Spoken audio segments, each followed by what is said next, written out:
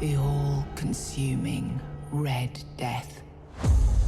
600 years ago, King Arthur led the Great Escape from the homelands, where our kingdoms were ravaged by the plague.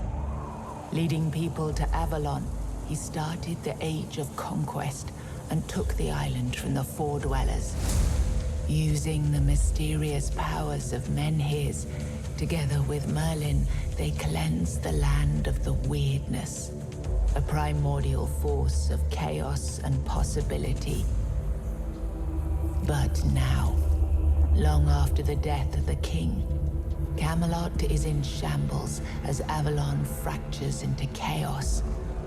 Old legends are gone, and the Weirdness is creeping back into our lands. The bleeding heart of the plague has started beating once more. And the Red Death has returned. Rulers of the island Asylum, an order of the Red Priests, are desperate to stop it. By any means necessary.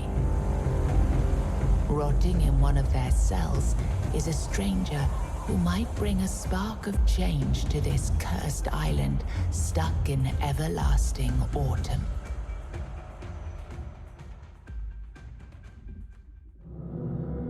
Rise and shine, rise and shine. Yes, it's me again. And I hope this time you'll cooperate, without me needing to repeatedly hit you in the face, eh?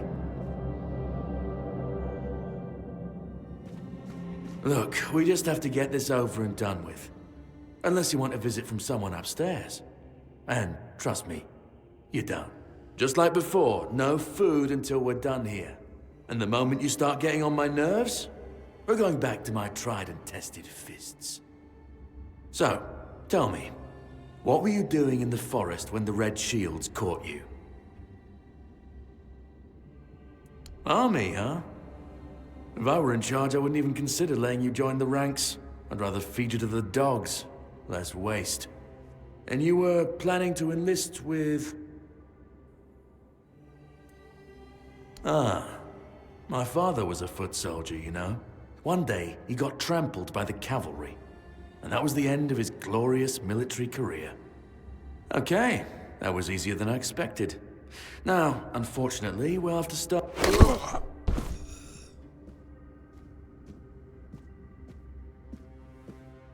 I've always found it puzzling that these people won't bathe.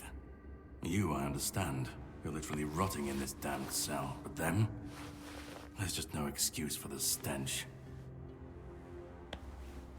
There they are. Finally. I know. You've a million questions. But they'll have to wait. One of these keys will open your cell. When you get out, head left. I'll scout ahead.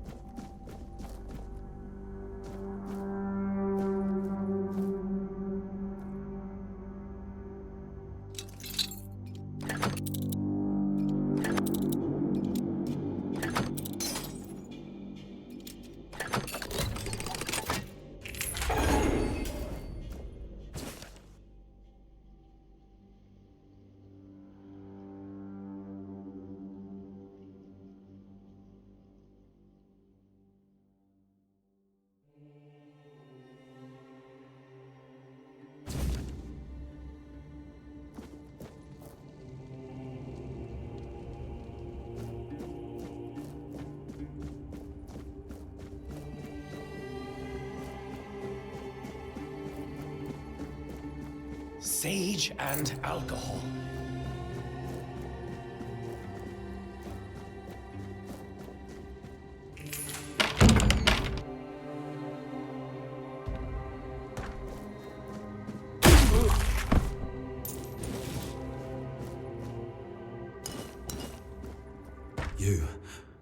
You're not one of them. Please, free me.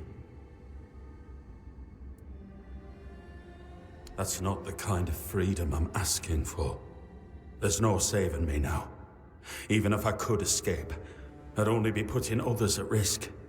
You have to kill me. And when it's done, please, take my tags to the Horns of the South. Let Fergus know I didn't run. He's the quartermaster of the Horns of the South. It's a keep. If you make it out, you should be able to see its lighthouses from the beach. Thank you. May the All-Mother bless you.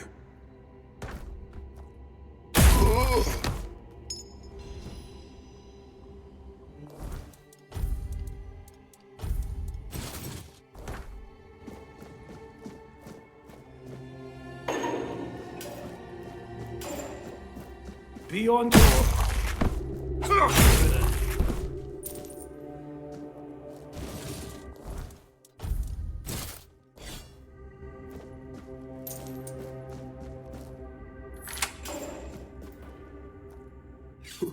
Who's there? Forgive me, but my eyes fail me these days. You shouldn't be here.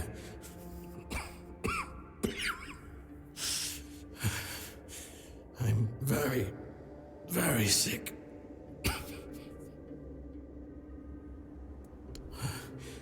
I am Brother Sirius. Your question suggests that you are not one of the Red Priests. Did you escape yourself? You really should have stayed there.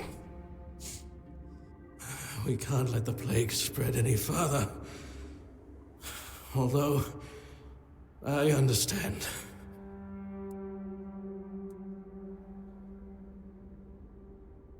All of it. The patience.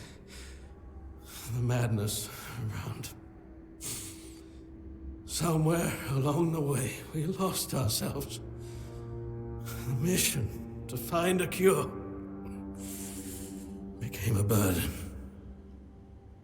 I can't tell who you are, but I'm so sorry for all that we've done. It's a shame, but when you're fighting a losing battle, sometimes there's just no other way.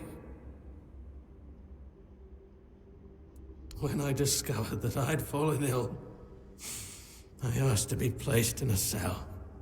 I sought to understand the experiments from the patient's perspective. To learn which stimuli provoke the strongest reactions. And I also wanted to equip my brothers with new tools for their work.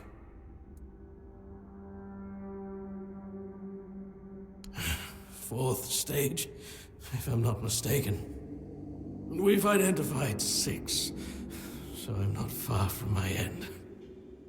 The first stage is the most treacherous, when the symptoms are almost invisible. But that's when the disease spreads fastest. It was the same with me.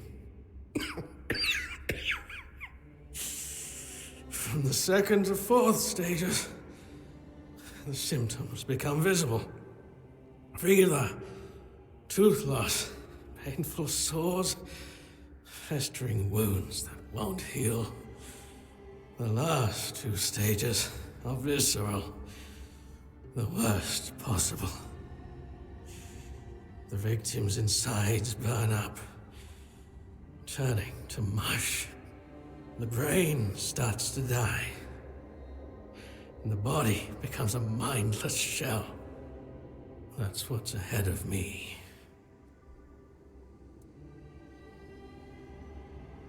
We've had some success treating it up to the 4th stage. But it's still a gamble.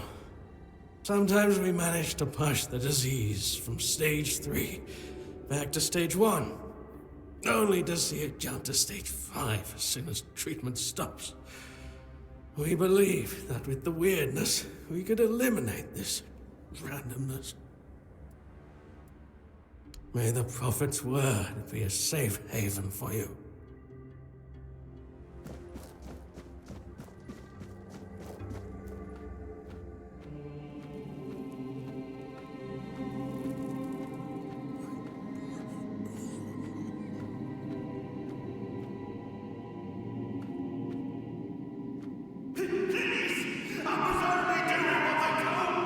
I've already told you everything, I swear. Wait, you're not... You're a prisoner. Go. Escape while you still can. You want to know about our failure? There's nothing left to say. We can't help you anymore. Run. Run away from here. We wanted a better asylum. Something better than we had under Vaughn's control. He's the one responsible for the torture, for the sick experiments. We really wanted to help those people. We wanted to improve their condition, but we knew with Father Vaughn in charge, nothing would change. We wanted to get rid of him, poison him, but somehow he found out, at least about me. I'm not sure about the others. I never said anything about them. A shame, yes. Maybe we waited too long. We knew Vaughn was a madman, but we were afraid. We didn't know how many supported his methods. Turns out it was only a few, but it was enough. No, I won't make it. Besides, they threw me into a cell that once held a patient in the final stages of the disease. I'm probably sick already. Go. Don't worry about me. I'm not worth it.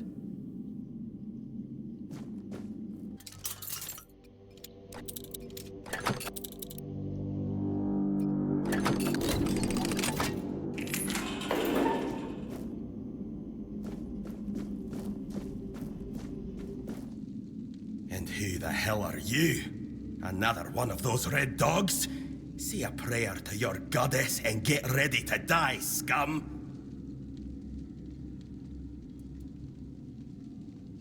Then why are ye dressed in their bloody rags? Well, I see ye bear the marks of torture too. Maybe the priests messed with your mind, because one more moment and ye'd be dead.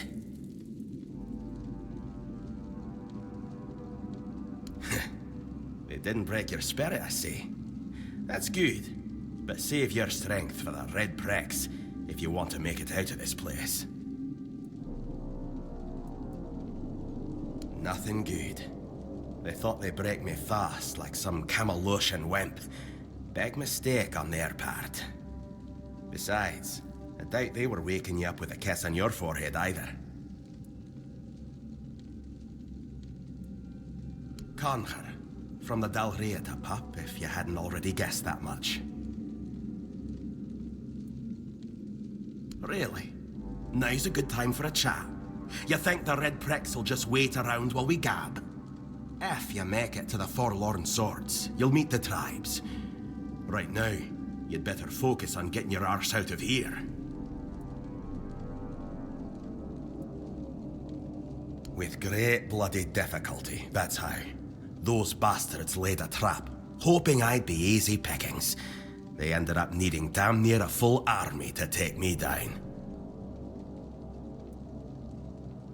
There was mead.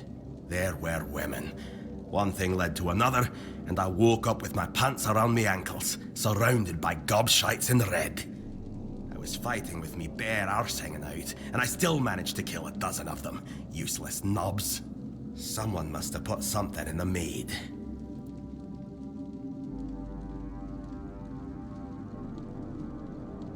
I don't know. Barely saw anything, because I was either knocked out or had blood in my eyes. You're lucky to have someone risking their own arse to help you out. No time for a chinwag. Just get the hell out of here.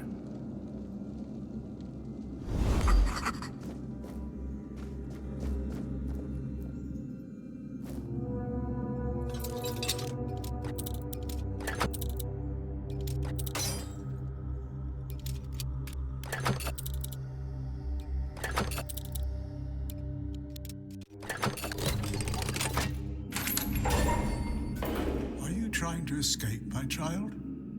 That's very brave of you, I must say.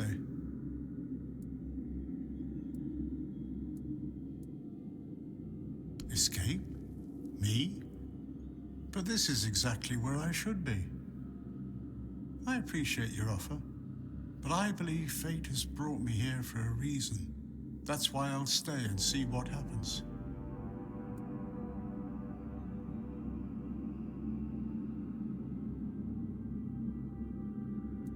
I doubt that.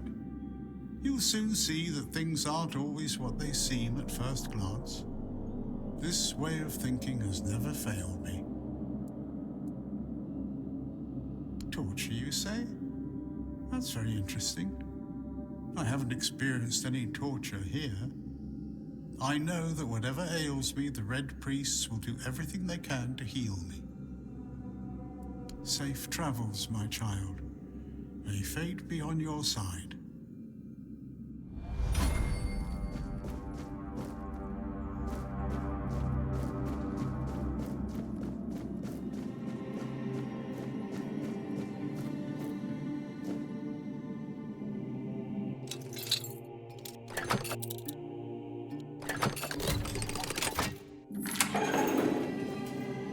You're not a priest.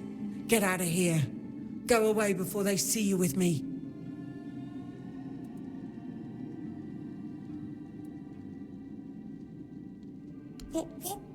What did you do? You monster!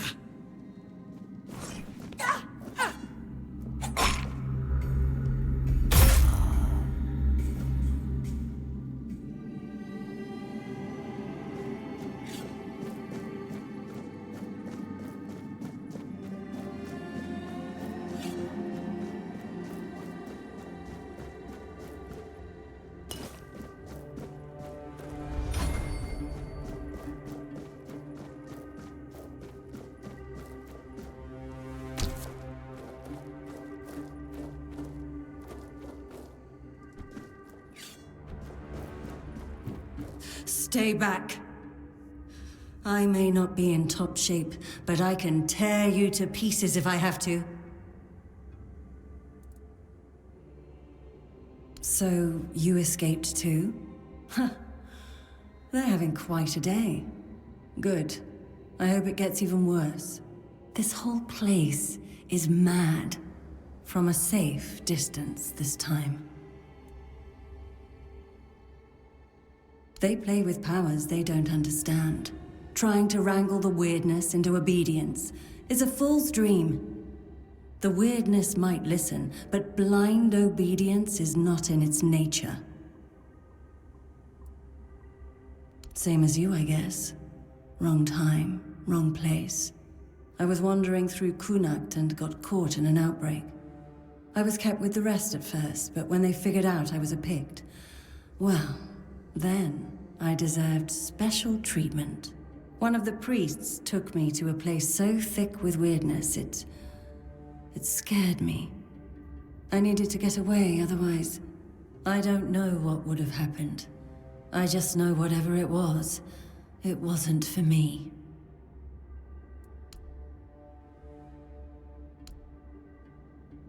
It should, although I admit that the past few weeks have made me hate the taste. Still, thank you. There isn't much kindness going around this place. It wouldn't be very gracious of me not to repay it, would it? Take this. It might prove useful for you. Oh.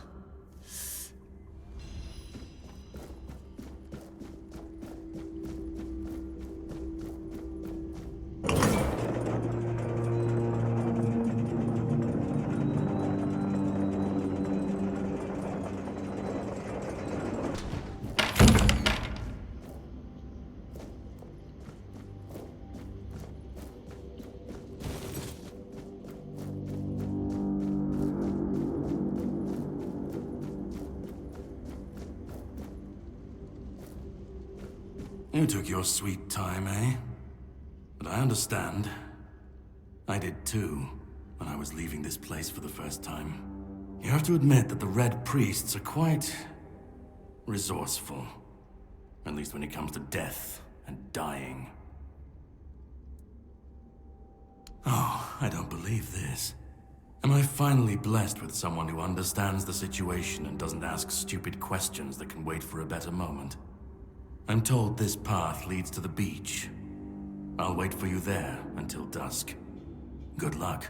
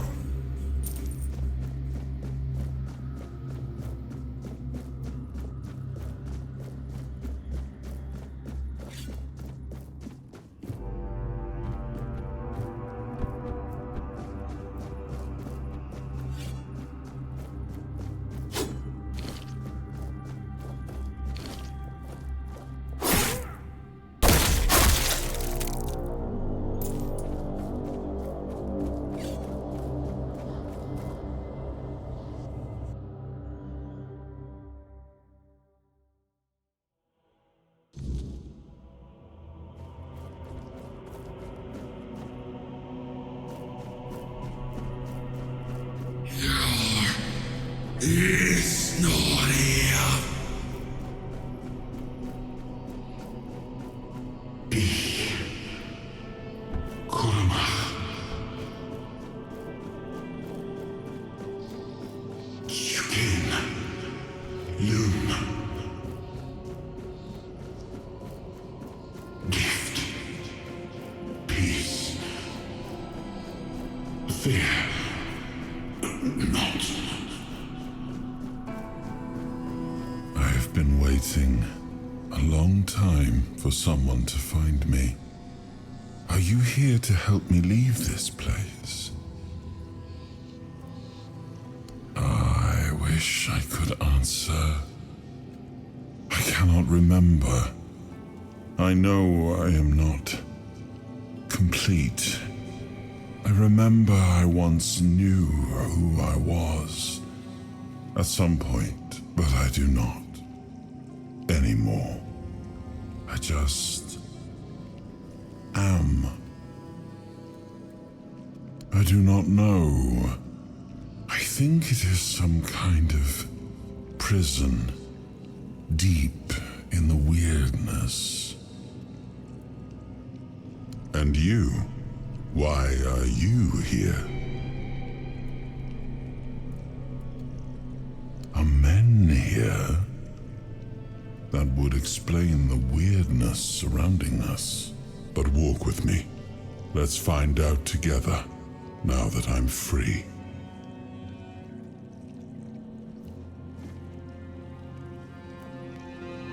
I remember arriving on the shores of Avalon.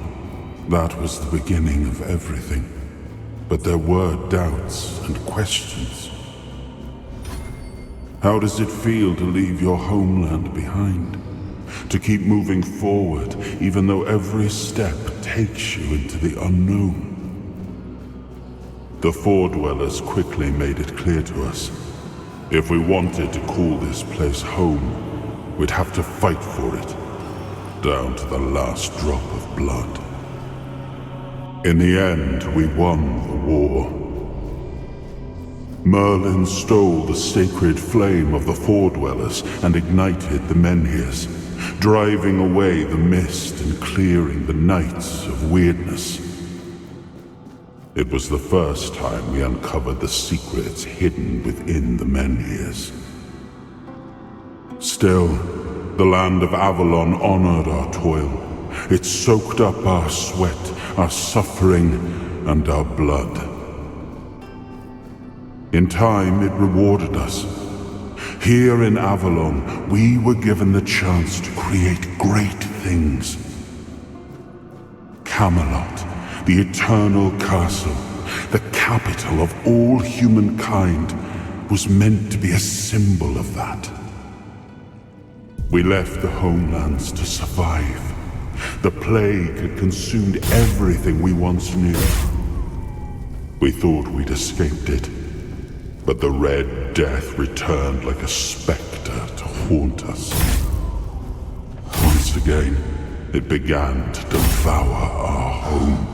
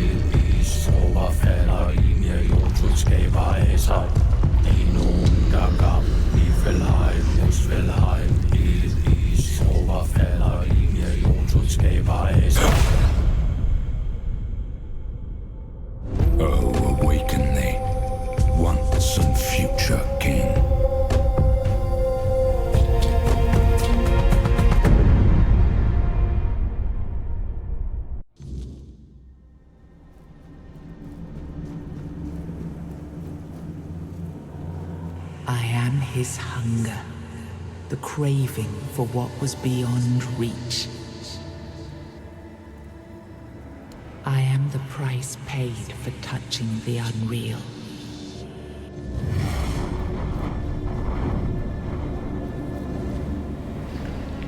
Ah, yes. I can see through the mist, but it's still all so unclear.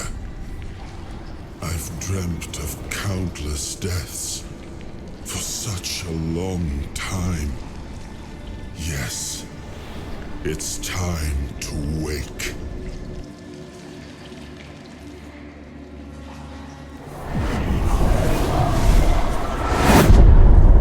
I am Arthur Pendragon.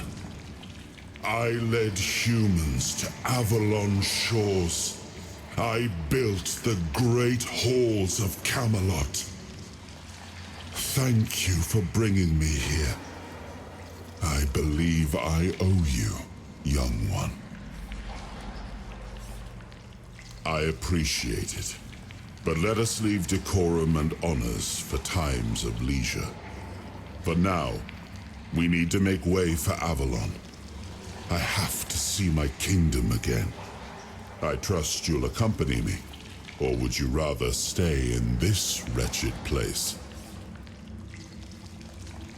I am not sure. Yet I learned to be grateful of fortunate outcomes, even if they come unexpected. It seems to be a place located between life and death. Or maybe a place that can defy death. But why was it created? By whom and when? These I'm unable to answer. Trust me, I wish I knew. I remember death, then darkness, a terrible loneliness. Ages upon ages of solitude. And these are all the details I have. Perhaps, in time, I'll remember more. But that's enough questions for now. Let us walk together and see the kingdom forged so long ago. After years of struggle, my people in Avalon finally live in peace and prosperity. I must see the legacy of the Age of Conquest with my own eyes. My Camelot in all its glory. What is happening? No!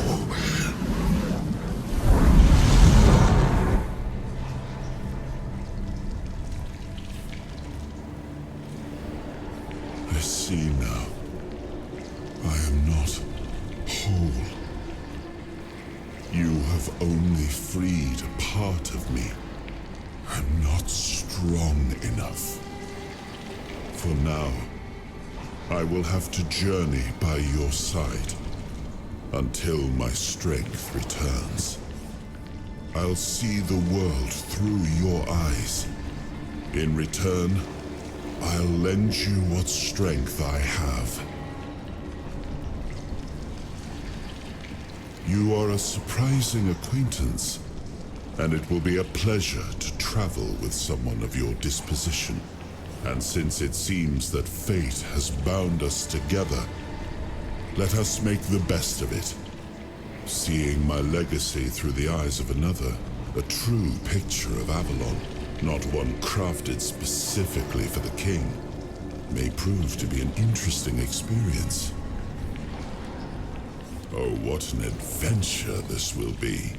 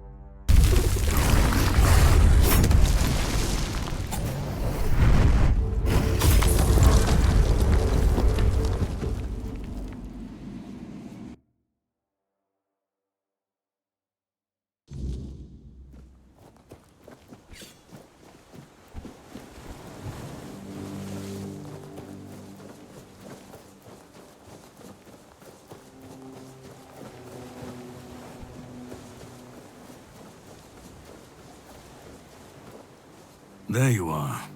It took you a while. I was getting worried you wouldn't make it. I even realized that I didn't get a chance to introduce myself. I'm Caradoc, your savior. What kept you so long? Figured you would. Place like that doesn't let anyone through easy. But you're standing here, looking healthier than last time. So I'm guessing you found something worth the trouble.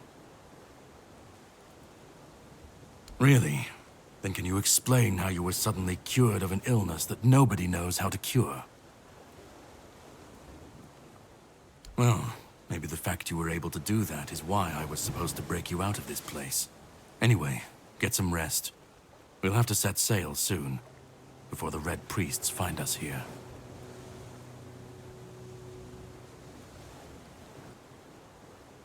All I know is I was supposed to help you, some Pict, and a Delriata break out, and then sail you to the mainland.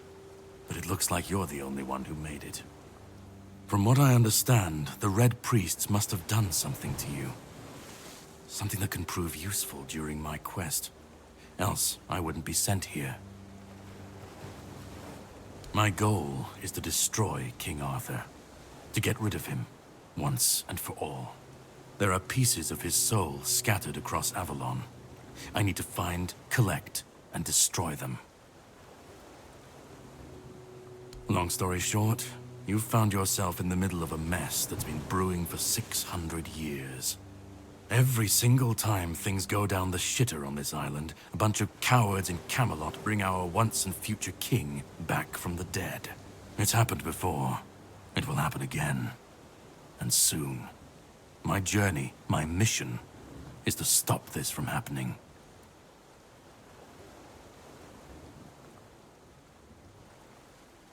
I understand. It is your choice. I can't hold it against you. I will manage on my own. We will, however, meet again, if you decide to pursue the souls of the king. That, I can promise. But you still need a way to get out of this island. And to prove I am not your enemy, you can sail with me. Unless you want to stay here and die when the Red Priests find you. That's also your choice. To the Horns of the South. It's a fortress where they keep Excalibur. My plan is to steal it. Or at least, what's hiding within that damned blade. A piece of our king is bound to it, and it needs to be destroyed next. If you do decide to be useful, here, pin this emblem to your clothes, and you should get into the Horns without any issues. And when you get inside, find the captain. Brandon's his name. He'll tell you the rest. I have something to do first, but you should get some rest. Judging by the waves, the journey won't be pleasant. Set up a camp and get some sleep. Then we'll sail for the Horns of the South. Ah, and here, have some cobweb. Throw that into the fire and you'll be safe from the weirdness. Just in case I don't come back before nightfall.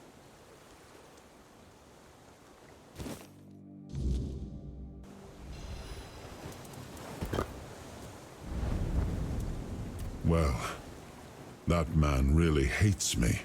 That much is clear. It's good you didn't tell him we've met, young one. Who knows what he'd have done?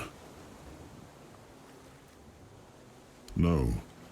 It seems that I should, but I don't. He knew me, spoke with certainty, with anger. But to me, he's a stranger. If he was a part of my past, then that past has been taken from me. I need to regain it.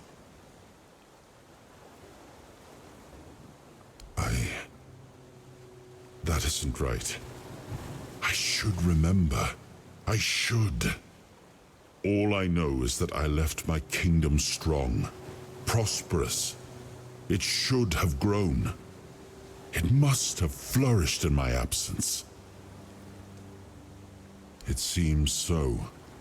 If Caradoc is hunting for more pieces of my soul, we should definitely claim them first. When we do, I should grow stronger. I should remember. I should be whole. Let's go then, young one. Let's not waste any more time. I left my kingdom strong. It should have only grown stronger in my absence. And if something threatens it now, then I will see it restored.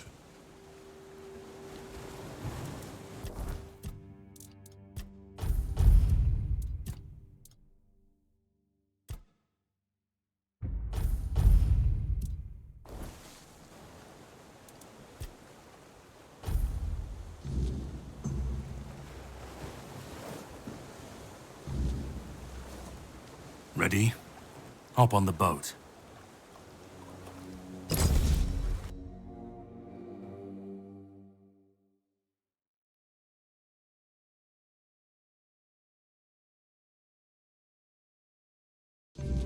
The sea was restless, waves slamming against the hull as you left the island asylum behind.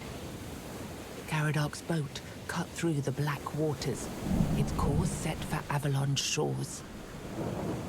Then the deep stirred.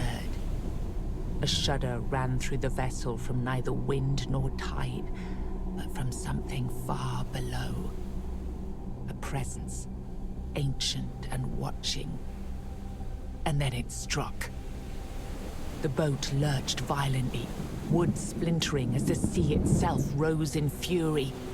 A shadow moved beneath the surface, vast, coiling, inescapable. The next wave swallowed everything. Darkness took you. Salt filled your lungs, and then light. The crash of waves, the cold kiss of wet sand. You were alive. The sea had spared you, but not without a cost.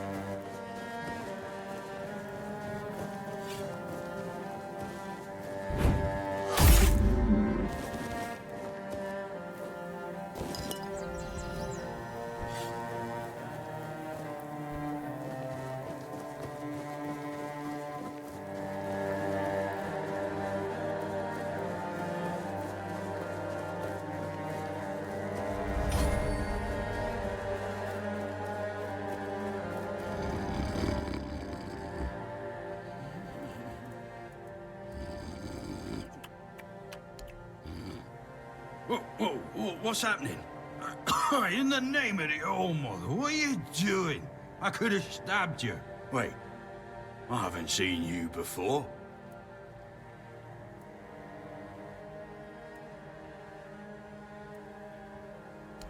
All right, true.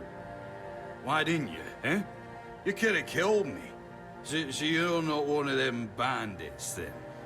Who are you, huh? This pin, I can't say I see it very clearly at this present moment, but it does look important. Very official. But I remember Fergus said something about all this, these emblems once. Oh, yes, I remember now. I welcome thee, ye, royal person, on behalf of the keepers. You are a great friend to our own. welcome. Please, speak with Fergus. He's our quartermaster.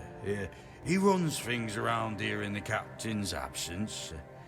He'll greet thee properly. Have a pleasant rest of the day. Open it up, boys!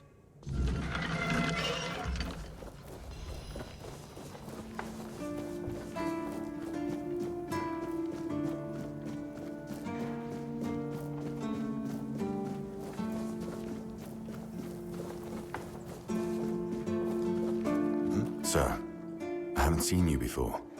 I wasn't expecting any guests, and you don't look like a new recruit. And yet, Odrin let you in. He's not drinking again, I hope. Huh, that's surprising. But good. Very good. He's been a drunk for as long as I can remember. Keeps saying he'll stop, but he never does. At least not for long. The name's Fergus, and I assume you already know I'm the quartermaster here. Now state your business. And please, try to be convincing, or the walls of this fortress will be the last thing you'll ever see. Yes, I know. And that's why you're still standing in front of me. However, these pens were only given to certain people. They mean that in times of trouble, these people will always find a safe haven here in the Horns.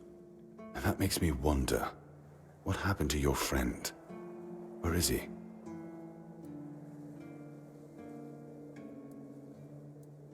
If what you're saying is true, he must have had a deal with somebody well above my pay grade, and that leaves only the captain. However, if you're lying, then you might as well have just confessed to the murder of a Knight of the Round Table. But nobody's that much of a fool, I think. Fortunately for you, I've seen my fair share of morons in life, and you don't look like one. Fortunately for me, this pen only means that I'm to make sure you're safe in the Horns. Nothing about helping you out with whatever you're up to. Anyway, welcome to the Horns of the South. Make yourself at home. Ninian. I knew the Red Death would take him. Damn shame. He was one of the good ones. You did right bringing this back. The Horns look after their own, even after they're gone. But, now that I think of it, how did you manage to get hold of his tag? Tortured? In the asylum? You can't expect me to take that at face value. Brother Riagan said Ninian was too weak to survive the journey. They came for him, and we even held a symbolic keeper's burial for him. And what were you doing in the island asylum? You look fine, but if you were there, near him... I'm sorry this happened to you. Still, you have to understand, now that you've told me this, I'll be keeping a close eye on you. No risks can be taken when it comes to the Red Death. Just as I thought. If you have friends among the knights, you'll want to talk to the captain. But that's not happening anytime soon. Because I said so. What? Did you really expect that you could just enter our keep and head straight for the captain's quarters? There wouldn't be much point in having walls and guards here if anyone could just do that, would there?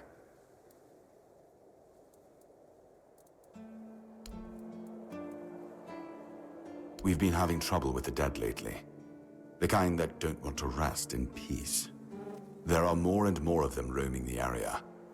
It might just be the weirdness, as it has been steadily creeping closer from the north, but somehow I doubt it.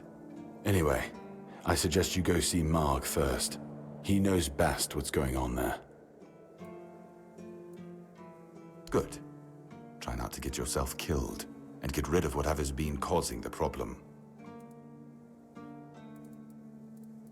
If you need rest, you can sleep in the barracks. It's no royal chamber, but it's better to sleep under a roof than under the stars, right? Especially in this horrible weather.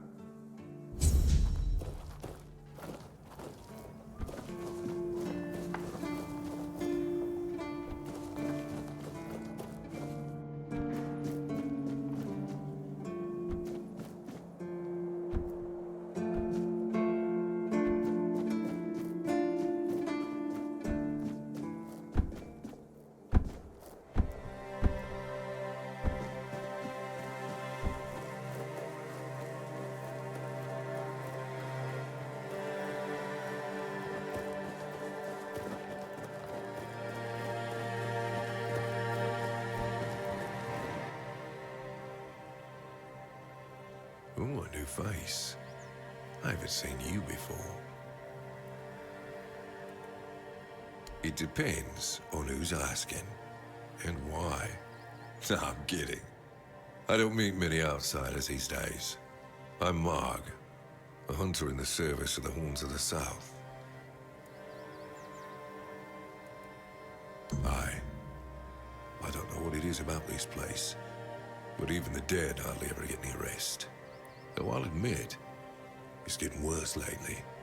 They keep emerging from the local cemetery in numbers greater than that small plot of land ever held. So I'm guessing we might have a necromancer on our hands. And here I thought after the Charred Conclave, we'd have more than 100 years of peace from them. Good. And try not to die. That undead swarm doesn't need any more recruits.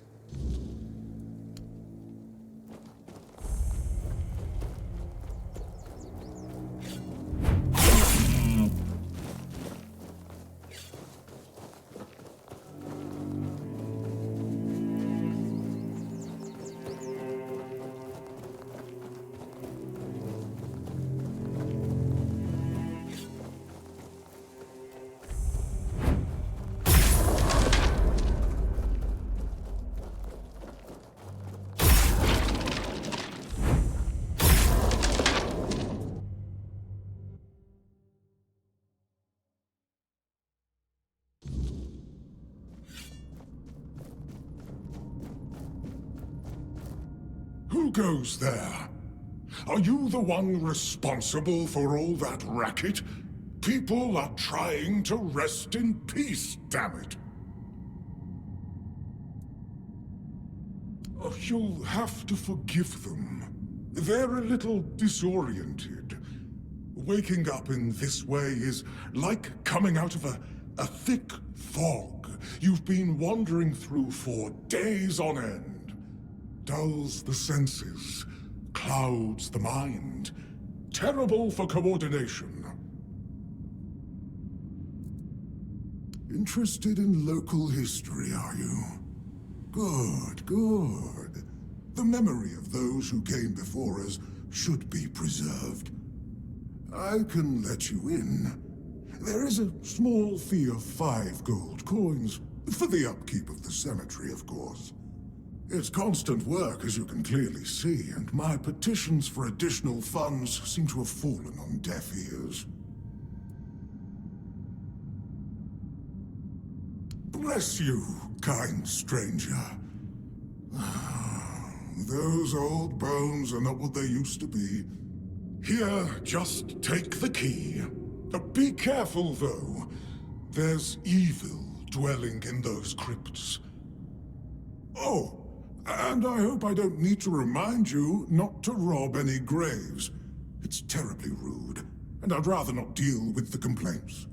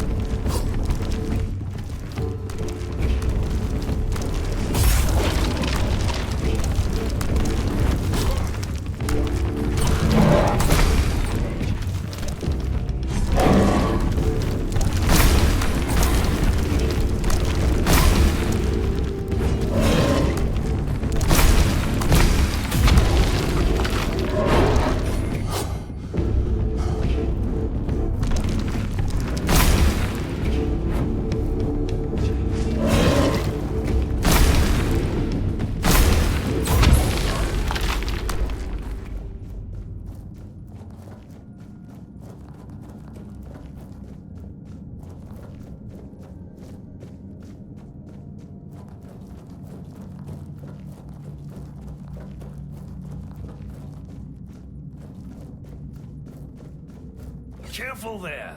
Try not to step in the array. It's advanced magic. Very fragile.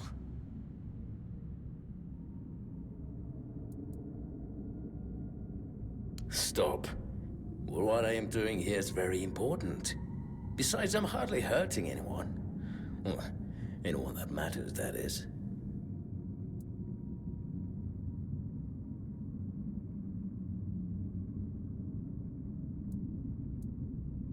Oh, please.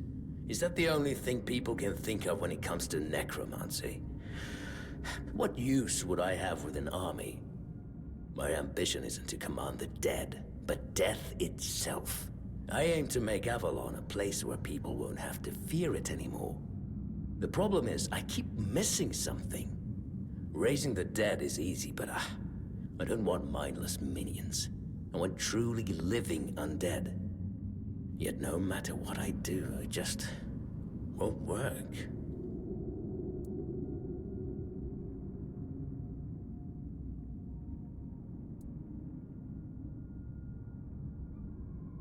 And you don't understand what you're talking about. This discussion is pointless.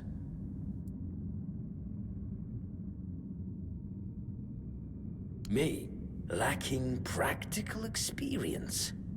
Just look around. Practical experience is at the core of everything I do here. I have observed death at every stage. I have measured and weighed decaying organs. Here I am, elbows deep in decomposing bodies, striving to unlock each of their secrets. I'd wager there's nobody on Avalon more knowledgeable about death than I am. So, enlighten me. What do you think I'm missing? What a ridiculous question. Of course not. What does that have to do with anything? I don't need to die to understand the concept of death. Very well. Do you know what I like most about the dead? They don't tire, and they don't feel pain. But you will.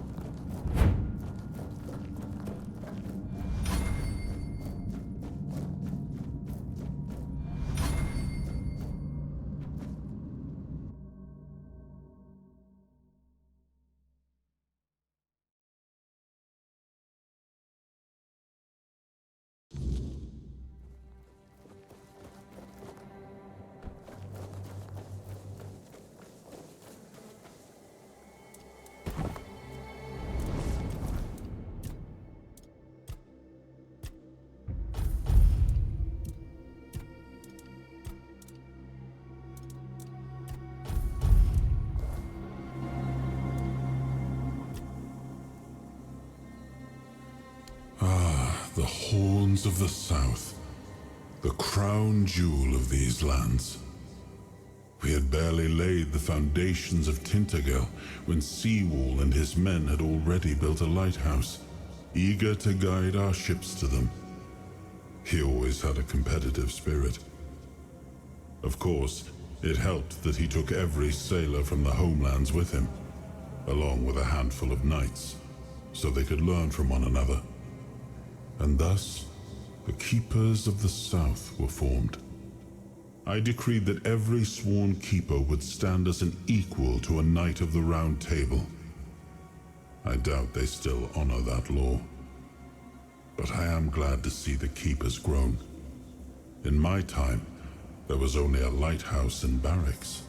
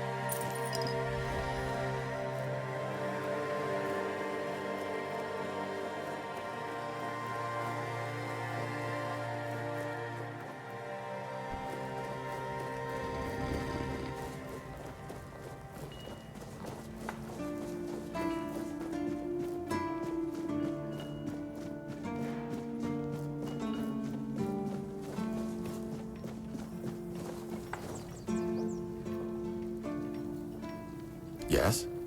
Did you find out what's been happening out there? Great. A necromancer. Just what we needed. It wasn't the Dark Druid from the legends, was it? Ha! That's what I like to hear. If he's dead, that's the only thing that matters. We already have the Dalriada almost on our doorstep. We don't need an army of the undead to boot. You did well. Maybe it's not so bad having you here.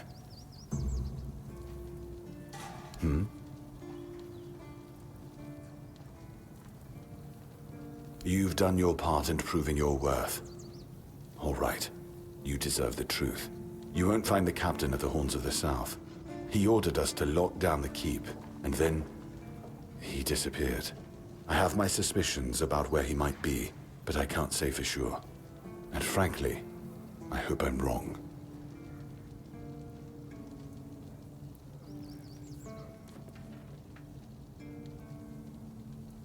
I don't like your tone, my friend. But all right. I suspect he's at the All-Mother's Temple. But I will warn you. If he's not dead already, I'm pretty sure you'll be if you decide to go there. That's where the Dalriada tribes are holed up, and they're not known for their kindness. And if you do find the captain, tell him to return to the Horns of the South as soon as possible. Galahad the Pure is already on his way, and he won't be pleased to find a bunch of keepers hiding behind the walls without their commander. We'll all face consequences if that happens.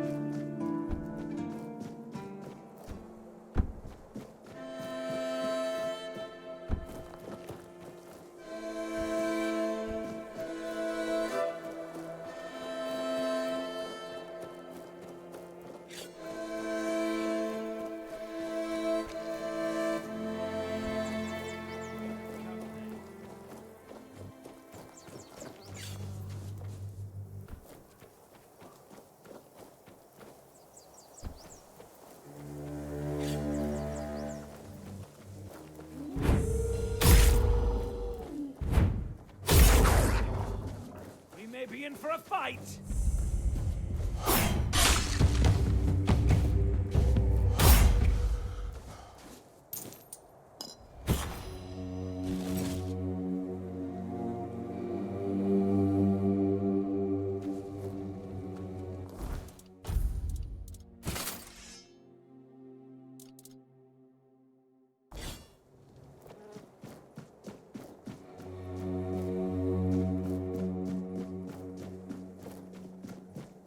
Ground, men.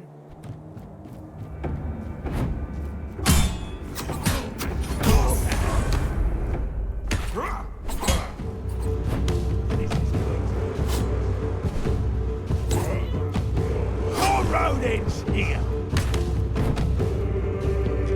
Say your prayers. I'll strike you down. Your gold belongs to us.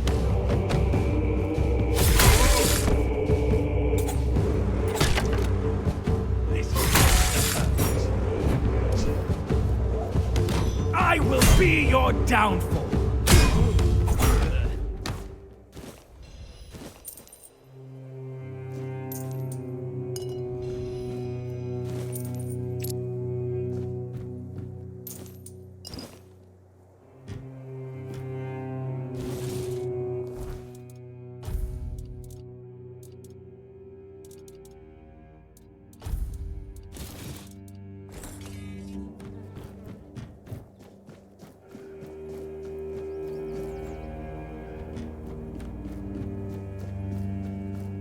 Company.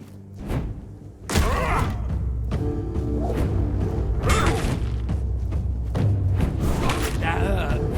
Good.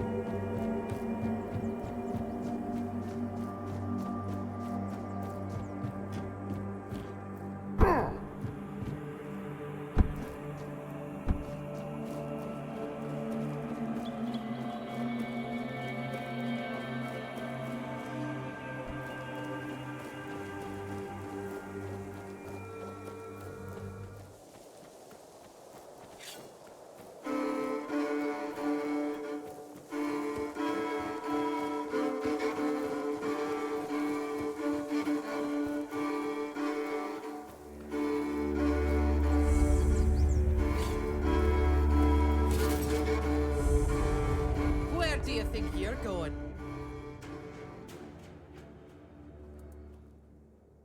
It's closed. Find a different one. Not my problem. Now scram before I lose my patience.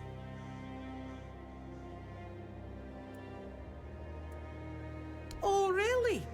Lying to Dalrita? You've got guts, but no honor. Lucky for you, I'm always willing to give people a chance to earn it back.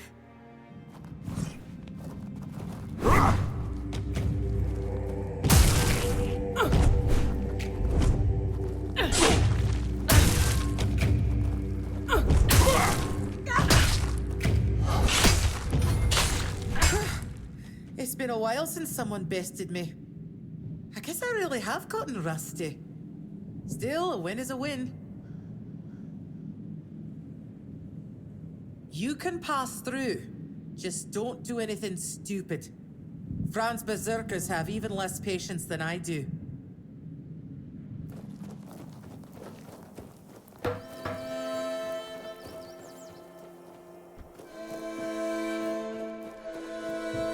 My bones itch. Well, well. I never thought I'd see Mabon flat on her back. Especially no by the hand of an outsider. Now, what business do you have that's so important?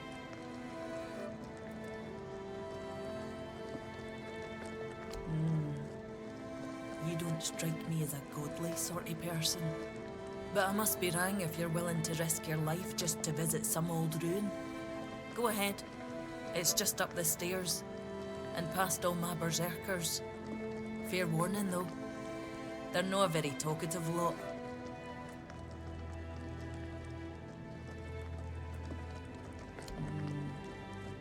I'm not sure yet. First, I need to see if you're really as determined as you claim. I'm not about to share our secrets with somebody that's only half committed. I've got a potion from Thrygve, made for my warriors. He claims his alchemy is better than what the Volker Tribe has known for generations. The thing is, I don't fully trust his brews, so I need somebody else to test this one for me.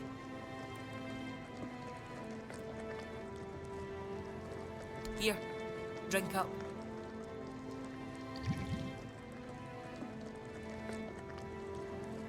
So, how are you feeling? What the hell? Damn it, Thrygve. I wasn't expecting this, no gonna lie. I don't know what you're trying to say. Just come sit by the fire with me. It should wear off soon. Feeling better now? Try saying something. Glad to see you haven't lost your sense of humour. Exactly why I've always told Thrygve he's full of shit. He's chasing the impossible. I knew it wouldn't work, but at least the potion wasn't dangerous. I wasn't expecting you to just go along with it. No Volker would accept a potion like that from an outsider. You're really determined to enter the temple, aren't you? No. I can see you're reckless. But I still don't know if I can trust you. Lucky for you, there's a rather delicate matter that needs handling. Turns out, I need some help. For somebody who's no Delrida.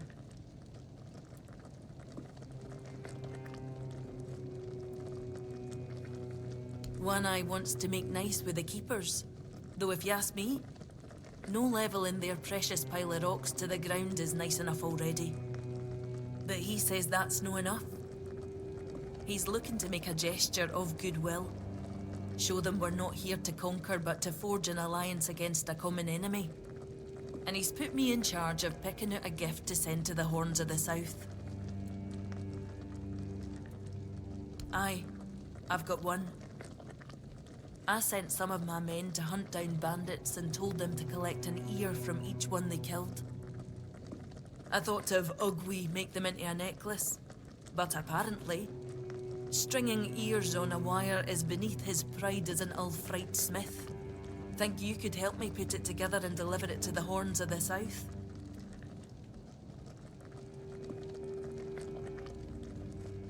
I know your lot thinks we're savages, but just so you know, it's no a tradition with us either. How else would they know we've been helping? The keepers probably wouldn't notice fewer bandits. They barely leave their walls. If you've got a better idea, I'm all ears.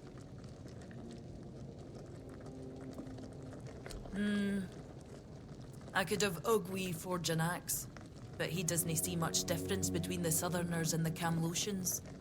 No that I blame him. I can't either.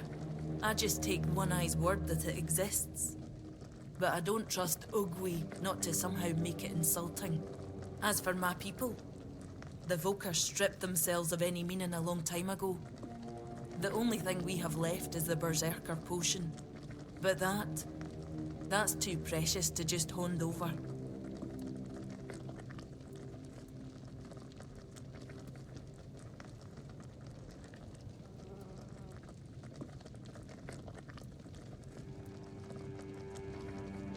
It's no his skill, I doubt.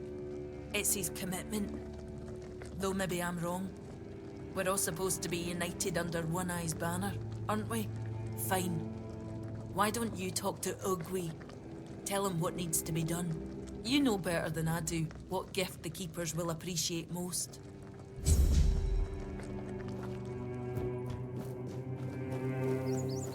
Could use some action.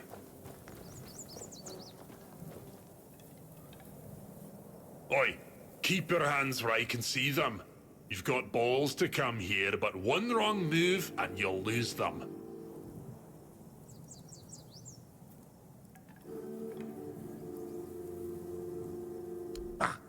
That son of a bitch. I once smacked him in the mouth after he tried to set his wolves on me. Bloody ghostly shite. You also play around with filthy magic like your friend? Good. But don't think that'll make me like you. What are you doing here? Then you have a problem. Because the temple belongs to One Eye now, and he told us to sit out here on our arses and make sure no one goes inside.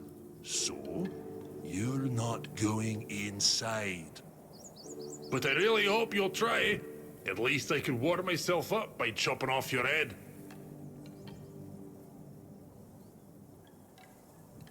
Oh, you want an understanding? With me, a warrior from the Ulfr Tribe? Piss off or I'll shove my axe up your arse. Nothing ever happens.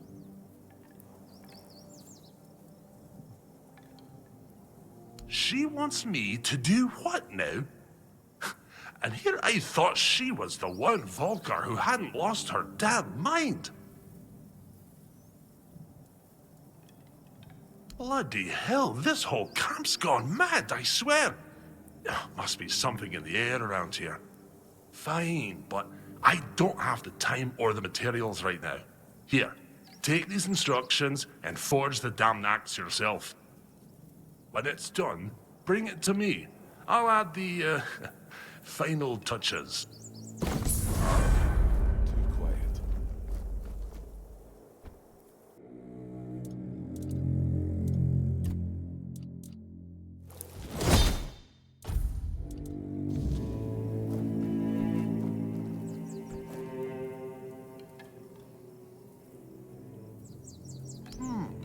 Not too shabby.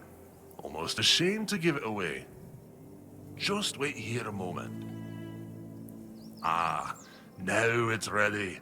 A fitting gift for the Keepers of the South. And stop eyeing me like that. I gave my word. I'm not about to tarnish my tribe's name with poor craftsmanship. Now, scram.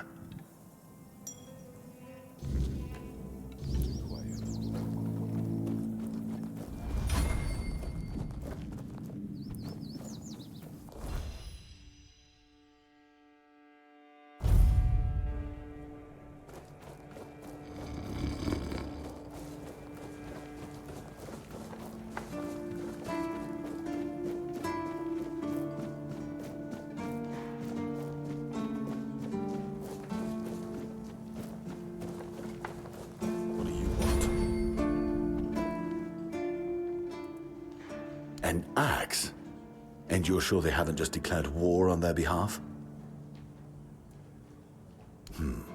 It looks solid enough. Good craftsmanship. I'll give them that. And what's this? An inscription? Do you know what it says? Huh. I wasn't aware they even understood that concept. I'll accept it, but cautiously. It seems like a nice gesture, but I just can't bring myself to fully trust it.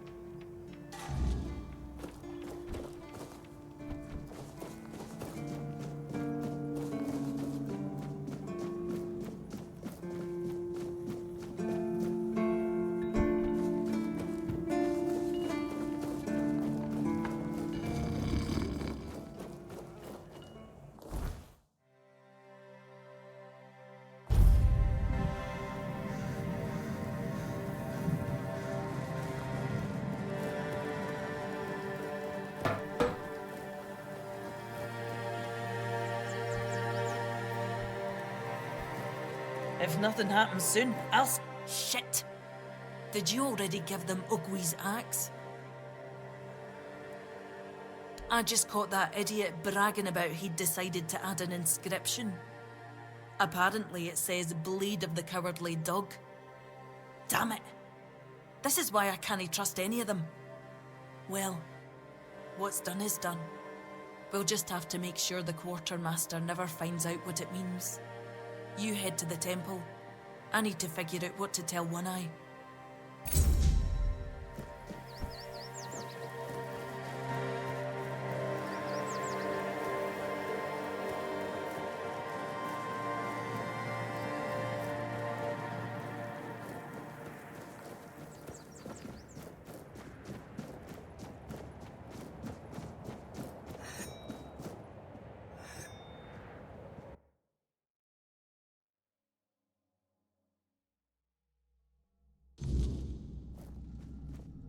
We need to make a plan.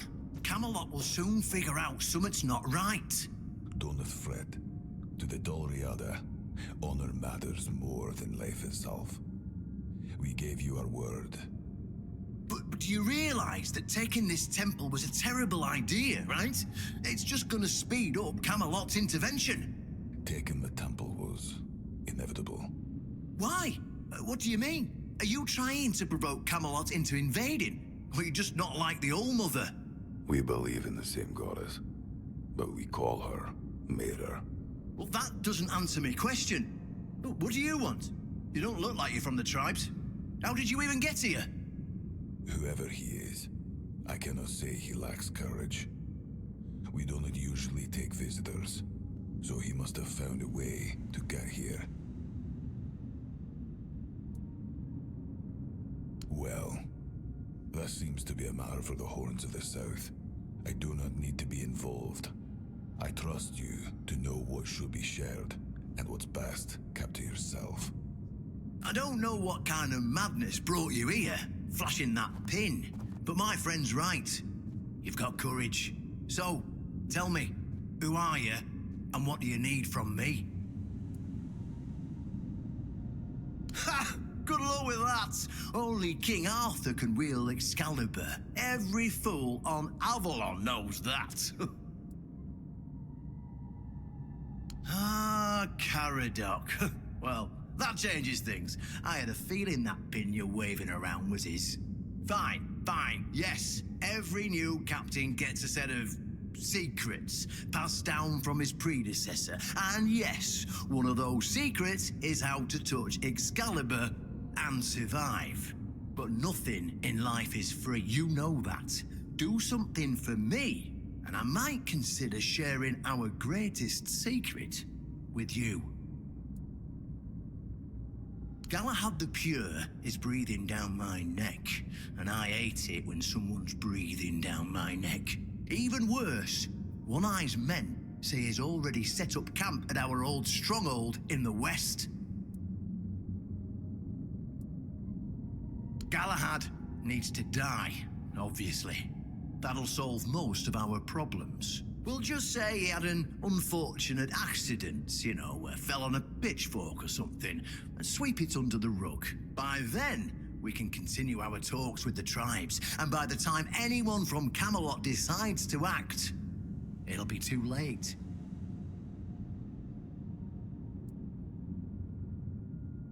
Yes, it's that simple.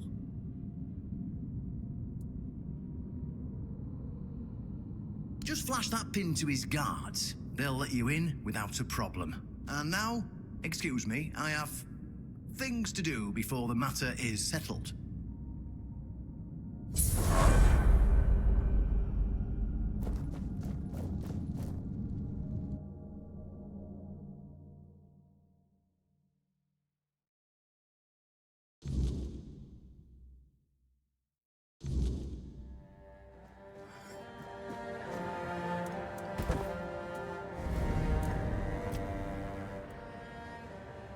I suppose it has. A pity it has become a hunting ground for bandits. But do not worry, my friend. Let us walk this path and make me whole again. I will restore this island to the glory it deserves, the King's Road included.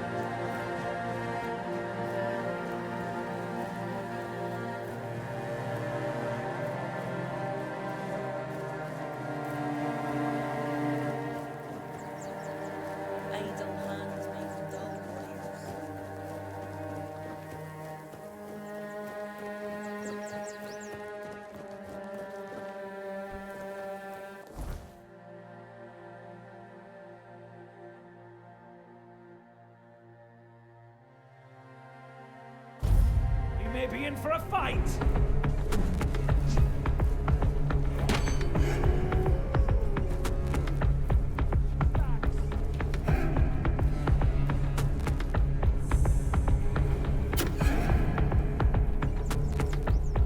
Be prepared!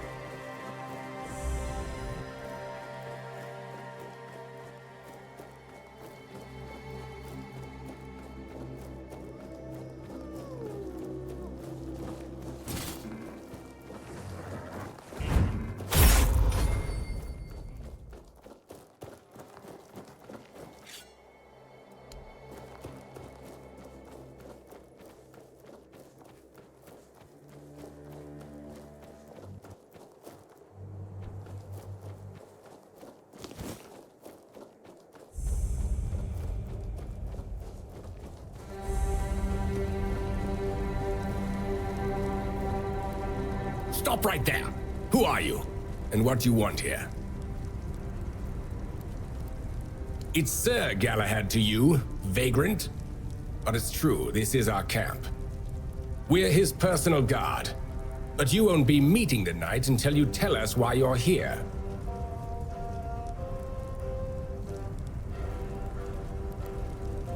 It's true that this pin obliges me to take you to the knight.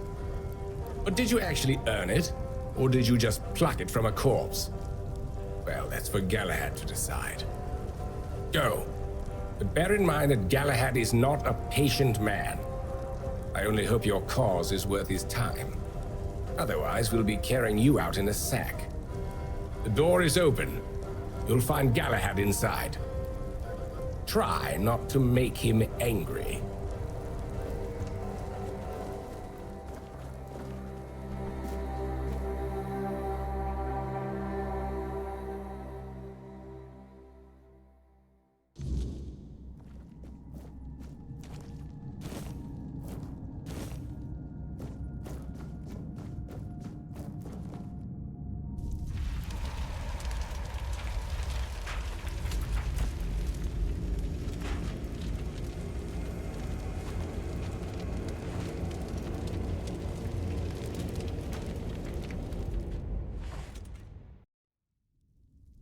I can hear you. Who goes there? It's shiny, sure, but you clearly have no idea what you're doing. Waving a round table pin in front of a knight of the round table. Not the smartest move. Normally, I'd throw you out for your arrogance and stupidity. But you're lucky. I've got a soft spot for boldness. And that pin has me curious. Where'd you get it? You mean you found Cuanacht's tomb and robbed it? Interesting. And when exactly did this happen? Where did you last see him? I see. Interesting. Very interesting. All right. So what do you want then?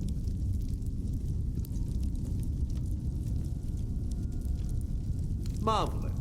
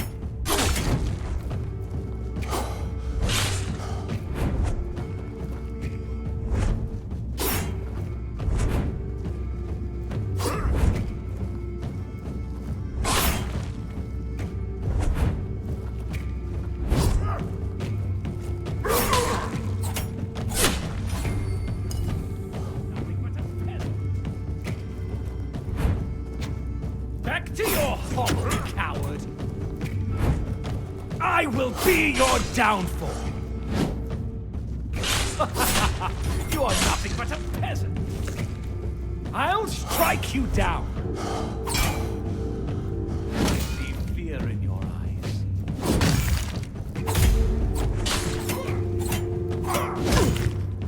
I'll strike you down!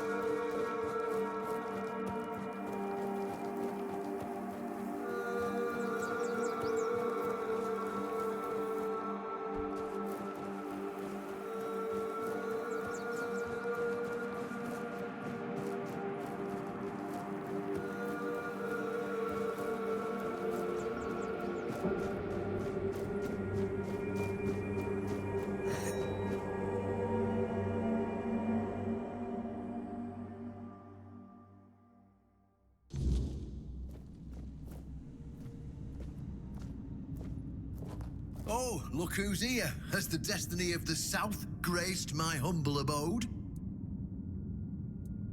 That's wonderful news! You have no idea what a favor you've done for the South. Now we'll finally be independent and safe.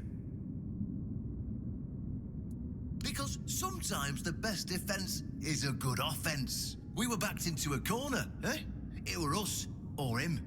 First off, he represented Camelot, and we're done with their influence. No more of their wars. Second, after the massacre of One-Eye's tribe, his death was convenient for both of us. And when the tribes finally unite and come down from the mountains, there's a chance they might leave us alone. Third, he figured me out. He knew what I'd discovered, and he wanted to stop me. And trust me, what I found is going to change the South's history. Proof that Camelot is rotten to the core, and that allying with the tribes is the right choice. I didn't plan to tell you, but my one-eyed friend convinced me. Since you took down Galahad, you deserve to know. As a reward for your help, I'll share this secret with you. Here, take this seal. In the sunken village, you'll find the entrance to Sewal's crypt. Everyone knows the story of how the evil druid sealed and flooded the place. It's true, at least part of it. But the real story is why they sealed and flooded it. One-Eye broke the old seals and replaced them with his own. If you want to see what Camelot was so desperate to hide, you'll find your answers there. They thought drowning a village would keep it secret. Behind the statue, you'll find where to use the seal. Once you do, you'll see that history is very different from what we've been telling ourselves. If that doesn't convince you that Camelot's foundations are more crap-coloured than tinged with ivory, then nothing will. I won't tell you anything more. I'd hate to spoil the surprise. I'll catch up with you later, and we'll talk. I'm sure you'll understand exactly what I mean.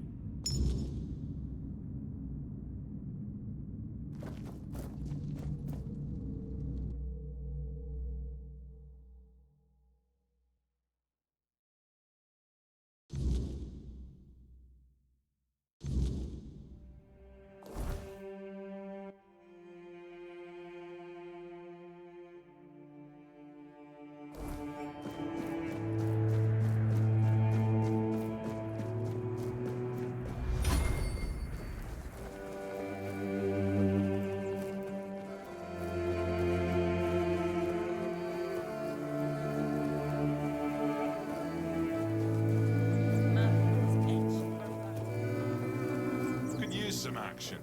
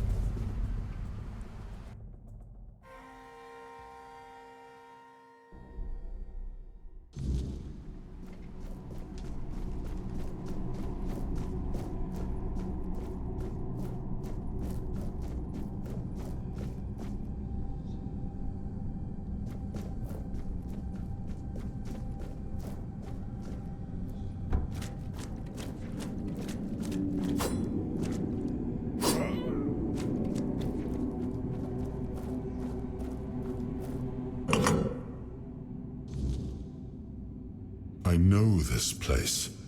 I remember it, although my memory is still clouded.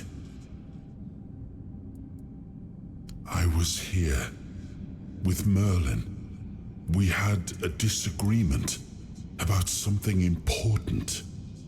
It was here that the idea of how to end the war with the Foredwellers first took shape.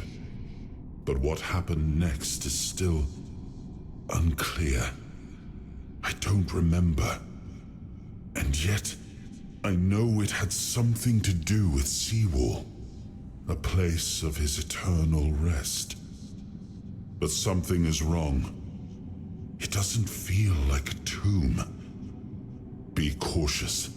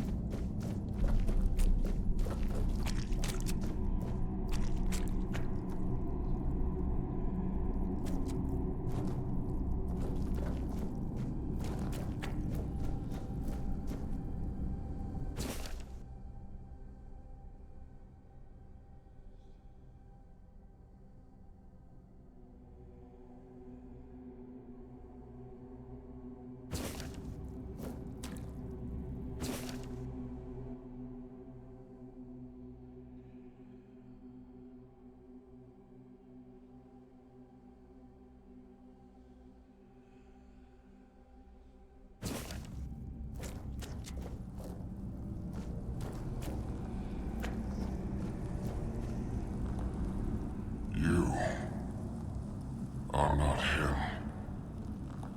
You are different.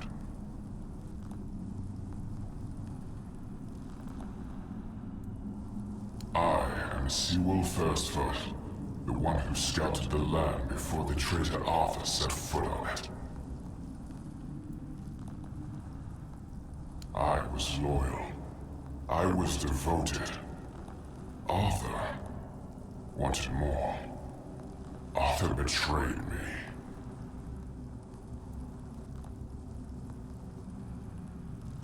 Yes, it is my legacy. The jewel of the South, the safe haven of honorable men.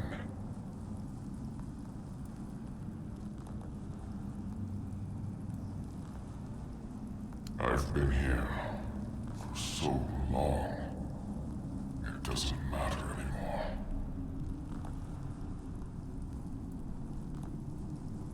The Dalriata promised me revenge. They understand what happened here. Everyone who comes here has the right to ask. I was the most loyal of Arthur's men. I was the first to go ashore and take on any danger that might arise in this new and unfamiliar land.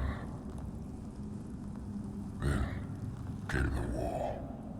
I fought by his side, shielded him with my own body. I trusted him. But Arthur wanted more. Arthur longed to possess a power equal to that of our enemies. So Merlin decided our king must first become immortal. Only then could he achieve greatness. But Merlin needed volunteers. Trusted people to go first to make sure that his methods were effective. So we wouldn't risk Arthur's life in trying to grant him immortality. They thought I had died, so they buried me.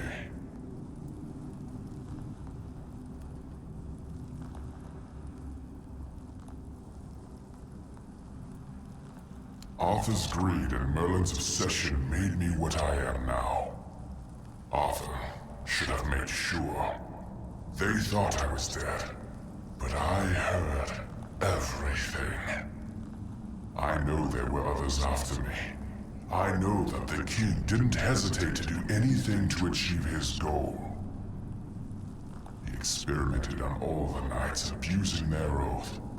He told them it was for the greater good. Their lives, our lives, meant nothing to him.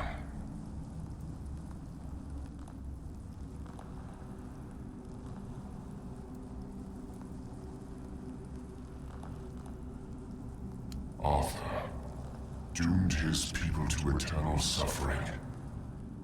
Their names forgotten. Their loyalty abused. He sacrificed the lives of the noblest of men. And this is the greatest possible betrayal. We cannot be helped. We cannot be killed. But Dalriata promised to burn down Camelot, avenge the memory of all my brothers. Camelot was built on betrayal. People have the right to live in truth. But when Camelot falls, we will finally be free. Build a new world. Let the dead leave this one.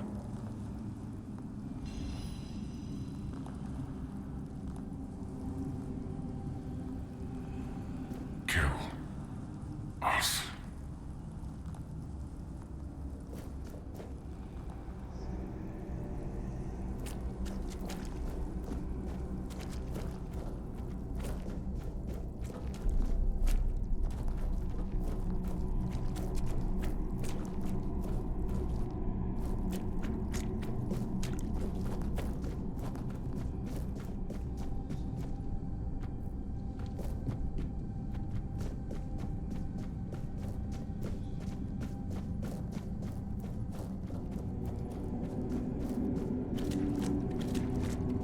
And? What do you think?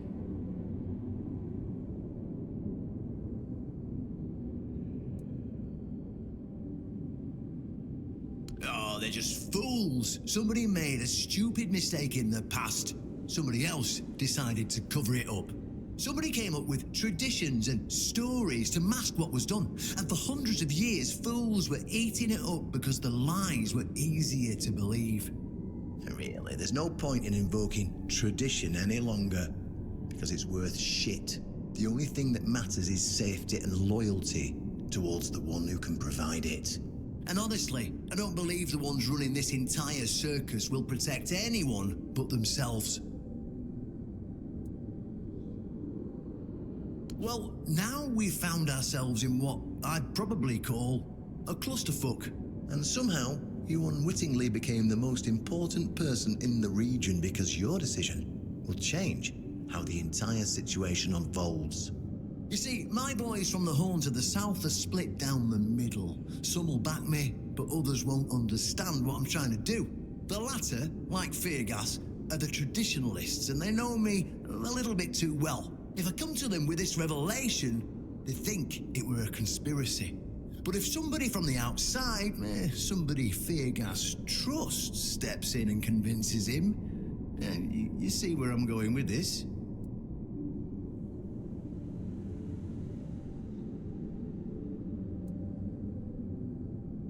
Oh, talking to you is like talking to a herring. Let me be blunt. It is a conspiracy, but it doesn't matter what it is or how it looks like, so long as it works. Our only hope for the future, for any future, is aligning with the Del Rita. In order for this to happen, my keepers need to see how rotten Camelot is. Is it rotten now? Yes, definitely. Was it rotten in the times of the king? I don't care. But the hope that it was, the ideal that people cling to, that's what people still believe in. And that faith is precisely what needs to be torn out of their hearts if we're to see any tomorrow. So, what's it gonna be? Will you help me save the South?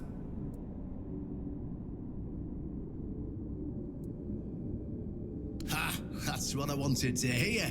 I knew I could count on you. Go talk to Feargas. Get him to visit this place. After you're done, please visit me in the shrine. I just hope Feargas shows some sense and doesn't let his pride take over.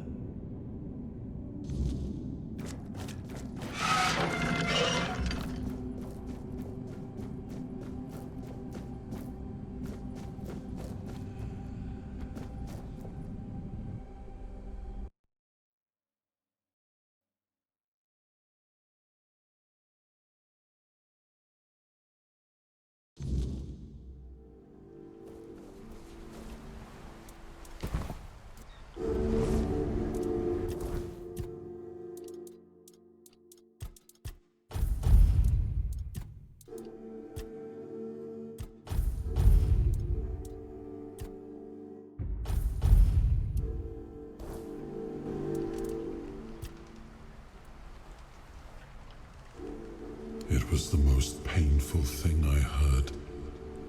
I didn't know. I had no idea this is what happened to him. There were other things that required my attention. We were losing the war. I was needed everywhere. I should have paid more attention to what Merlin was doing. I shouldn't have let go. I suppose it wasn't. I can feel it guards something primordial within. The markings on the stone resemble the work of the Foredwellers. In my time, such inscriptions would shift and change, making them impossible to decipher. Yet, I met some people who sought to unravel these mysteries. Most of them were Picts.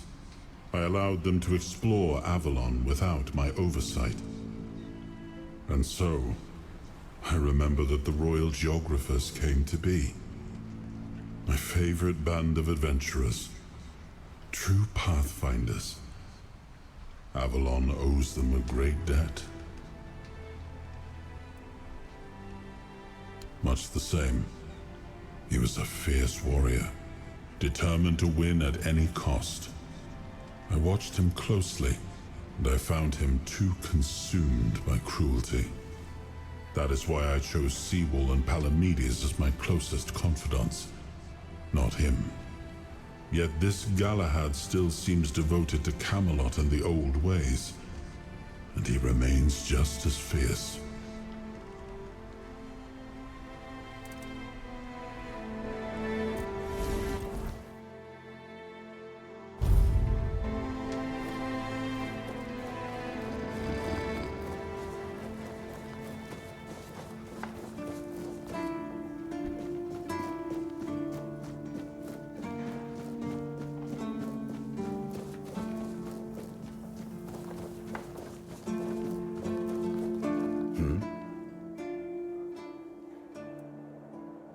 Oh, really?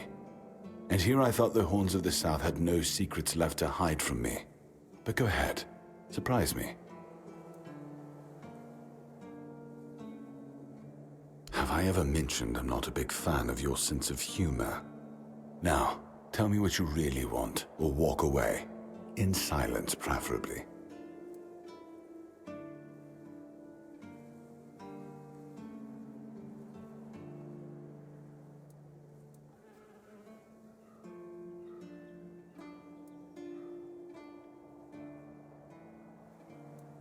This isn't funny.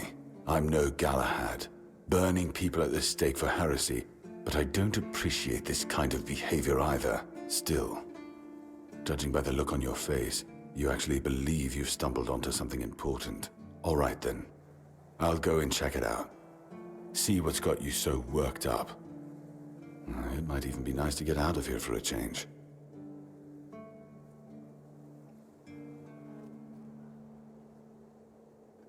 I saw what you wanted me to see. We need to talk. Honestly, I'm not sure what to think. Everything I believed has been seriously challenged. I need some time to get used to it. Why did you show this to me? Because it could be that I'd be better off not knowing. What they did to Sewal is unthinkable and absolutely unforgivable. What will the other keepers say? What will happen to the Horns of the South? And what about Camelot? Everything we believed was a lie.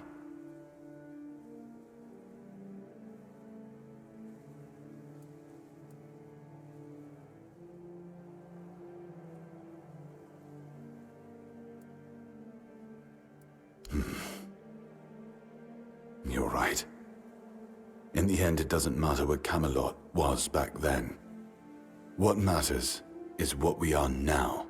And we did everything in our power to keep the South safe, and to keep our lighthouse on through every storm. But this will be the end of the Horns of the South. No young man will join our ranks when hundreds of years of our history are gurgling down the drain. Any ideas?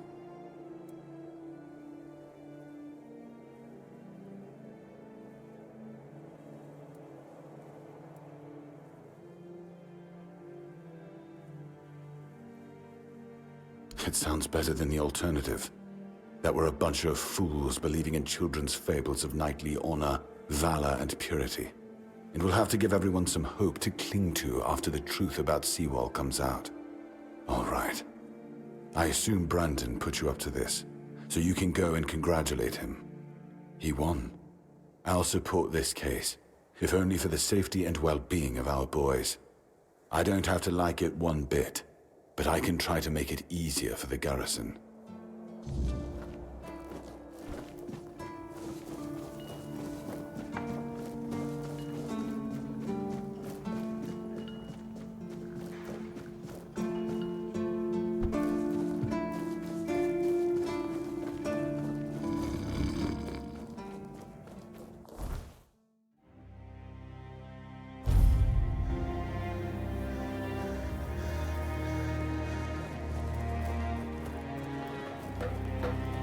Some action.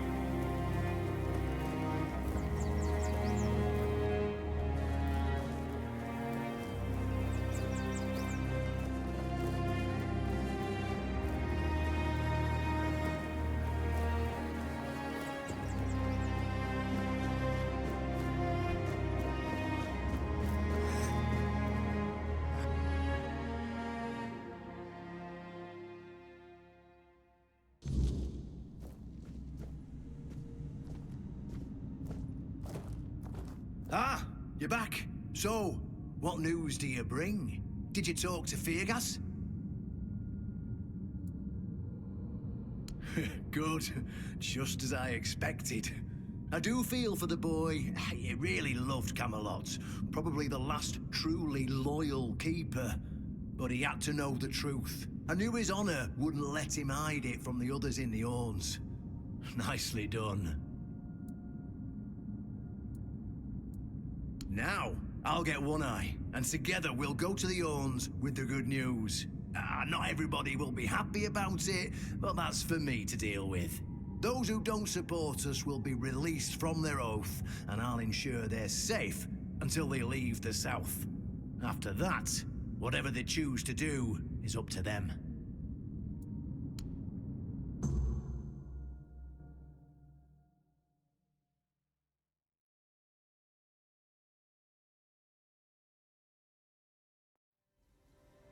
Brothers, today marks a new chapter in the history of the Horn to the South.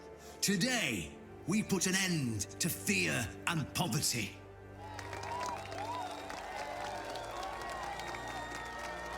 I understand your pain. I know you feel helpless in the face of the looming terror of the weirdness. Camelot has abandoned us, brothers.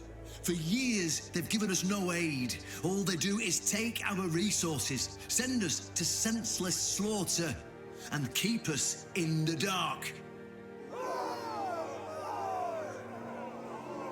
Camelot doesn't see us as equals. They've forgotten Sewal Firstfoot's legacy and the promise King Arthur made to us. We were meant to stand as equals. We were meant to be just as powerful as them. And all this time, do you know what they've done to the founder of the Horns of the South? For over 600 years, Sewal has been alive, forgotten by King Arthur and all of Camelot. You don't have to take my word for it. Sewal's tomb is open. Go and see for yourselves. I say, enough. Enough of being fed a rotten myth that turned out to be one great lie. We swore loyalty to the torturers of one of the noblest knights to ever walk Avalon. I say, enough! We will no longer honor an oath made to dishonorable people. We won't let ourselves be exploited any longer.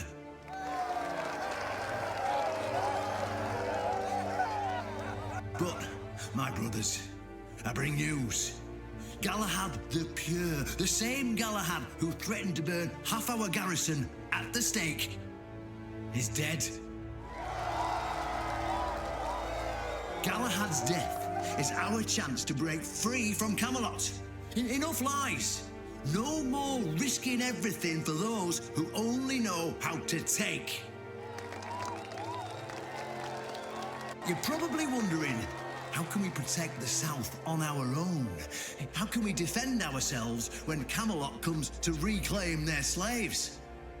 Yes, that's what we are to them. I know the lockdown of the fortress surprised you, and for that, I truly apologize, but it was necessary to keep you from attacking our new allies, the Delrita tribes, led by One Eye.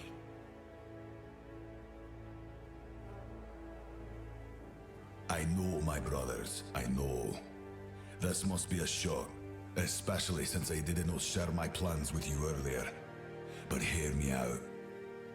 Thanks to this alliance between the Orns of the South and the Dalriada tribes, we are securing the safety of the South and our independence from Camelot. The tribes will provide us with the military support our depleted ranks desperately need.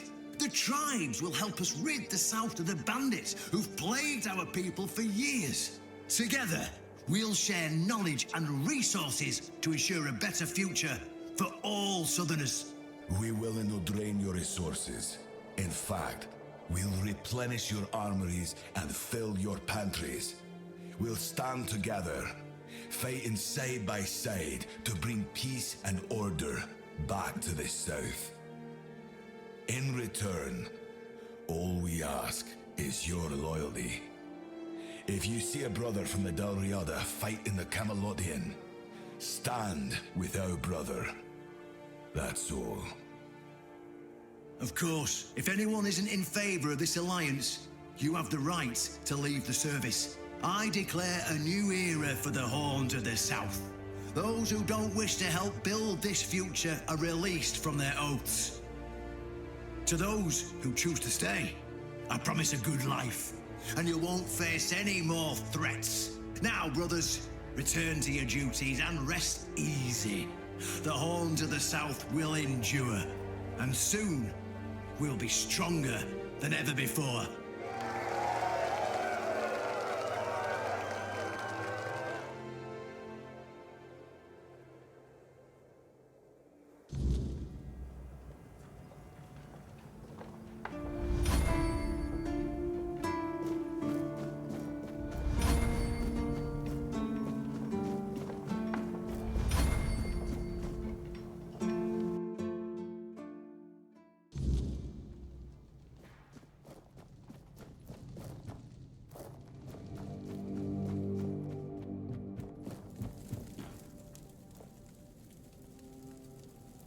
An honest matter. What do you need? Ah, right. See, the problem with Excalibur, or indeed any of King Arthur's blades, is that you need to prove you're worthy of wielding it. How are you supposed to do that? Hell knows. But if the pin that secured your entry to the Horns has led you here, I think I know what the one who gave it to you might have been thinking. You see, there are many different legends. According to one of them, there are a few places on Avalon where you can prove yourself worthy, whatever that means. And one of those places, as you can probably guess, is nearby. Have you seen the old gong in the sunken village?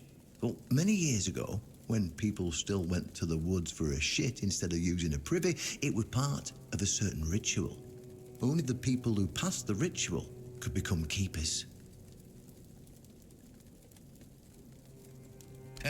None of the living keepers were recruited that way, so we don't really know what happens during the ritual. That's why Galahad now appoints keepers and the captain chooses them. It's just safer that way. I only know that you need to sound the gong and then lie down to sleep at its base. If you wake up, I mean, when you wake up again in the morning, you'll know you've been deemed worthy. Unfortunately, the gong is broken, so first, you'll need to find a way to fix it. And since it's made of weird steel, That's not going to be easy, is it? Fortunately, Oshbrit should be able to help you. A little bird told me he likes to play with weird steel when nobody's looking. Just tell him I sent you, and he won't give you any trouble. Go, and may the southern wind be in your favor. If you need anything from the old captain, you know where to find me.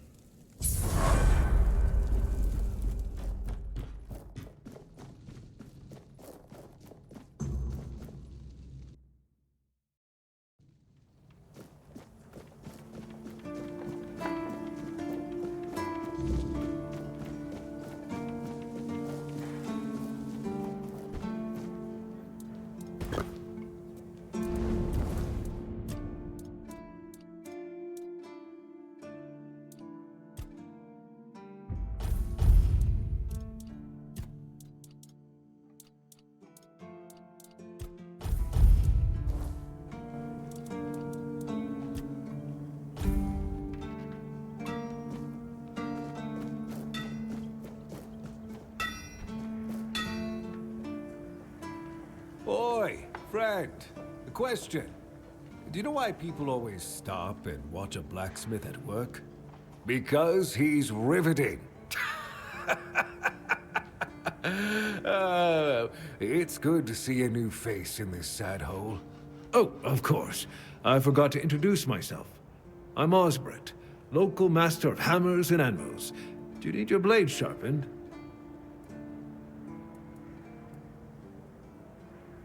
Why would you want to fix it? Do you even know what it is? Take some advice from an old man. If there's a giant, ancient statue that somebody tried to turn to dust, they must have had a good reason for it. Well, if you put it that way, then I suppose I have to tell you the truth. Otherwise, the terror from the sea will bite me in the ass while I bathe. Of course I can fix it. I've been doing this kind of thing since I could swing a hammer.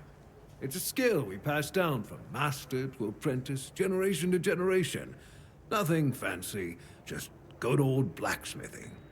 Obviously, though, you'd have to bring me a couple things so that I can actually do it.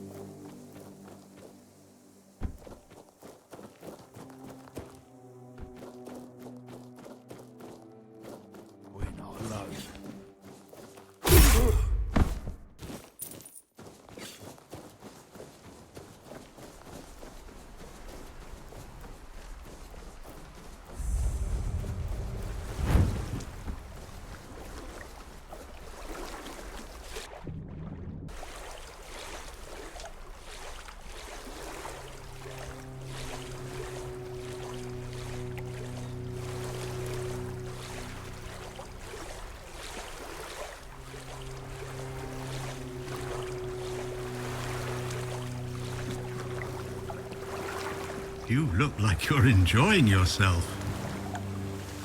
Oh, a wanderer in the sunken village. You must be lost. Back in the day, you just needed to look at the stars and you'd know where you were going.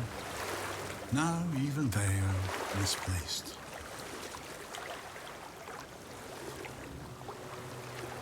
Island Asylum? I don't remember being there, not clearly. But when I look at your face, something stirs. Yes, I'm sure we've crossed paths before. And look at you now, out in the world, breathing the fresh air. That's something to treasure, my friend. Freedom is a gift, even when it feels heavy. Enjoy it. I guess I'm just an old man listening to the sound of the sea. Every wave carries a story, you know. Some are whispers, others are roars. I like to think they're keeping me company. Long ago, I decided to wait for something to happen. So I'm waiting for what's ahead of me. But I can feel that it's closer than ever. Everything that's around us, it's not yet the end. And that thought really bothers me. Monsters? I think you misunderstand. I don't see any monsters here, only lost villagers, still clinging to their home. It's sad, but as you can see, not much depends on us. The world just keeps on happening, and you happen along with it. They were given some time, which they've tried to use as much as they could. That's all. I'm glad they allow me to stay here despite what happened. I like this place. It's the cycle of life. There's nothing to be afraid of. If you're afraid, it means you're struggling with something too much, my friend. Sometimes you just need to sit and look. Watch everything turn.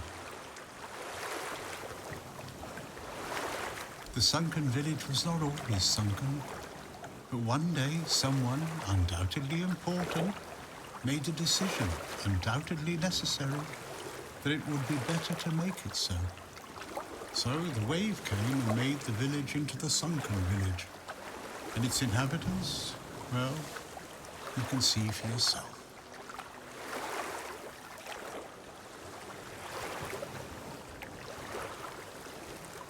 I know that some druids did it. Specific individuals, although their names have long been forgotten. This is no great mystery, my friend. You'd have to ask those responsible for the flood. Who knows what's going through people's heads? Maybe someone ordered them to do it. We'll never know. That's a good question. Maybe they burnt during the Charred Conclave. Maybe not. Nevertheless, the punishment was delivered and justice prevailed. Once again, the world was made a better place. At least that's what those who set fire to the stakes preach. All in the name of the Word. Among others, this wouldn't have happened if not for Camelot's desperation. Many tragic decisions were made. I don't know if the word was so unambiguous or if its interpretation failed. What happened on the fields of the Charred Conclave wasn't just about the flood, my friend. It was about things and forces we don't understand. Long ago enough for people to have no chance of discovering why it happened. And yet, recently enough that this place still reminds us of it. Now the village is what it is, and the past is washed away. At least it can still be home for them. And I'll stay and look. These are interesting times indeed.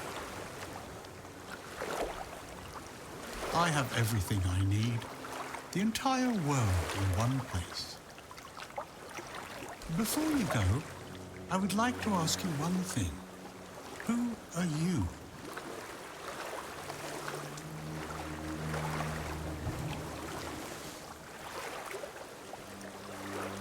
I understand.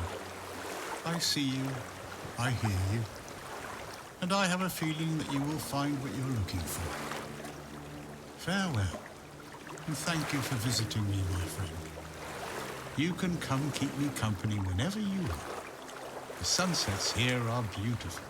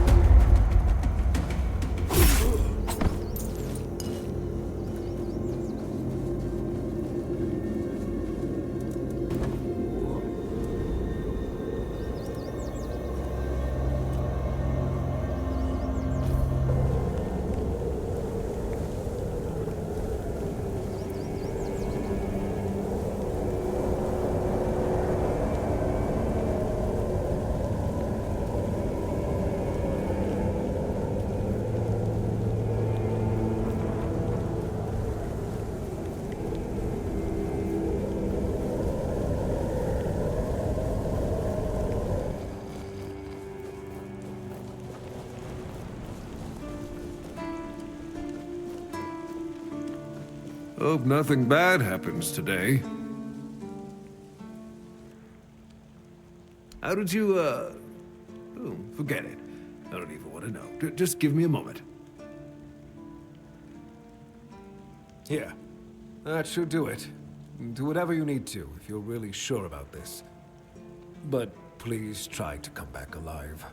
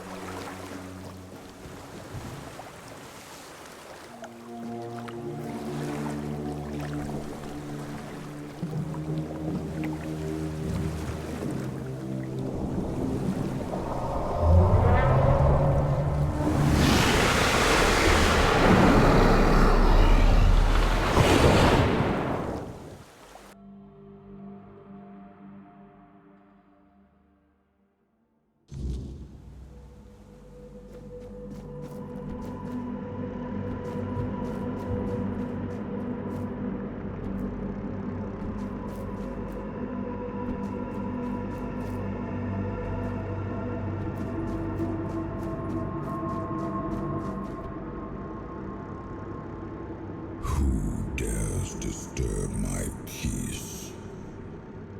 You made an oath never to summon me again. Excalibur. Wait. Is it really you? You, who come from a time beyond. Show yourself before me. It seems he speaks to me. Allow me to answer him. Welcome, old friend. I can see that you know me, but I am a mere shadow of my true self. I don't remember you, Lord of the Seas. Forgive me. That's what you told me, my friend. The next time we see each other, you will not remember me. But you are here now. The will and the power led you back to this place. Even in this incomplete form. Where should I look for myself? I wish to restore Avalon to its former glory, yet I don't know how. Avalon's fate has never rested upon one person alone, not even one as great as King Arthur. Yet here you are, trying again, restless and eager to take the responsibility again. I salute you, my friend. Tell me what I must do to be worthy to lead Avalon once more. I do not think I have the strength. Your path is true. Seek wholeness, and Avalon will reveal what it needs from you. And yes, you need to touch Excalibur. Thank you, my friend. And you, mortal. You have given yourself to the King's service. You are worthy of a place among the keepers of the South. Arthur, take out your sword and fear no failure. It is yours to take. It always was. I deem you worthy, my friend. The promise I gave thy mother is fulfilled, and thus our pact is ended. You know where to look for your soul. Trust yourself. And when you reach your journey's end, I trust you will make the right choice.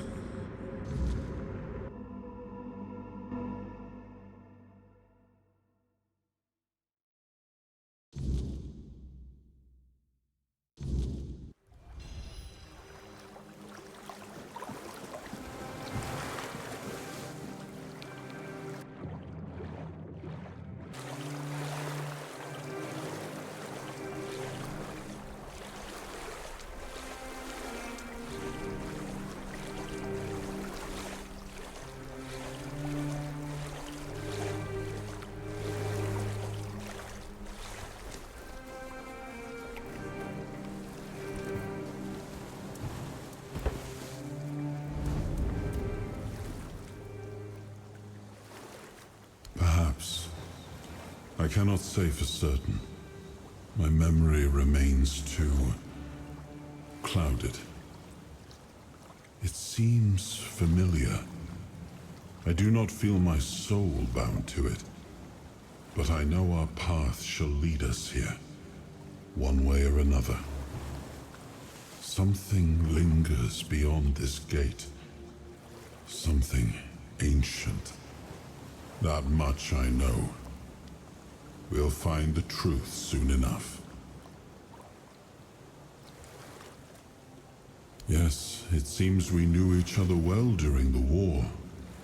And this proves that I sought allies beyond our own forces. And I trusted him enough to carry the knowledge of Excalibur. This must count for something.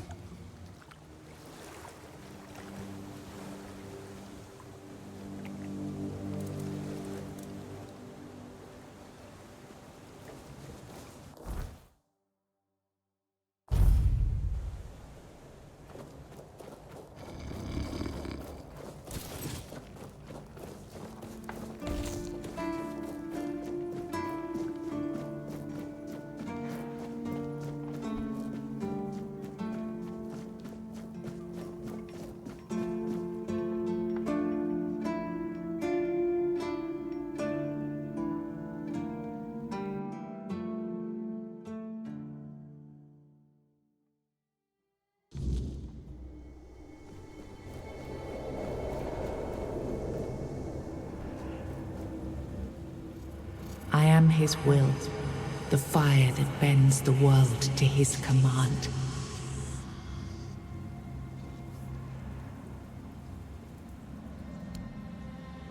I am the blade that shapes kings and shatters tyrants.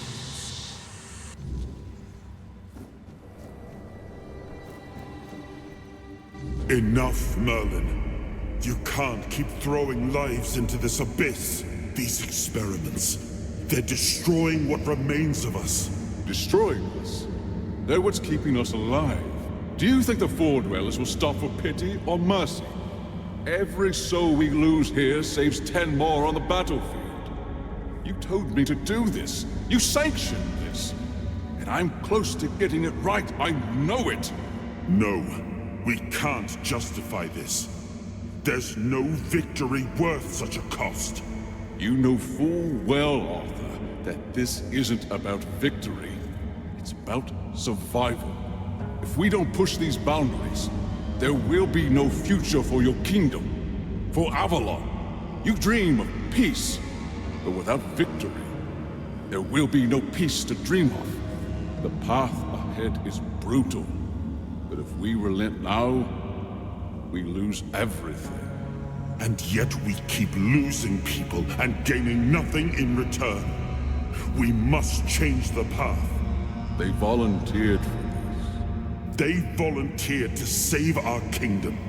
And you've gotten no closer to doing it. Their sacrifices cannot be in vain, Merlin. Find another way. Use your mind. your wisdom. Leave this slaughterhouse you've created behind. A different way. That will take time. And resources we may not have. The enemy won't wait. They will if I make them. Whatever it takes, I will buy you that time. Find me a weapon that wins this war without annihilating what we fight to protect. Whatever it takes. Yes.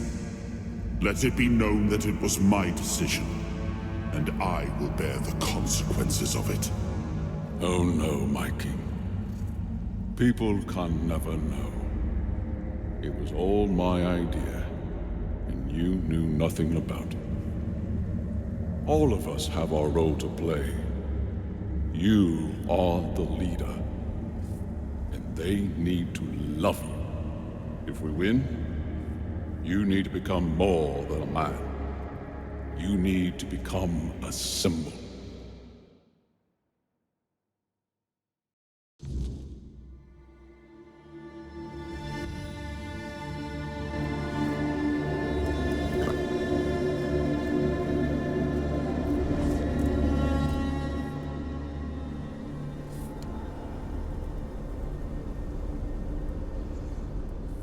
Much the same. I watched him closely. Yet...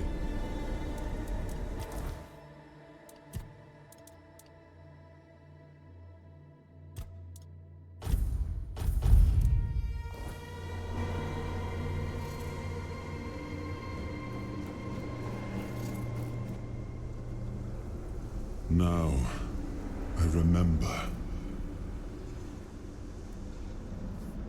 Before you judge me, it all seems so obvious now, doesn't it? The right thing to do. It wasn't back then, and you can trust me on that. We were on the brink of losing the war, and wars aren't won with wishful thinking. There was no clean path, no noble answer. Only the weight of reality pressing down on our necks. Something had to be done, or everything we fought for would have been in vain. And in the end, the ones who stepped forward, who chose to pay the price, made it possible. And their deaths gave Merlin the knowledge he needed to finish his work. To find something that could really turn the tide in our favor. I told him to stop the experiments on our men, but to keep going. And he did. He started experimenting on the Four Dwellers, the enemy. If their bodies could be broken down, their power turned against them. Wasn't that their own doing? Wasn't that fair? So he figured out how to twist the Four Dwellers' power into something we could wield. I told him to conquer the weirdness. And in the end, he did. He found a way to make me stronger. Stronger than any man had the right to be. It wasn't just magic. It was something deeper, older. A force that reshaped me. And with it, we won. The war ended. Avalon was ours. The bloodshed stopped. The banners were raised, and the kingdom stood safe.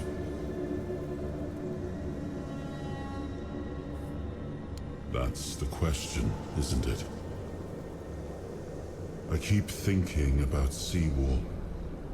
He was ready to pay the ultimate price for what we were fighting for. And I thought he did. I grieved him. Told myself his sacrifice had meaning, that he had given his life for Avalon. And now, after all these years, finding him like this, I told myself I carried the weight of my choices. But seeing him, I wonder if I ever truly did.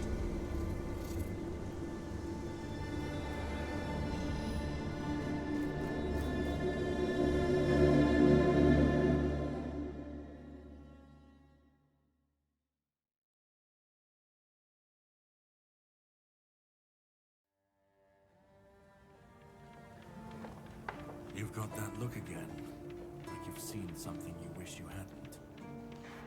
Another piece of the king's soul reclaimed, right? What did it show you this time?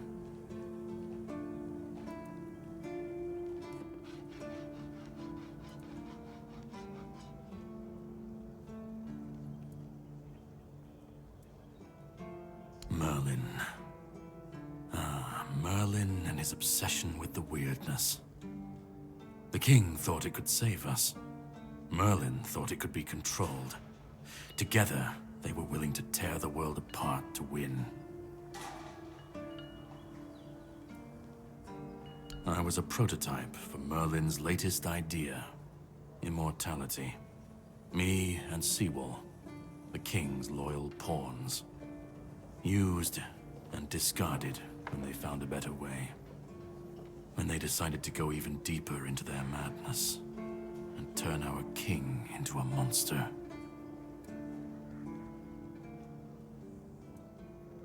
Sewal was Merlin's first attempt. I was the last. We could say I was lucky, but to say that would take a truly macabre sense of humor, don't you think? Even if he didn't, he should have. He was desperate to win, and desperation doesn't leave room for conscience.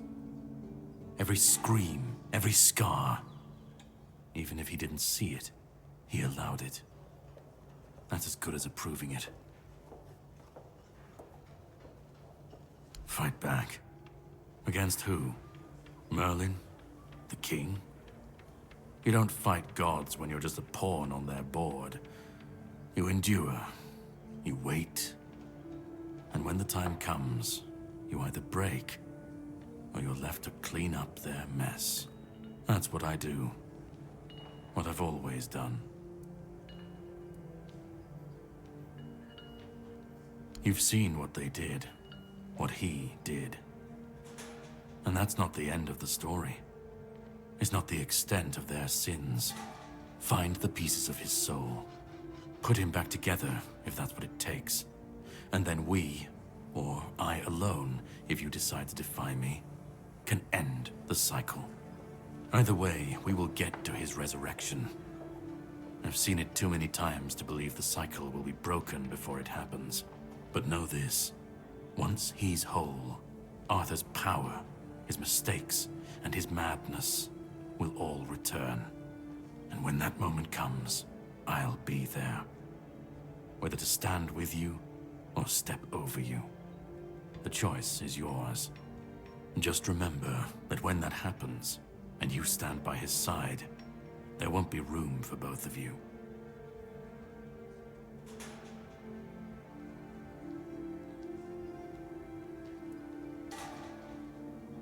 Start.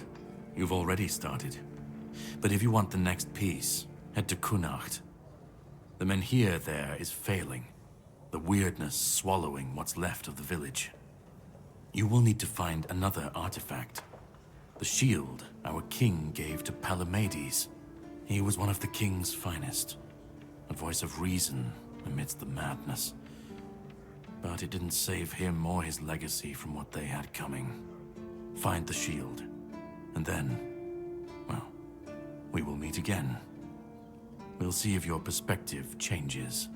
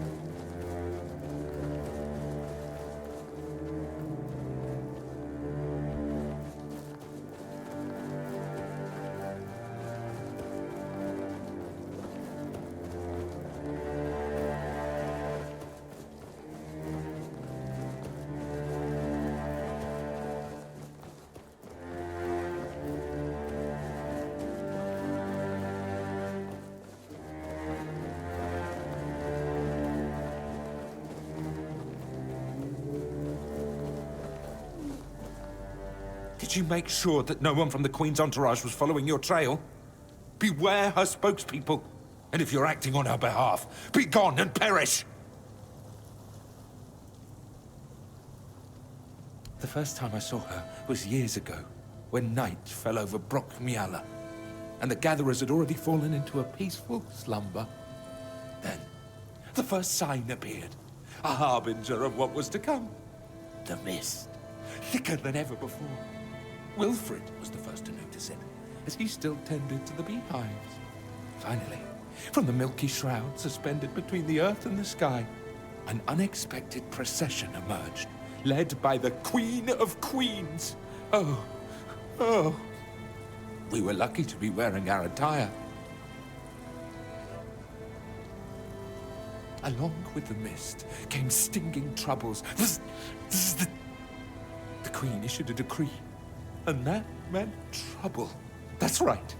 Troubles are like bee stings. Man swells from them, and later on, he doesn't even resemble a human anymore. The most important thing is that both Brock and Brockmyala were protected. Yes, that's the most important thing. Depends on who's asking. Do you bring trouble, or are you in need? Do you hear the buzzing of the bee swarm, or are you carrying that noise yourself? No, I can't hear any buzzing from you. Hold on. You don't know what you're doing here yourself, and you are looking for answers, or the right questions. Well, same difference. My name is Brock. If you need something to shield yourself from evil, you've come to the right place. It's the attire of many families from Brockmyala. It protected them, just like it protected me. That's right, but I can't give it to you. It shields me from the Queen's gaze. I am invisible to her. I hope you understand. No one wants to be noticed by her. Of course. Go ahead. Choose something.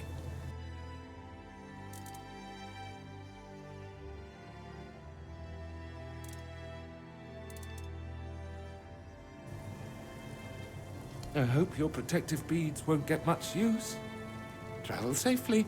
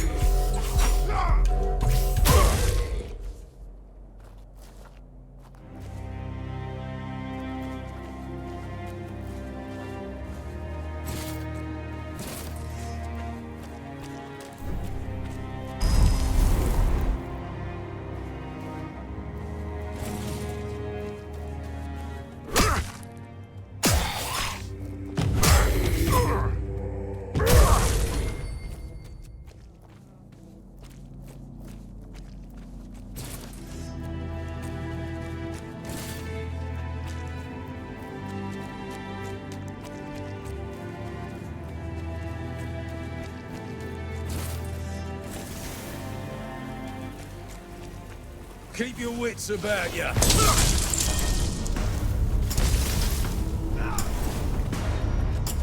Your gold belongs to us now.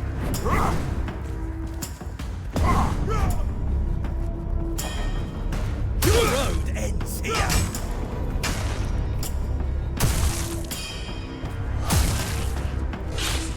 That's all you've got.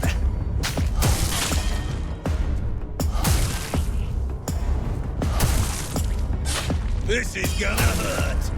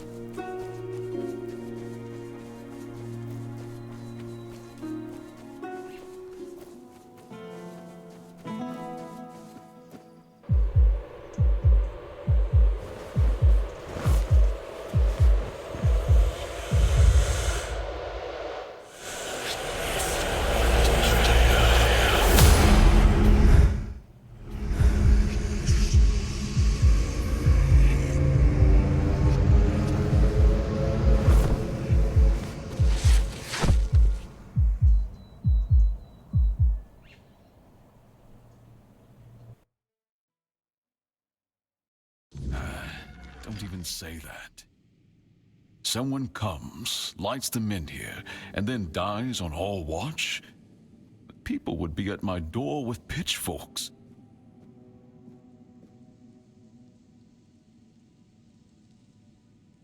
He's waking up. Welcome back to the land of the living, our hero. Help him up, Ansem.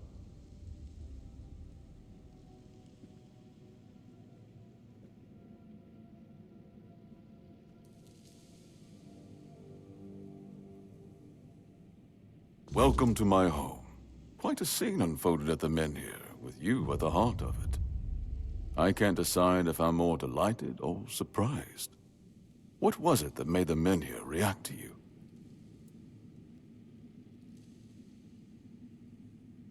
The local Menhir here have been rather lifeless for quite some time. Then you come along, breathe life into what was dead, and, whether you meant to or not, alter the course of our history. That's how I see it anyway. Tell me, do you know what this Menhir represents?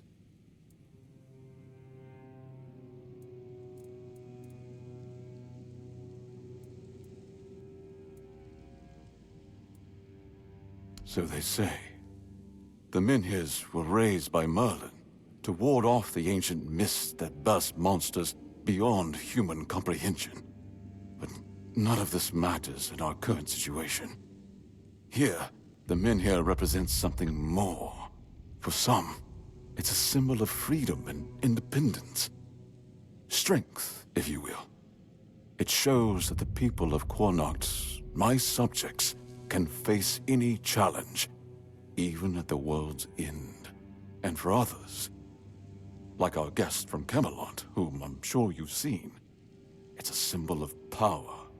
Power once granted by King Arthur, and therefore by Camelot. And power that has been granted can be taken away.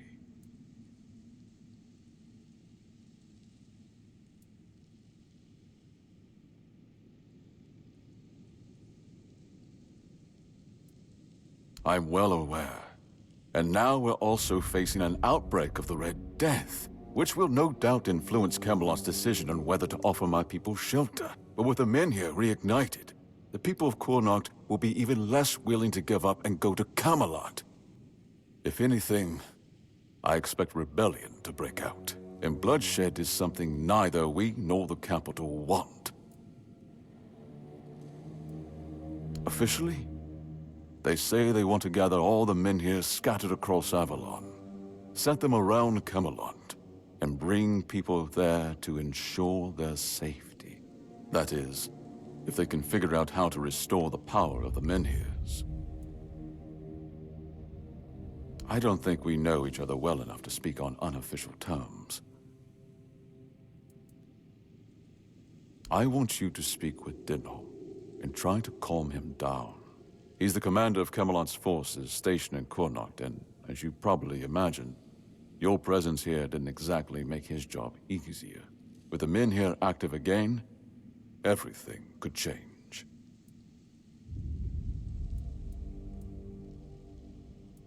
Palamiti's shield, you say?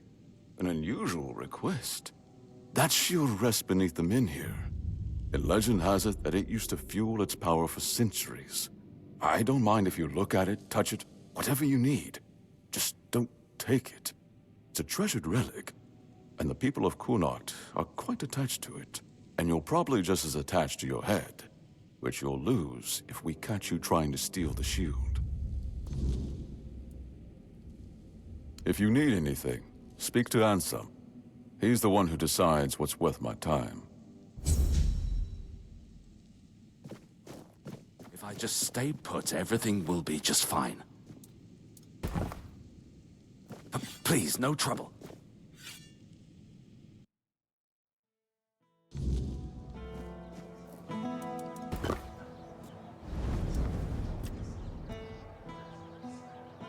It was supposed to be a reminder. The sword was never just steel. It was a symbol of what we stood for. Strength, justice, the will to carve a path forward. A weapon, yes, but also a promise. I wanted them to remember, to fight for those ideals, to uphold them, even when I was gone, even when there was no king left to lead them. That's a question better suited for Merlin if he was still around. I always thought it was where his druids got drunk and danced naked in the moonlight. He was terribly offended when I said that. Gave me an entire lecture about the delicate balance of life and death, how they are intertwined within nature.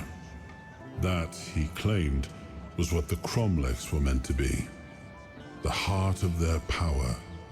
A place where it could be harnessed and cultivated. Still, he never invited me to any of their celebrations. He always did hate when I was right.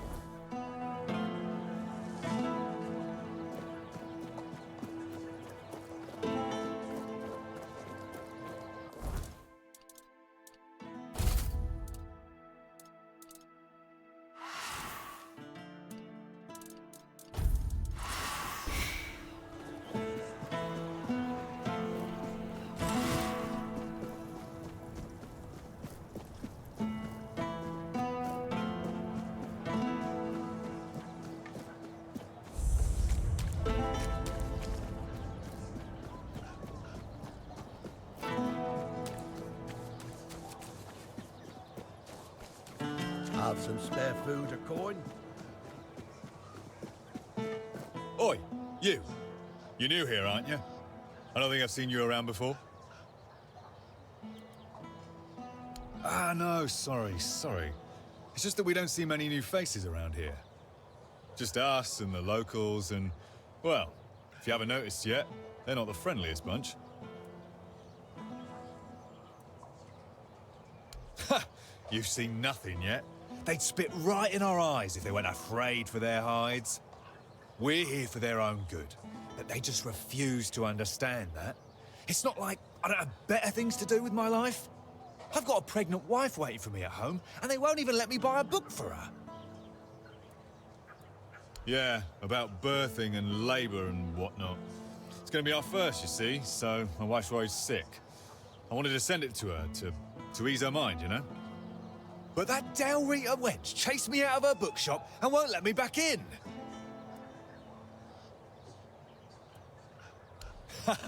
I know, right? And here I thought I'd seen everything. I was sure they didn't even know how to read. Anyway, Vrel seems to hate my guts.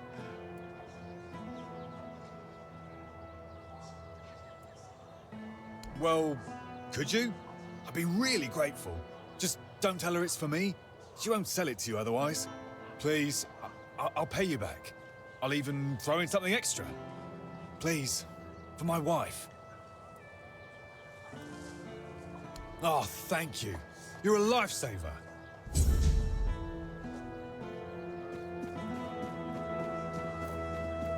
Have some spare food or coin?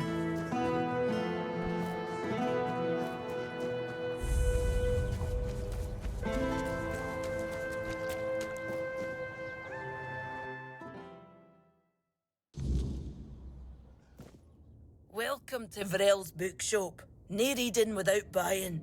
And if you're here for porn, kindly leave before you start.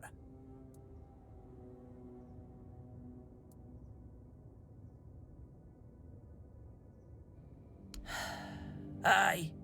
Look, I don't begrudge anybody their reading habits. Each to their own. But some things should be kept private. Aye. Not only can I read, I can even make recommendations. Imagine that. So, if you have a joke to tell, don't bother. I'm pretty sure I've heard them all. Perhaps it is. But you'd think that so-called civilized people would accept it with more grace. Hearing the same crude comments over and over again makes me feel like I've never left the training grounds. Then there are the braver ones who tell me I'm not welcome here. Hell, it's just like talking to my sister. They all have more in common than they think, although mostly it's just prejudice.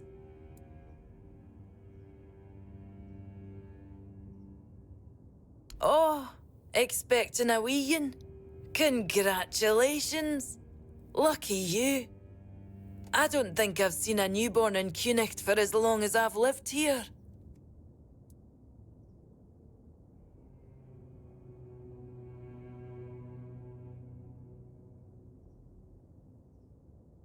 Is that so? How about you tell me the truth? Oh, is it now? Well, well, well. And why can't he come home and buy it himself?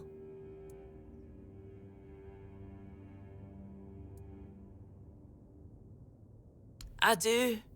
The question is, do you?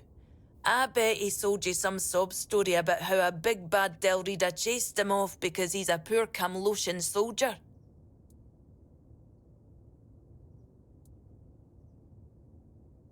Oh, that's precious. I chased him off because he couldn't take no for an answer. He came in and tried to seduce me. Told me he just loves to devour books. But he'd gladly do the same with me. Books, sure. Maybe for breakfast, to add variety to his military fare.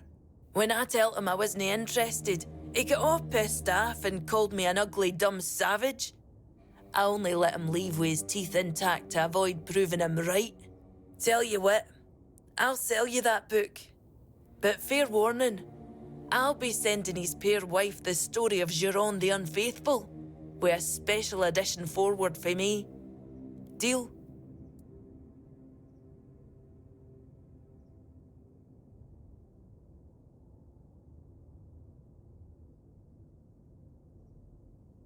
You presume a man like that can be taught reason? I'm afraid the book's lesson will be completely lost on him, if he even bothers to read it. He might just tear out a few pages every time he goes to the privy.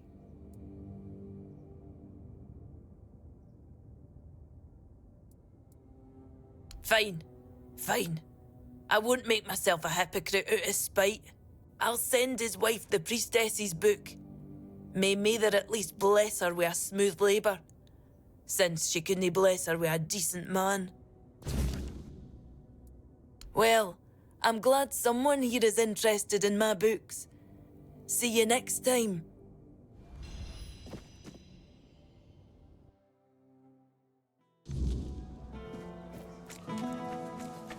Always a pleasure to see you.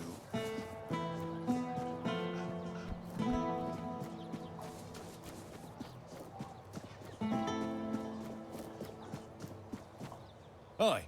Have you had a chance to drop by the bookshop yet?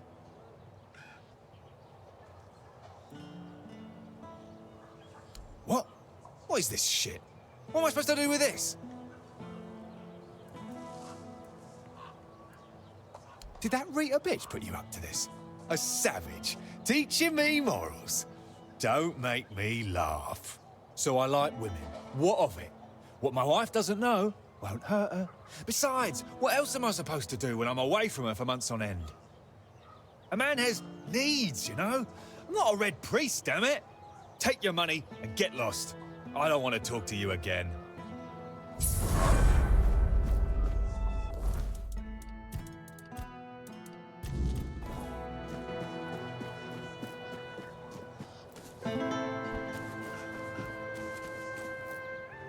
Ah, here's our troublemaker. You've really caused a stir around here with that spectacle in front of the menhir. I had everything in order. The cart was ready, and people were all set to move to Camelot. But now, you appear out of nowhere, and suddenly a dying pile of stones lights up like a bonfire. That's bad. That's very bad.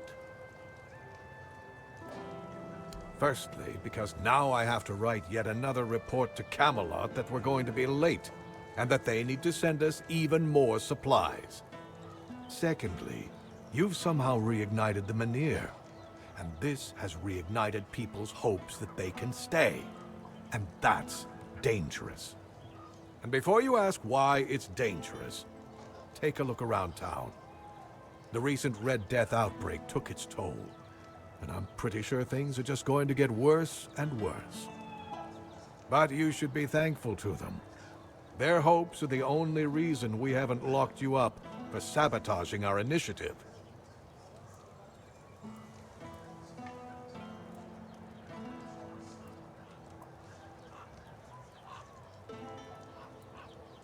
That's the assumption I decided to go with, and that's why we're talking. Perhaps there's still a chance to sort out this mess. You can go tell Murig that your presence doesn't change anything about our deal, and that you are unwilling to help with his endeavors, whatever they may be. And if he doesn't listen, play along, but come back to me when you learn what he has planned.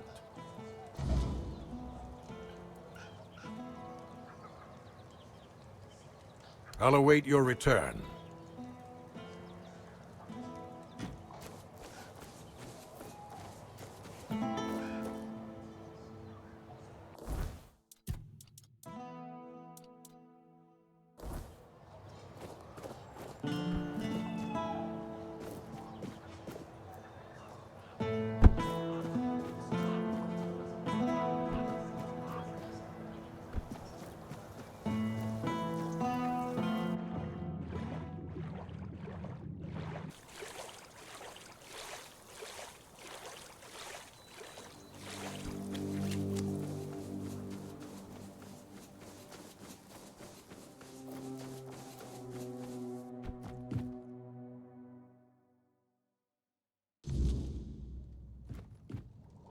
So, you finally arrived. Or is it the two of you? It's a pleasure to meet you. Call me Maggot. I don't like that other name Denholm and his men insist on using. I don't know, and that bothers me a lot. But I sense something lurking inside you. Something quite terrifying, I must say.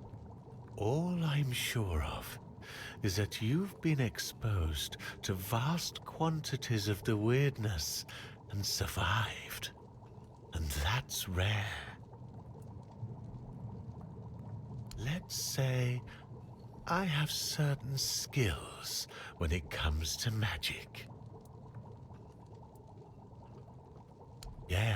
Yes, the Menhir. It responded to your presence.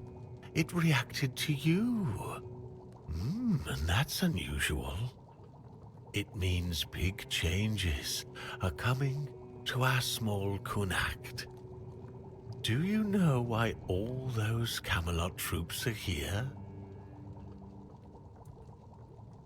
That's right. Unfortunately, they believe that by gathering all the dying Menhirs and placing them around Camelot, they'll stand a fighting chance against the oncoming weirdness. But they don't know.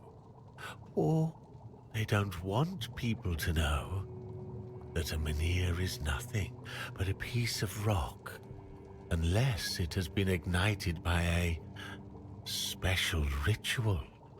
And if they were ignited once, they can be rekindled again. You see where I'm going with this? No, I want you to prevent Camelot from taking the Menhir.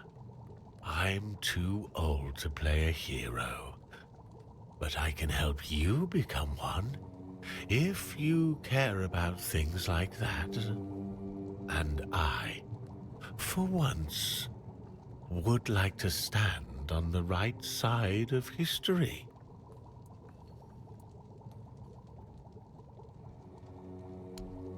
That's the problem, you see.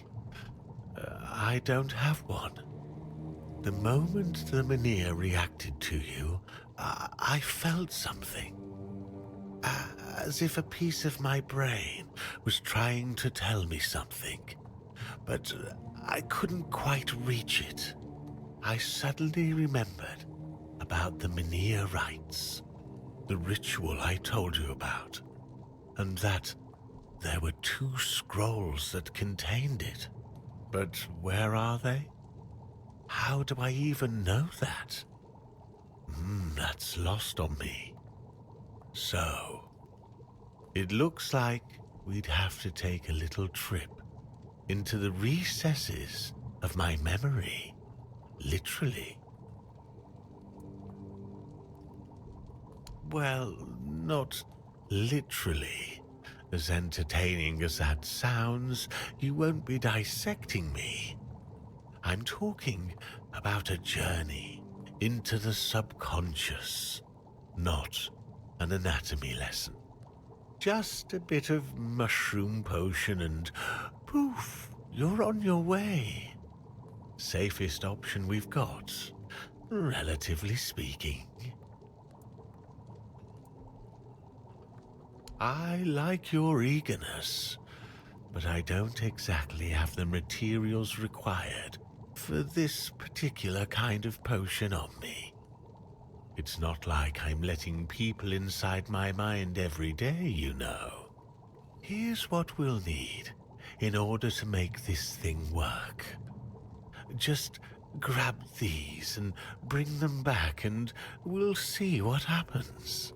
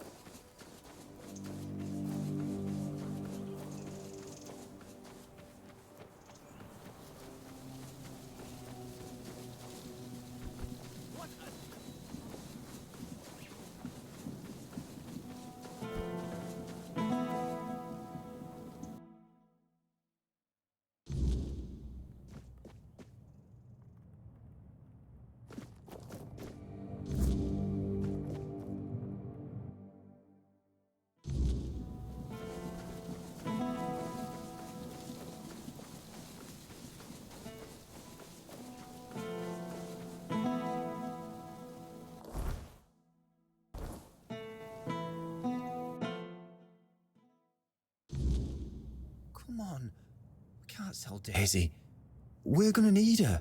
What we're going to need is money. And she'll fetch a good price. We still need to move somehow, don't we? She could pull the cart.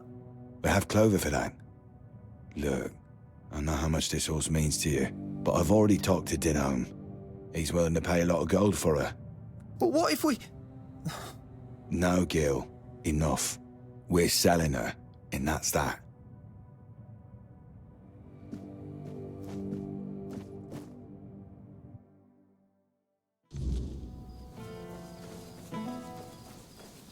If you're interested in buying a horse, look somewhere else.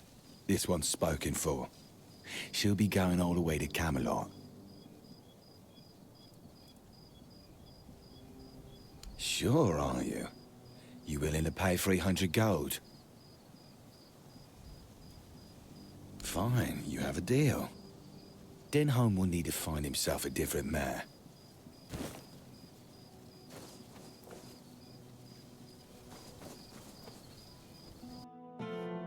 I don't think you should be doing that.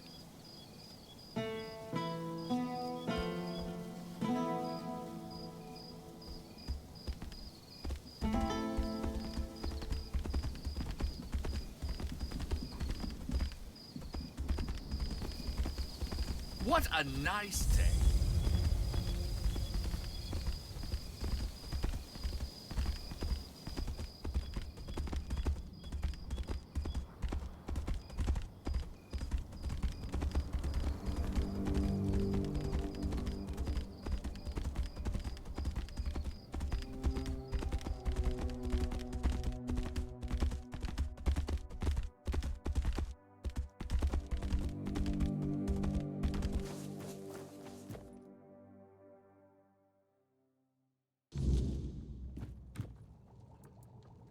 Let's see. Ah, the raspberries. We'll save those for later. Very nutritious. Perfect for the after effects. Nutrition is key, my brave friend. I'll make jam so delicious it'll knock your boots off. You'll thank me later. Wait and see. Now, it's time for us to embark on this shared journey into the self. See you on the other side.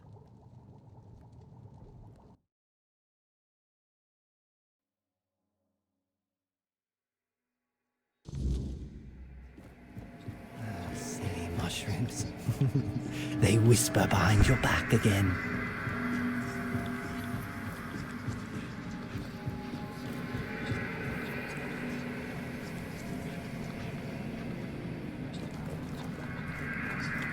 How did you lose your name? Did the fire take it? A drink a day keeps the clarity away.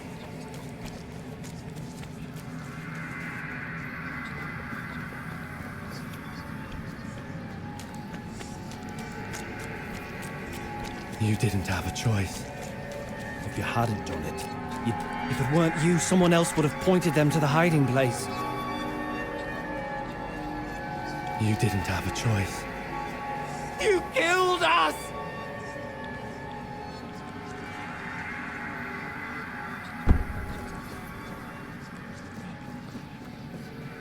Wait! Just wait! There must be another way! Take me instead! Leave them alone!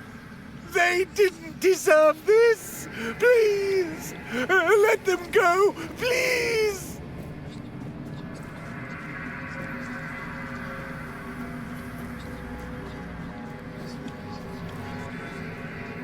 Oh, the king himself! I am unworthy. Oh, forgive me. How wretched I am. Yes, Maggot. But I am a worthless maggot. You are here to help? The maggot cannot be helped. The worthless maggot betrayed its family. It ate their carrion. There are no more druids. There is no Murig. What is left is the maggot.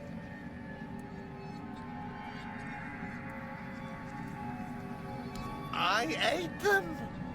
The vile maggot ate the druids, then ate Murig.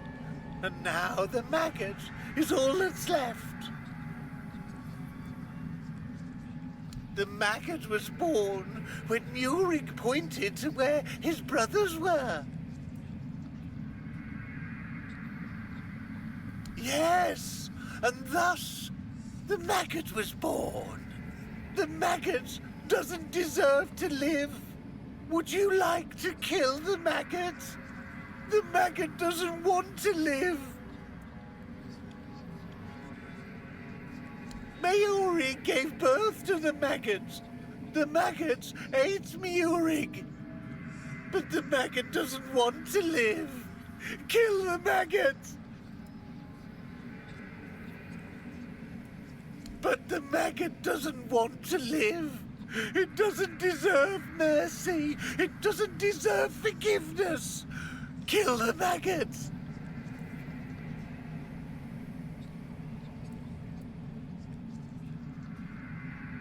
The maggot won't fight you. Kill the maggot.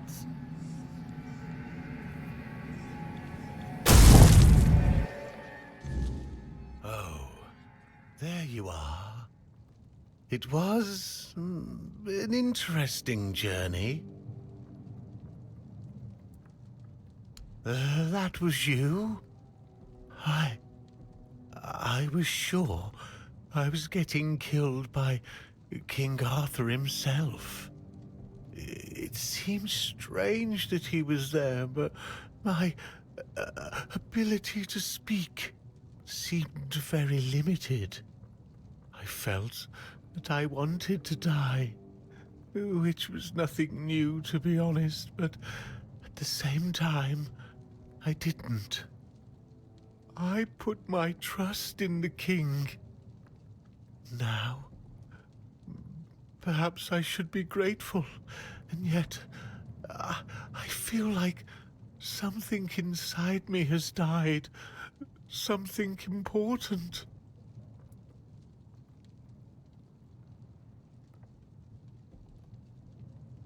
I see. A mercy kill. Worthless maggots don't deserve anything else. Do you need anything? If not, then please, just go. I need to be alone. It did. Things I'd forgotten. Things I didn't know I knew. It's not a scroll. It's a tablet, split in two. Druids kept one half. Priestesses kept the other. The druid half. It's at Sagremor's Castle. I don't know how he got it. He wasn't the best sort. His castle sank a couple 100 years ago. Just grim stories left now. But my master etched his name in my mind. It has to be there. Neante. She knows. Priestess things. Ailey's too busy, so talk to Neante. Do you need anything else? If not, then please just go. I need to be alone for a while.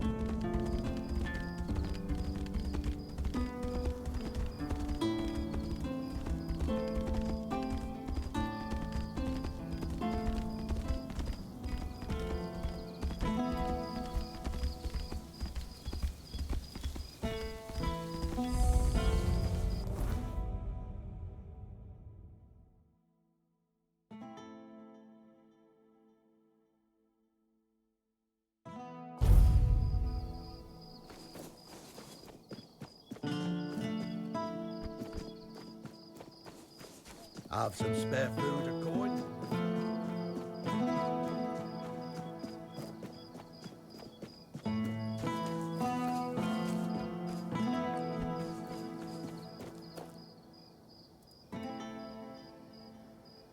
Oh? You managed to extract coherent information from that druid who insists he isn't a druid? Remarkable. In any case, this truly is good news, especially for us.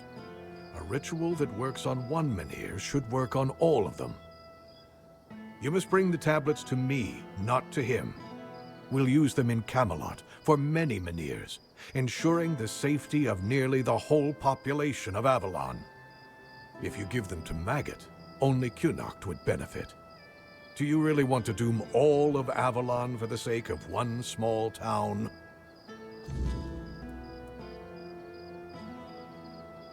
I'll await your return.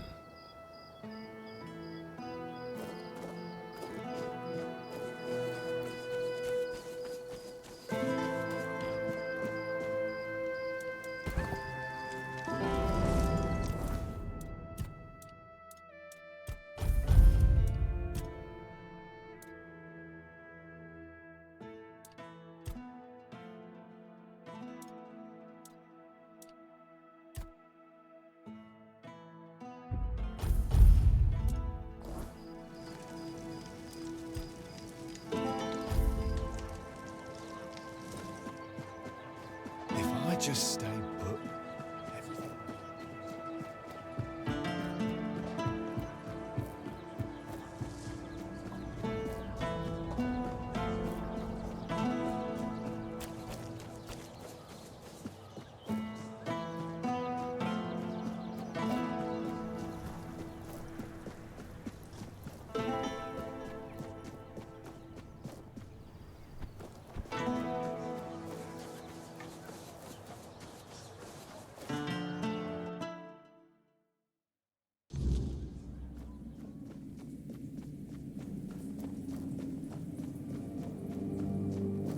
You're here. Let me look at you. You seem to have recovered after whatever happened at the Menhir. The All-Mother herself must be watching over you.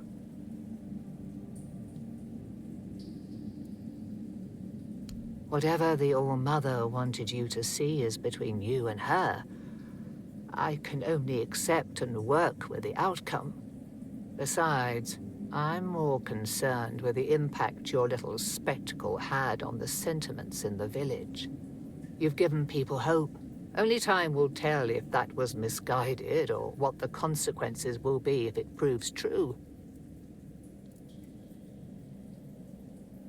I wouldn't know. It does sound like typical druid nonsense.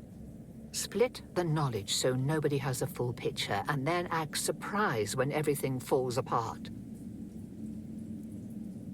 If anywhere, it'll be at the temple of the All-Mother, or what's left after its fall.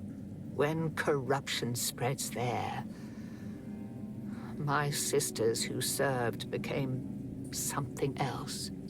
Abandon this quest while you still can. Whatever you seek there isn't worth what this twisted place will do to you.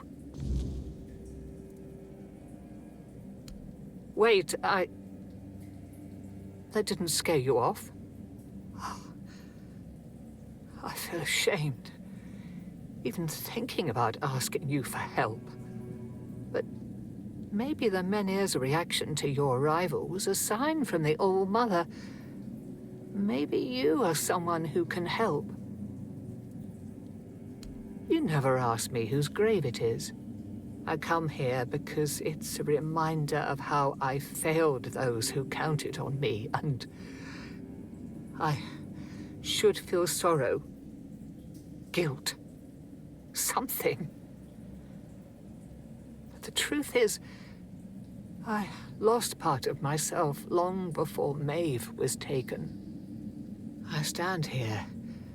I wait for a feeling to appear, and nothing comes to me. Not ever. At the corrupted temple, something happened when I was still a priestess out there. I feel like something was taken from me, ripped from my very soul. And I've been hearing her voice ever since. Lorelia. I don't remember. I should, but the memory eludes me. She's calling to me, but I can't answer. Help me, please. I need you to go to the corrupted temple. Find her. Find out what she wants from me. because I fear what I'll find.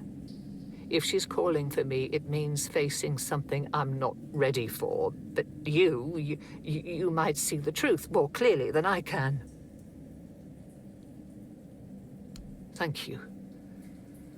Whatever this is, it has haunted me long enough.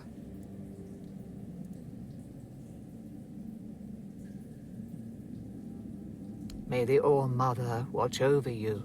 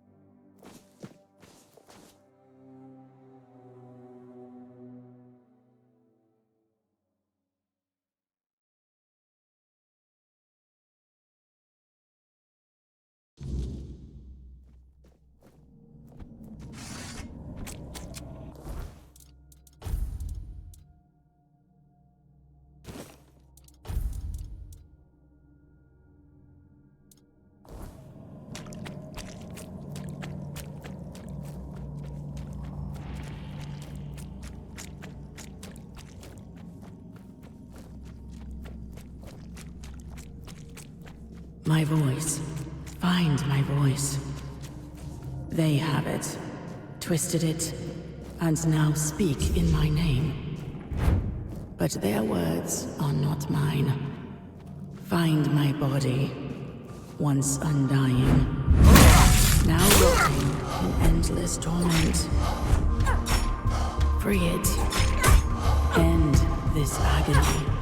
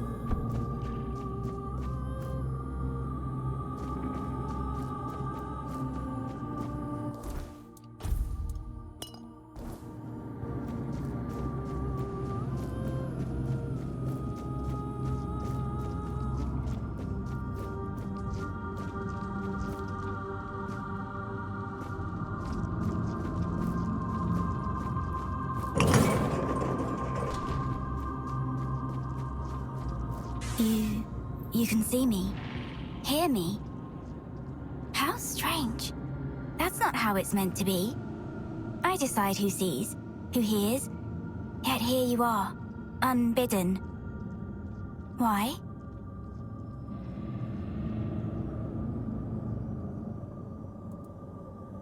Ah, Neante, the fractured one.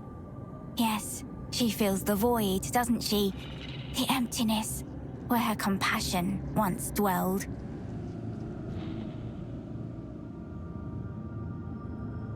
What she cast away? A fragment, a spark. Hers, yet no longer hers. It clings to me now, bound in service to the All-Mother. And does she need it? Truly? Compassion can be a burden, a chain that weighs down the soul. I held it for her because she could not bear it. She gave it to me.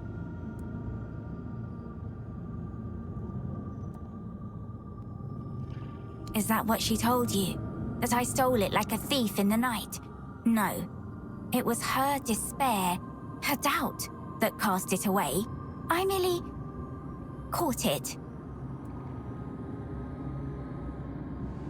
Because the All-Mother does not abandon her children. Neante's compassion is a spark, a light meant to guide her. Without it, she stumbles in darkness. But to reclaim it, she must prove herself. It is not a gift freely given. It must be earned. Then she must prove herself worthy. That fragment is steeped in corruption. To return it as it is would destroy her. Take this. It holds what she has lost. Bring it to the All-Mother's altar and cleanse it in her light. Only then will it be safe to return. Go, and tell Neante this. The fire she extinguished still burns, but only she can decide whether to let it consume her or warm her soul.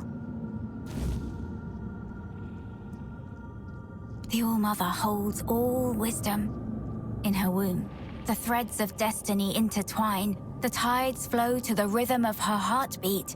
In prayer, you will find greater wisdom than in all the scrolls and books of the world. Ah, I hoped it wouldn't come to this. And yet, it is as I feared. The fire dims. The song ends. And the voice must fall silent. If this is her will, her voice shall be yours now. Few are touched by her in such a way. The voice of the mother is a gift, but also a burden. Go then, and let us see if you are worthy of bearing it. You can see me, hear me. How strange. That's not how it's meant to be. I decide who sees, who hears, yet here you are, unbidden. Why? An offering upon the altar of the All-Mother, sacrificed and brought back before Her Majesty. I gave her my life, expecting nothing in return. And I received her highest grace. But what are you, I wonder? That you've broken the rules of my domain?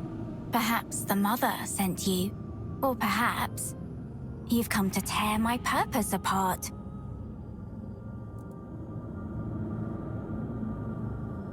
I am Lorelia. Do you know my title?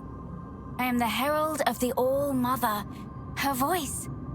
And all who heed her voice shall receive grace, while those who defy her shall perish. You will carry out her will fervently, won't you? I dreamed of her since I was little, almost every night. Sometimes even during the day. The villagers said it was a gift, but I was afraid. I was afraid of the Mother. Can you believe it? I lacked faith. I didn't know I was chosen. I resisted serving in the temple. How silly I was. And then, she came. Warm, good, present. Take my body and soul, Take my life, Mother. I accept your offering, my child. Rise and walk, and I shall speak through you. Be my voice. Her will is to offer you the truth that will guide you in the darkness. Entrust your soul to her, and she will lead you to salvation.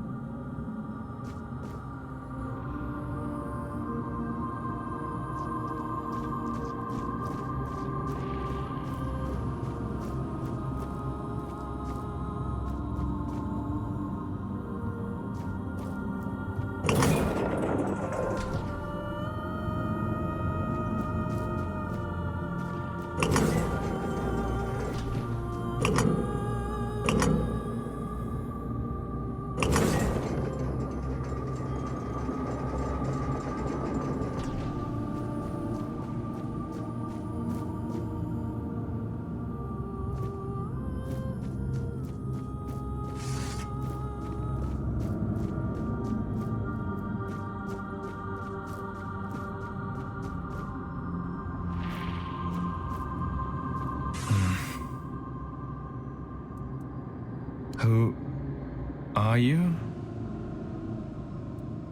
Let us pray together.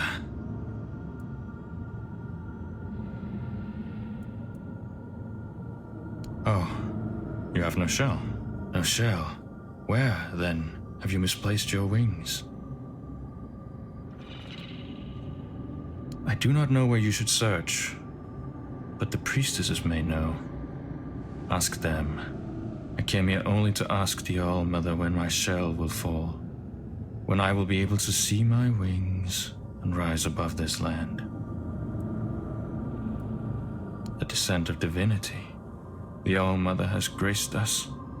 I came here only to ask. Shell. Wings. The shell. A gift sent by the All-Mother. A gift that one day will fall away. And when that day comes, I will be able to unfold another gift. Wings. They will let me fly away when the dawn of the end comes. All-Mother, show us a person or something that will make us feel purpose. All-Mother, make your presence with us even stronger, even more. Lift from our shoulders and backs the burden that is loneliness. All-Mother, I make this plea for myself as well. When the time of decline comes, let me shed my burden, so that I may spread the wings you bestowed upon me. Would you like to add something?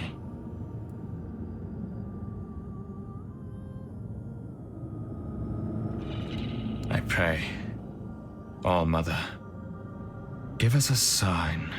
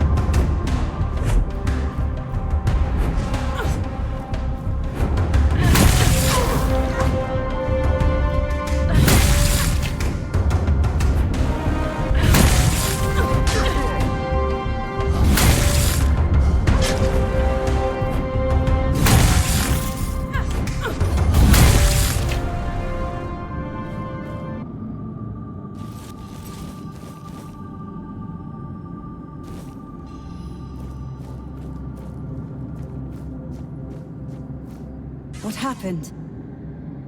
My oath. My purpose. It's gone. Forgive me. It wasn't by my own will. It was the All-Mother's will that I am carrying out. No! Not anymore! I serve the Round Table. In my heart, I always have. But my body was a prisoner of the All-Mother. Or rather, the one I believed to be the All-Mother. A knight of the Round Table. I proudly bore the name Percival in honor of my predecessors who served King Arthur. Like the first Percival, I set out in search of the Holy Grail. My path led me here, to the very temple where my father once wanted to send me for priestly studies. I never felt a calling then. But this time, I heard something calling me. I thought it was the Grail, but it was her, whose sword-wielding hand I was to become. False goddess. An abomination, pretending to be the All-Mother, corrupting priestesses' minds. A Four-Dweller. One of those four-armed creatures King Arthur fought when he first arrived on Avalon. The kind I'd only read about in old texts. I did. I challenged her to a fight for claiming to be a goddess. For poisoning the minds of the innocent. She said she would prove that she was the only goddess here. She forced her way into my mind, and made me vow that if I lost, I would become her paladin and serve my only true All-Mother forever. I was vanquished. I knelt powerless before the false All-Mother as she pierced me with a blade. I was to carry it within me always as a sign of whose power I am now under.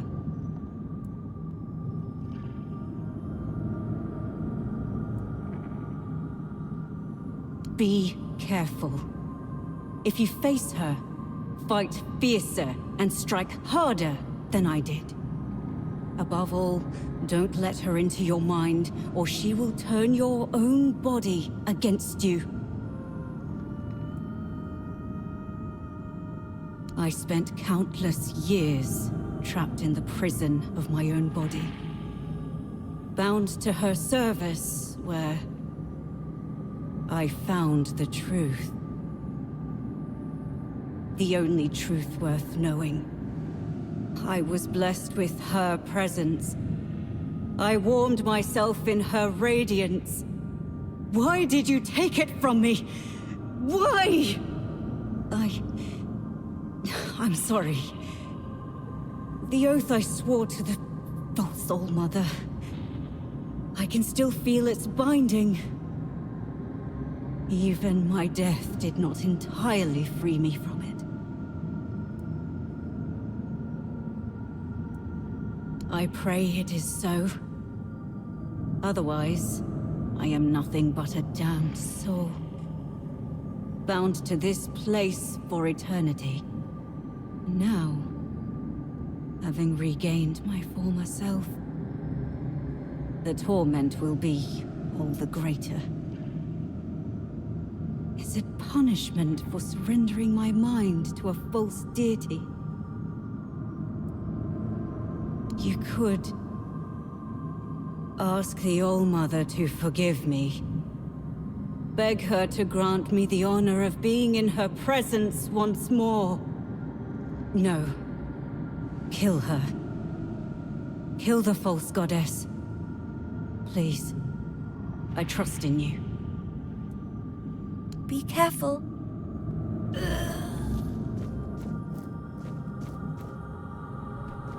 And now, in the ruins of the temple sanctum, Find my sight. It has always been, and always will be, all-seeing. It watches you, even now.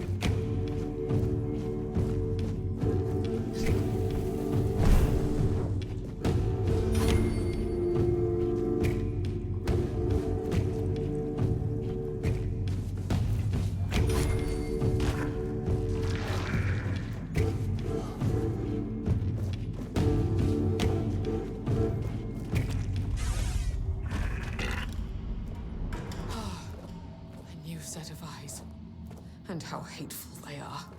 Would you close them for me, please? Could you grant me a tiny scrap of mercy?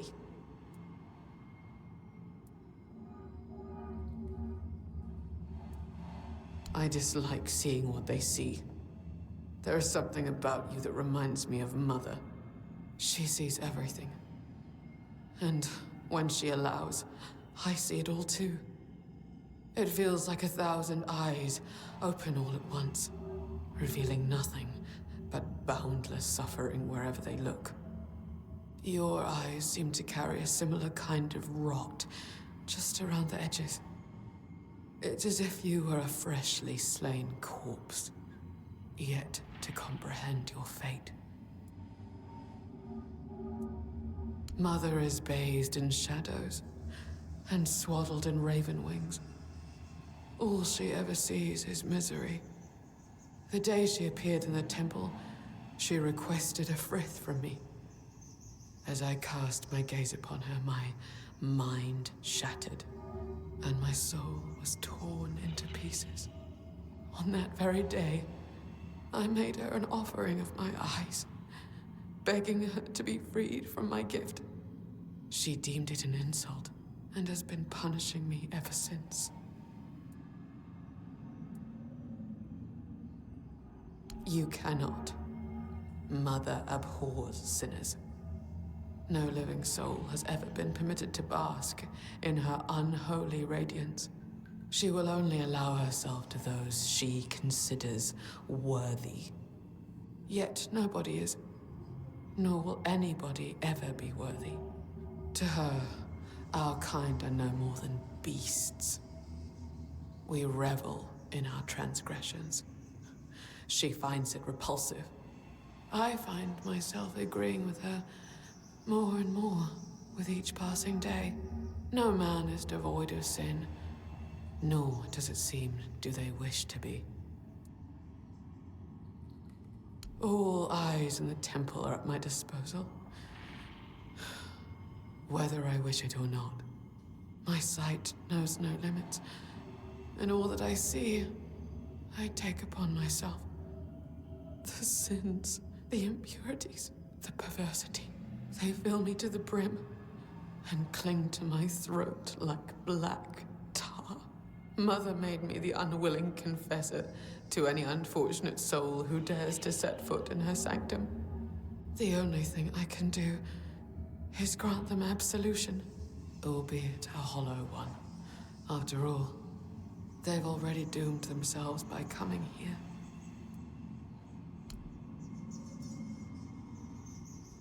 Oh, such kindness. I have not witnessed kindness like this since the time before Mother came here. Mercy and grace used to be the way of this temple. How far have I fallen to forget? To become so utterly selfish? You can open your eyes now. Go on. I will share with you what I see. I will absolve you of your sins. Oh, I can already taste them on my tongue. So numerous are they that you have not yet broken under their weight. Let me relieve you of your burden. Let me offer you a new beginning, free from foulness trailing your every step. I can't say I'm surprised. Your kind love to parade sins like badges of virtue. Soon you will feel... You will... There are so many. Too many. What are you? It's as though you shoulder entire lifetimes of sin. You are an abomination. You cannot be allowed to continue. May your soul finally know freedom.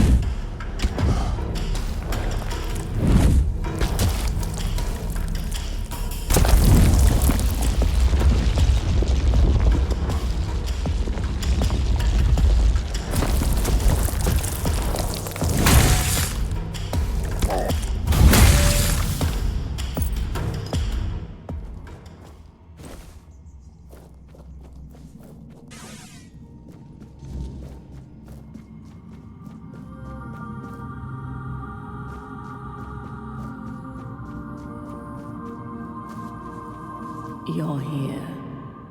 I've felt your steps through this place. The tethers holding me, unraveling one by one. Are you here as my savior? Or have you come to seek my mother's embrace? I am a mother. Yes.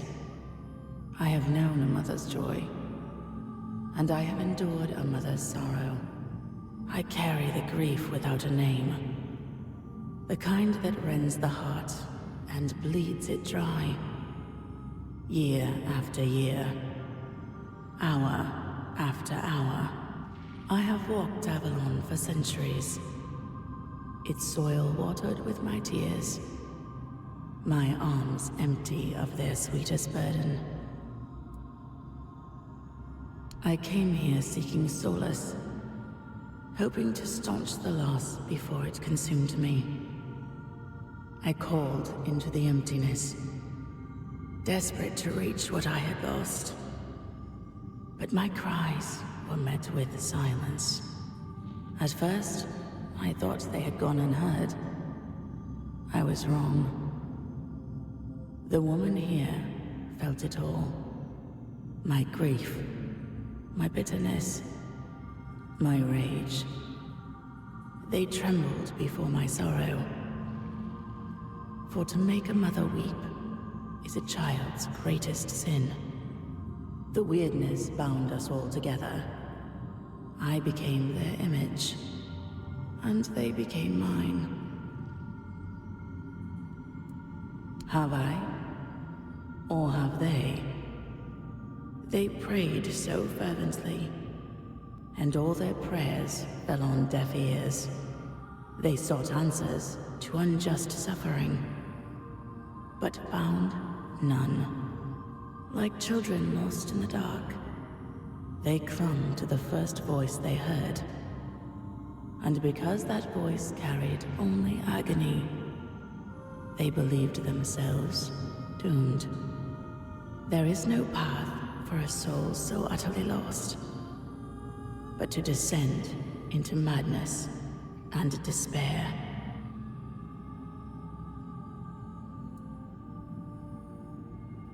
You have already freed me. You restored the sight I shared with the tormented Thrygve, and returned my undying body, once bound to the fallen Percival. And my voice, I grew weary of it, so I gave it to Lorelia to speak on my behalf. The sweet girl made it her own, ensuring she will remain here, even when I am finally gone. I lingered only because I wished to meet my savior. I had hoped, but no. What I hoped for no longer matters. As for the others, I fear they are too far gone in their madness. The only freedom left to them is the one only a mortal can embrace. Farewell, stranger. Perhaps our paths will cross again.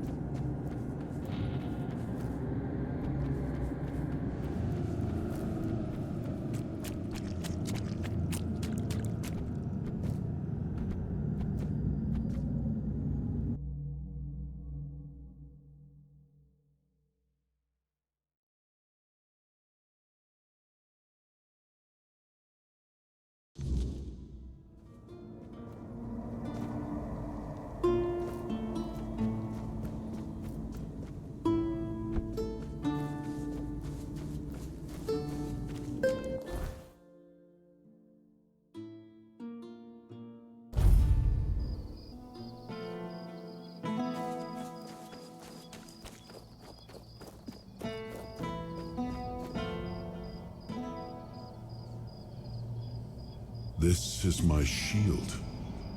But there's no part of my soul inside. We need to look somewhere else. But I can feel the missing part. Close. Maybe it's the men here. Maybe it needs something from us.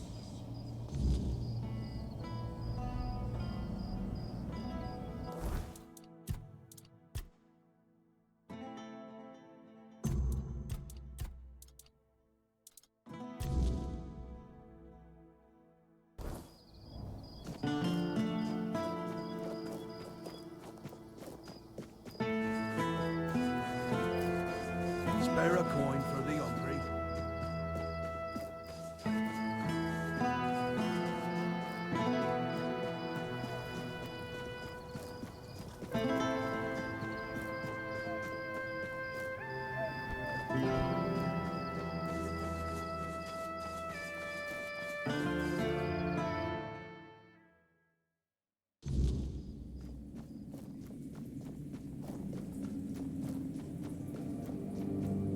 Aurelia's voice, it's different now. I take it you're the reason for that. So, this is it. The piece of myself I've been missing all this time. It feels familiar, yet strange and deeply corrupted. If it truly is mine, I cannot leave it in this state. If I try to retrieve part of my soul from this thing, it will poison me as much as it heals me. She's right. Surprising, considering the things she's whispered to me all this time. And I'd like nothing more than to perform the ritual, but the altar isn't safe. Too many of the sick gather there. I can't risk it.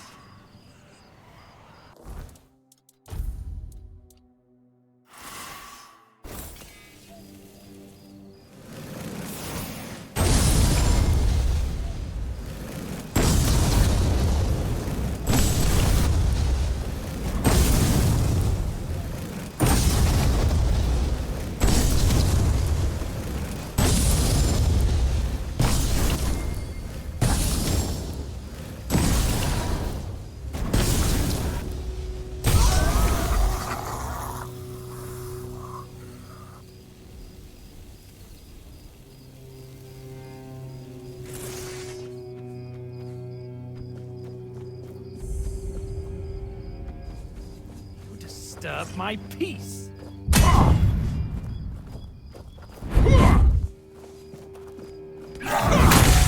I'll strike you down.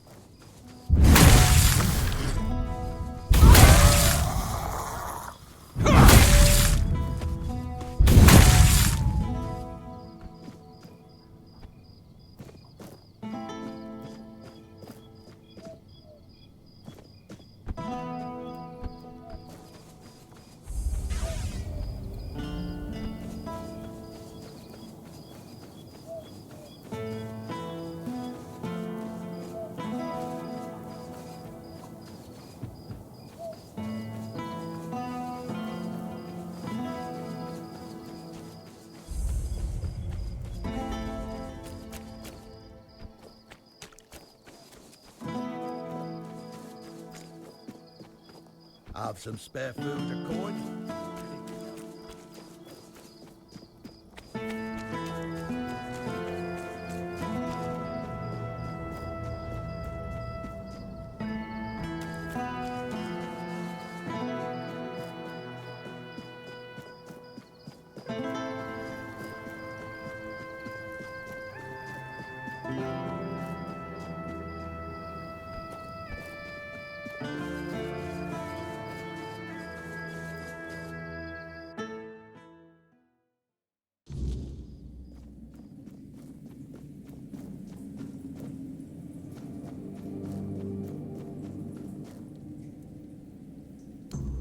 Thank you, truly.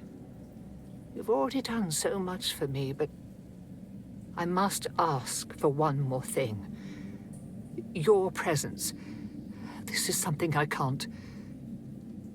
This isn't something I can face alone. Thank you. May the All-Mother guide us both.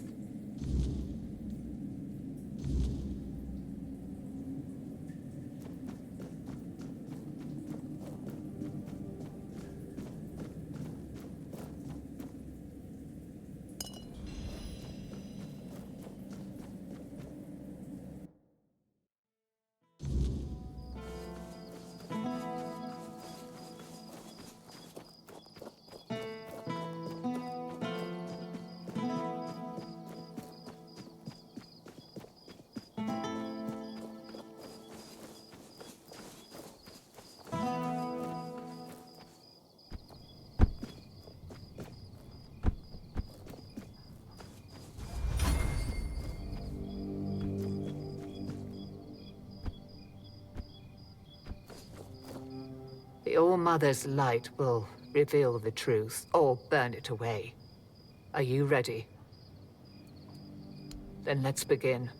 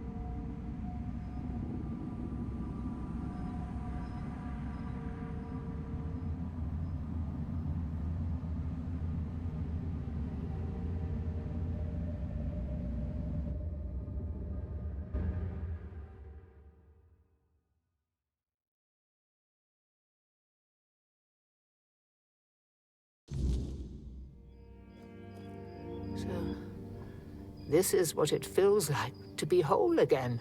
It's strange.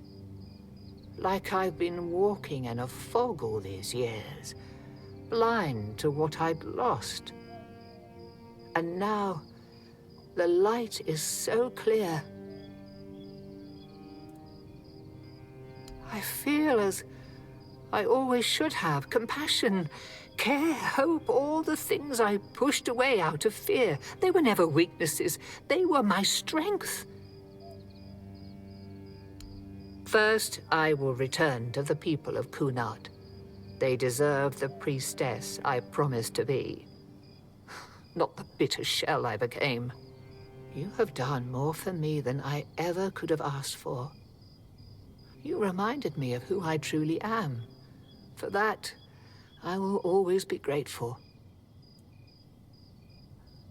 No, you didn't. The All-Mother guided us both. But now it's up to me to carry this forward. Thank you, truly. There is much to do, but this time, I will face it with open arms and a whole heart.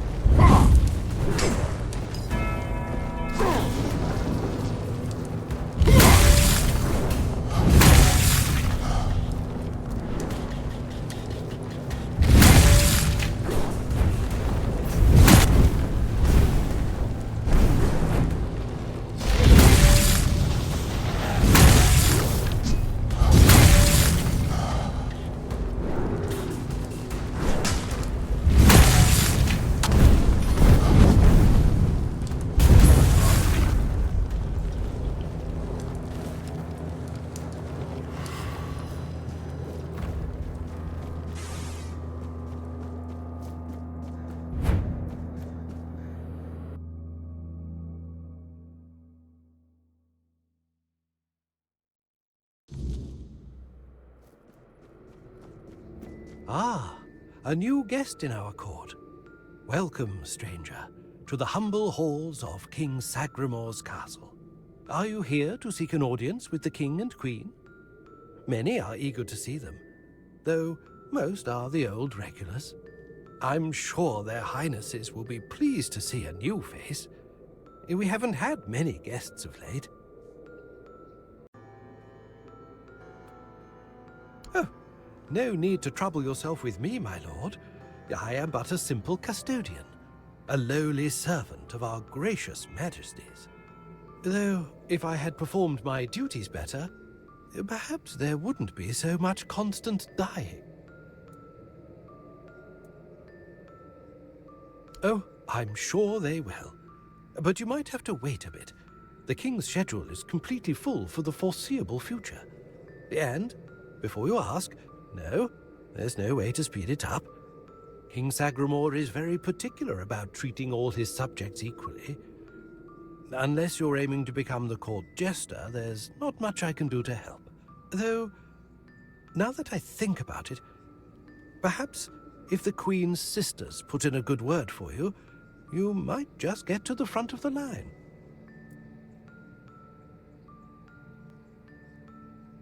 I'm glad you asked, my lord. All you need to do is kill me, and the keys to the sisters' chambers will reveal themselves to you. Exactly. For a brave adventurer like you, it should be no trouble at all. Go ahead. I won't fight back. I die more often and more efficiently than anyone else in this noble castle.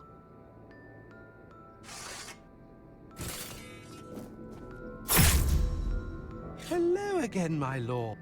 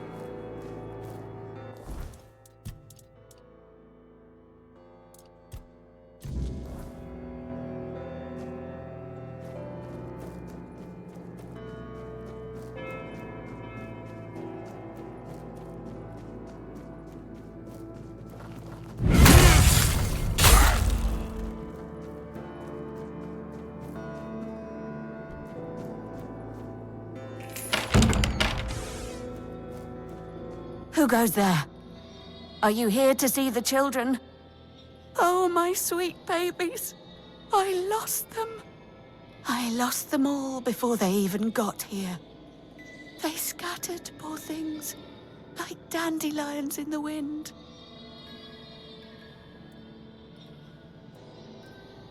My little flowers, they're all gone. Met their grim fates within these castle walls.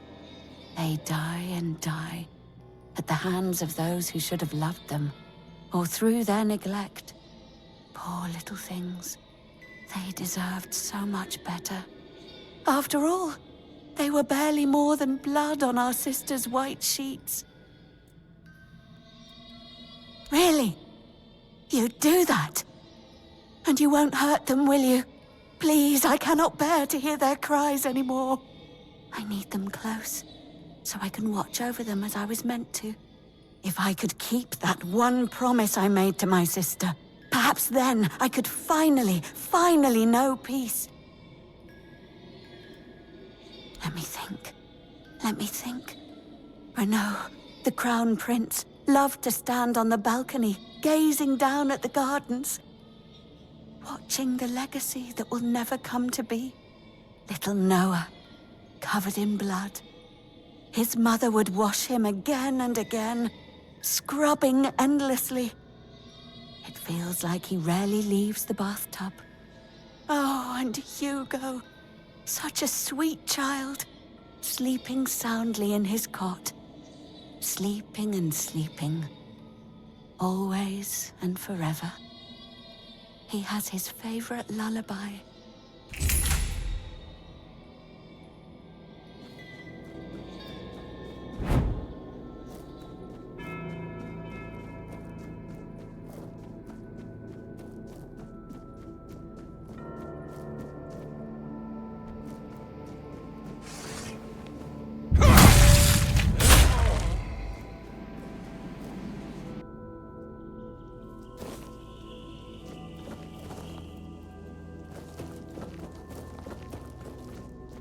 He's gone.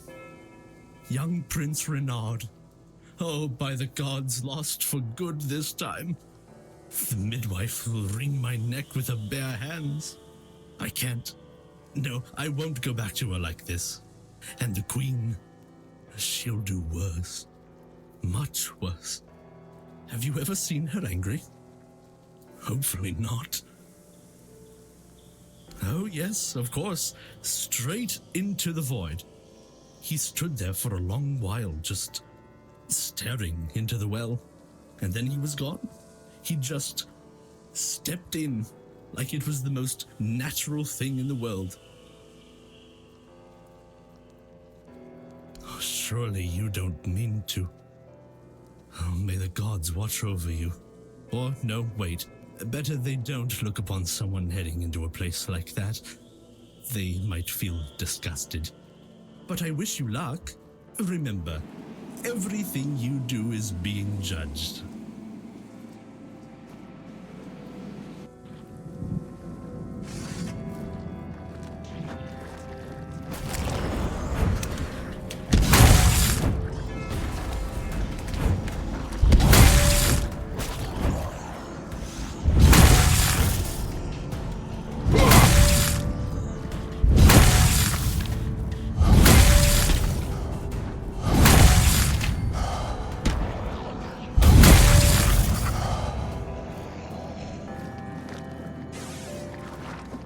Did the midwife send you? Or was it that coward who's supposed to be keeping me under their heel? The firstborn of the king and queen. A proper little princeling. Almost grown, though life has never tested me thanks to the comfort I was raised in. Which is why I'm full of whims. Why I think only of trivialities. Why I'm just a gilded youth, unable to appreciate what I have. I won't bother listing every one of my vices. Don't take it personally. You're not that special. Nobody is. I just wanted you to leave me alone. But as always, everything in this house proves hopelessly useless. Any form of service, flawed and feeble. They lack competence. Next time, I'll find a deeper despair and an emptier void to hide in. Mother won't be pleased with how miserably the court servants perform their duties. She never handled disobedience well. Well then, we can skip pedagogical lectures, as I know you'll force me to return at the end. And later, I'll try to run away again. Spare yourself the trouble. You don't have to drag me by the hand, I know the way back. The Queen's little lapdog. Phew.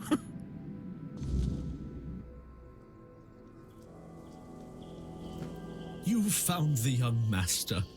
Joy, such great joy. I owe you a debt or two. We simple folk, we must stick together. Here, take this. I hope it serves you well.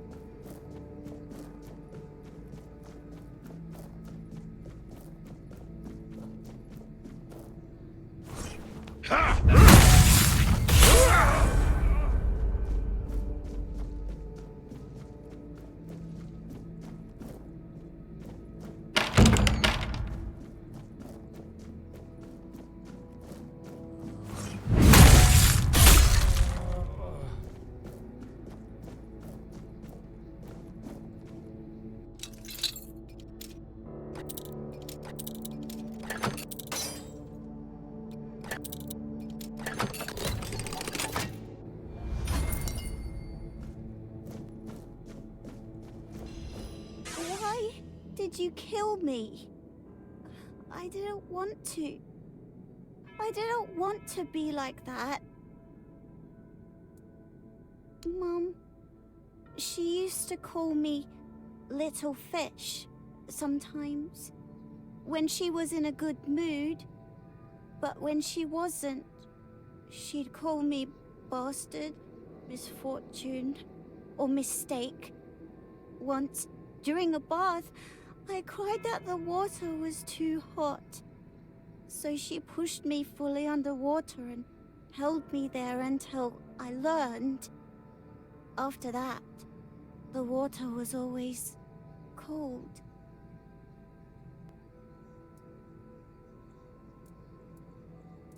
Then I was here, sitting in the water, and I never cried again.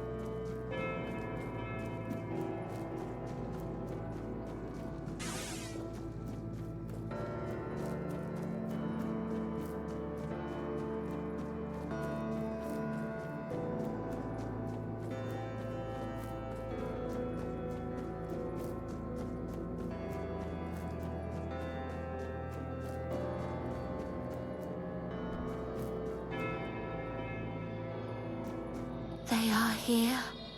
All of them. My sweet little petals. I'm so sorry. I should have tried so hard to bring you into this world. But maybe now we can set you free. You will help us, won't you, stranger? My sister's reign must end. It's brought us horror upon horror, all because of her fear and obsession. She thought she could forge fate with power, but she was wrong. Fate is inevitable, and the one she claimed was never hers to begin with. Yet we are the ones who suffer the most.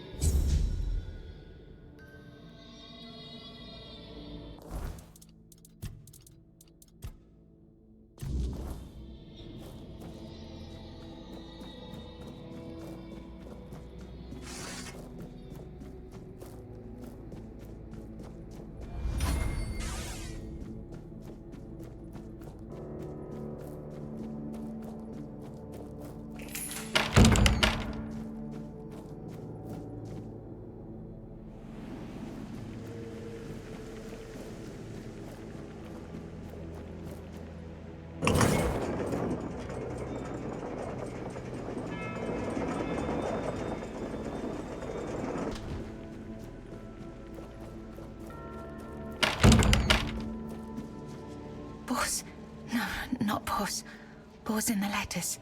The letters to Bors, to beloved. These, all of them, I write. Letters to beloved Bors, I write. I write only letters to Bors, to beloved. Yours, Claire. Sister has a tablet. Once she had it. Once, sister. There is no love in her. There is much in me. For Bors. For beloved. I write.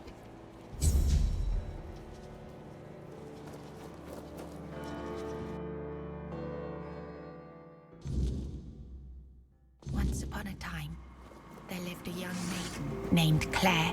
She had 2 sisters, and together they resided in a resplendent castle within a land untouched by the cruelty of time. In this unchanging realm, there was neither the sorrow of endings nor the joy of beginnings. No sunrises, no sunsets, and no seasons to mark the days. Such was the design of the eldest sister, whose insatiable hunger for control bound the kingdom in eternal stillness. It was the height of summer when young Bors first laid eyes on the maiden of his heart, working in the fields, his skin bronzed by the sun. He paused as the sound of hooves drew near.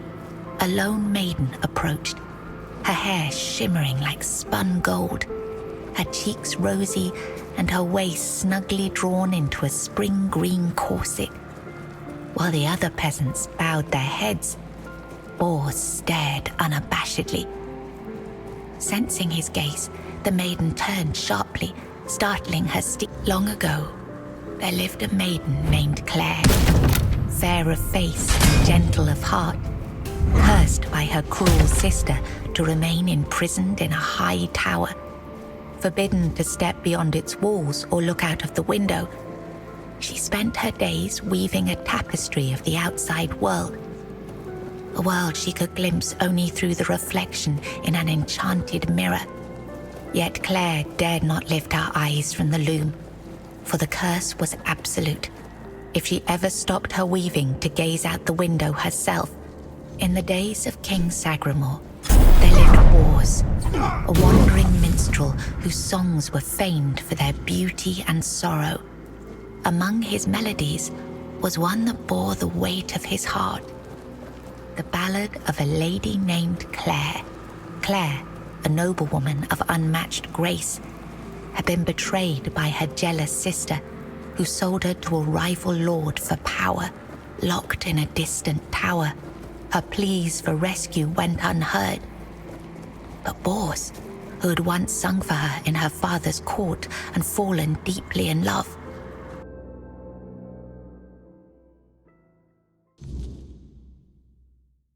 learned of her plight and vowed to save her.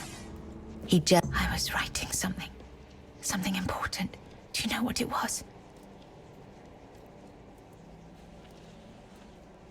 Yes, Bors, my former lover. I have fond memories of him. Really? Perhaps that was true once. I longed for my own Sagremor. I craved love, true love. A beloved, not a dog. My dearest Bors, I'm sorry. My sister. I have two sisters, one older and another the eldest. She's the caregiver. She nurtures, she helps, she tries. I was writing something important. Do you know what it was? Here, you've read these notes on the stacks of paper. My handwriting. I must have written them, yes. Strange. No, I'm sorry. Enough. She sees all, hears all. Her arms are long. They're everywhere. Go now, go.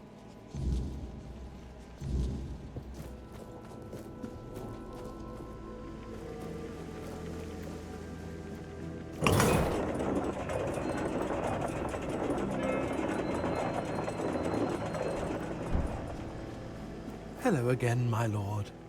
Are you ready for your audience with the king and queen? As you wish. Here is the most precious of all keys. It will open the doors leading to the throne room. Oh, and you might have an occasion to see the royal chapel. Please, don't forget us. Damned for all eternity.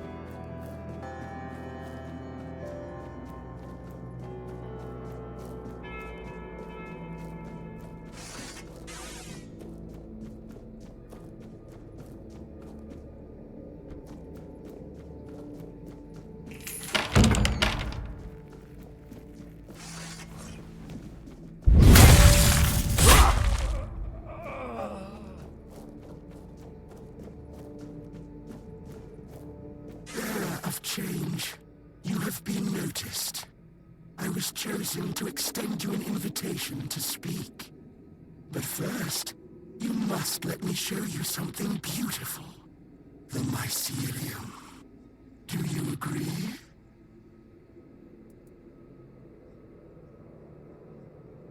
Very well. I won't trouble you any further.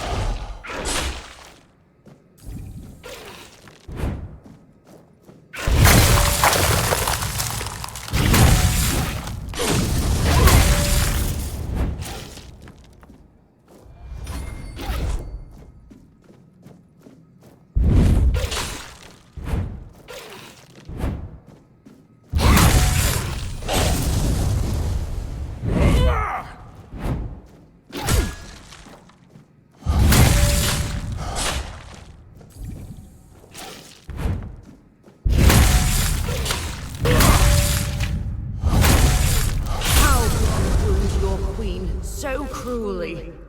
Why did you refuse to simply bow?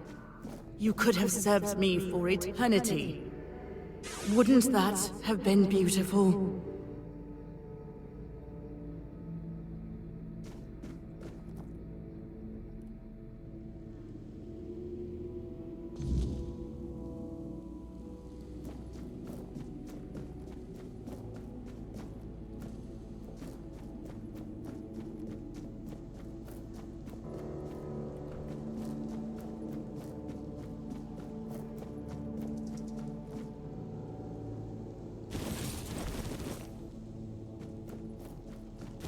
Gone, is she? Gone from one eternity straight into another. Oh, how I wish we'd had one more day. A proper one. Marked by the sun setting on us forever. Once, I dreaded it. The relentless passage of time. And now, all that's left is tomorrow, and tomorrow, and tomorrow. And all our yesterdays have lighted fools. The way to dusty death. Now it all ends. The lofty dream, the endless torment, and the fruits of our vanity. What we leave behind is a monument to our own foolishness. There will be no legends told of this place, for it is a tale told by an idiot, full of sound and fury, signifying nothing. And this is for you. The reason for your visit to this cursed court.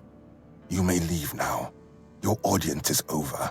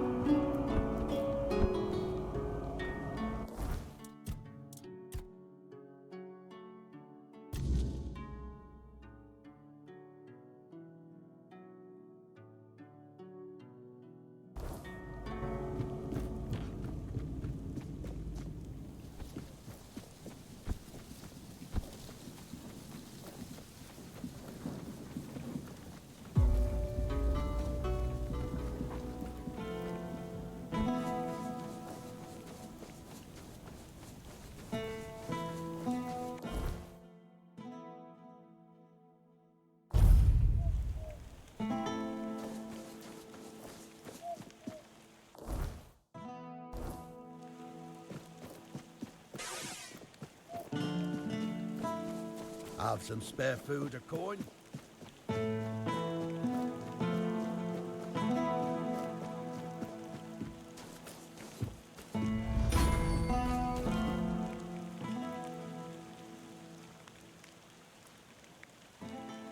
That's wonderful news. You've made the right decision. Believe me, for a favor like this, Camelot will knight you the moment you set foot in the capital. For now, though, you'll have to settle for this rather hefty purse. Now we'll inform Yvain that everything is ready. We're packing up the Menhir and heading for Camelot, and anyone with any sense will come along with us. I saw Yvain wavering in his decision, but without any hope of awakening the Menhir in Cuanacht, all of his efforts were in vain. Let's meet in the audience chamber. We have to see the look on his face for ourselves.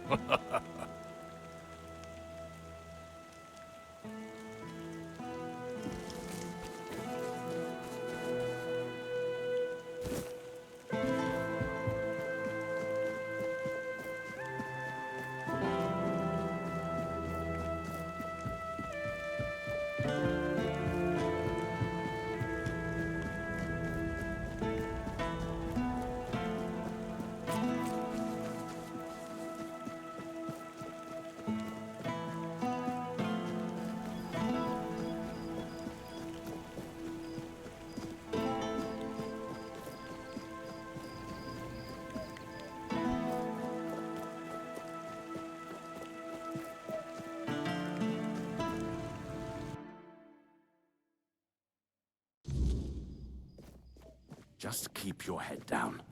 Do you need... It's over, Lord Yvain. The time has come to take the Menhir to Camelot. If you care for your people, prove it. The Menhir is fading, and there's no way to reignite it. You know perfectly well that this is the only option. I know the Menhir is fading, and nothing can stop that, but its power still lingers. I haven't yet exhausted every means to bring it back to life. And how exactly do you plan to do that, huh? Your druid is useless, and I've never heard of any way to restore a Menhir's power other than Merlin's old rituals. You're right. The rituals are lost, but the Menhir stays where it is. At least until I return from the expedition for the Holy Grail. That is Camelot law. An ancient one that neither you nor any of the Knights of the Round Table can break. What? So you've really thought this through, haven't you? But hear this. If the Menhir's power is completely depleted, we'll have no choice but to leave for Camelot. Protecting the lives of Camelot's subjects takes precedence over any holy mission. That's King Arthur's decree. I am aware. But you have no authority to order a return to Camelot until the Menhir has completely faded. I know the old laws, Denholm. That's why I choose to evoke them. I will lead an expedition to find the Holy Grail. Such is my will. Well, if that is the will of the Lord of Cuanacht, then Camelot will have no choice but to acknowledge it. I'll report this to command. They're in for a surprise. Stay and see if you can talk some sense into him. If he's set on this expedition, well, if he's so eager to die, I won't stand in his way. I'm sorry you had to witness that unpleasant exchange. You heard what Denholm said. Camelot won't dare touch the Menhir as long as I lead the expedition for the Holy Grail. Once again, I need your help, and I'm prepared to grant whatever you ask in return. People I can trust. Those prepared to share the burden of this quest for the Grail. I can't command anyone to join me. They must come of their own free will. Otherwise, the expedition is doomed to fail before it even begins. And, as you've likely noticed, I'm not exactly beloved by my subjects.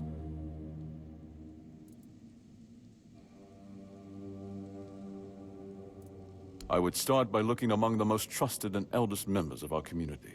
Our priestess, Neante, possesses unparalleled talent in healing. Her presence would certainly be invaluable on such a journey. Then there's Ulfr, a skilled blacksmith who was once a formidable warrior. If not for the strength of his muscles, the strength of his mind could prove useful. You might also speak with Maggot. Since the two of you have been through so much together, he may not be thrilled by the idea, but I believe his heart is still in the right place. It's hard to say, and that only proves how much I've lost touch with my own people. Even those as respected as these three.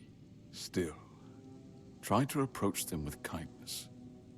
They all have their demons, and I doubt they'll agree to join if they are still tethered by unresolved matters.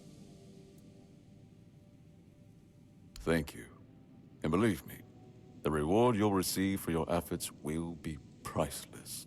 And whether they agree or not, I will set out for the Grail. I will buy more time for Cuanacht. I should stay out of trouble. You startled me.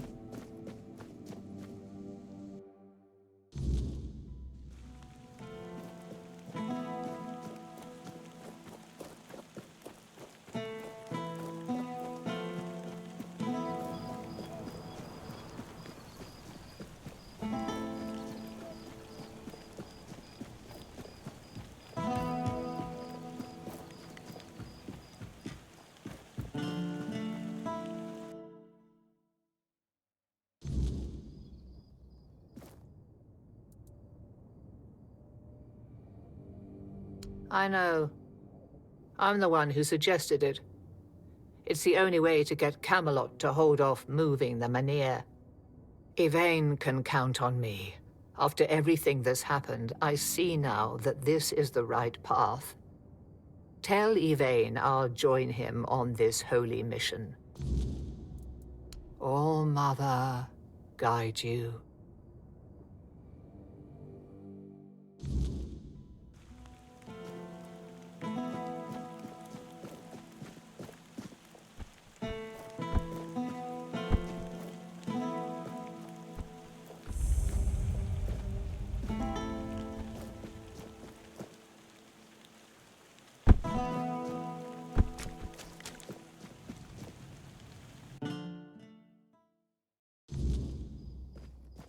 If nobody's working the anvil, then it means the forge is closed, and it will stay closed until Beor gets better. Unless Beor gets better, I'm not opening the forge, let alone thinking about any expeditions. A woman happened. He was chasing after some girl he thought the world of. Almost ended up shuffling right off this mortal coil. One time he went to see her and didn't come back for 2 days. I looked for him all night. It was only in the morning that I found him. He was all the way on the outskirts of Cuanacht. Alive, but barely. Afterwards, he seemed to be getting better. Everything went back to normal. For a while, I could see that he was starting to struggle with swinging the hammer, until one day, he just passed out completely. Now he just lies there, barely breathing. I have no idea how to help him. Neante, Maggot, none of them know what's wrong with him either. I told him that it's no use chasing after a girl, that she'll come to him if she wants to. Stupid kid. I feel bad for him. What do I care? Whatever happened there could have been her fault, so excuse me for not running to rescue her. I only know that she wasn't from here. Beor's wound wasn't caused by a mere boar, oh no. Hell knows what happened there. He didn't want to tell me what actually happened. But I know that youngsters in love used to visit this one cave with a spring. It was all hogwash if you ask me. Maybe they went there and were attacked by weird beasts or something. I don't know. To be fair, I don't give a damn now, and I didn't then either. I only cared that Beor was alive.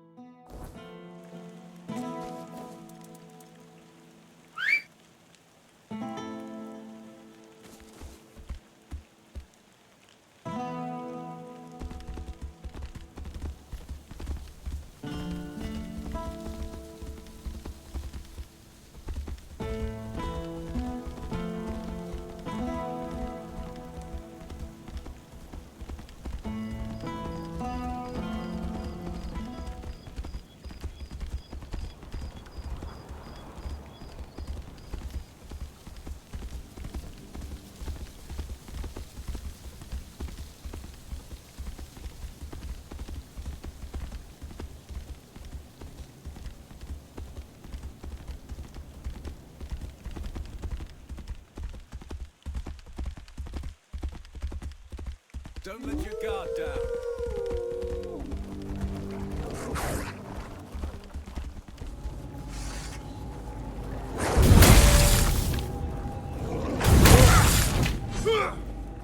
It's just a flesh wound. Show me what you're made of.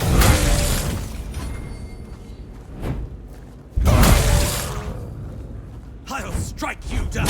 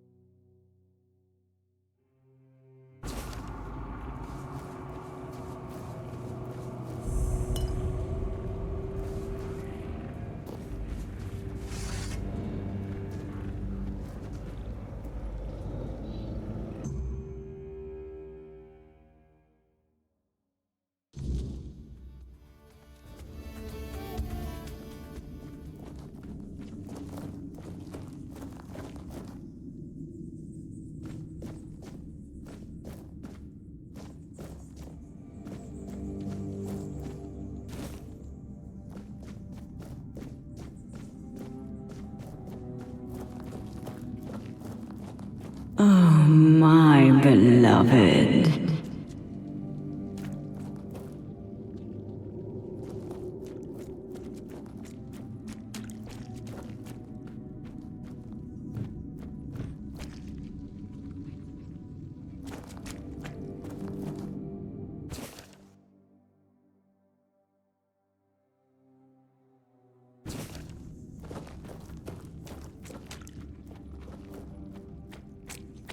Come closer.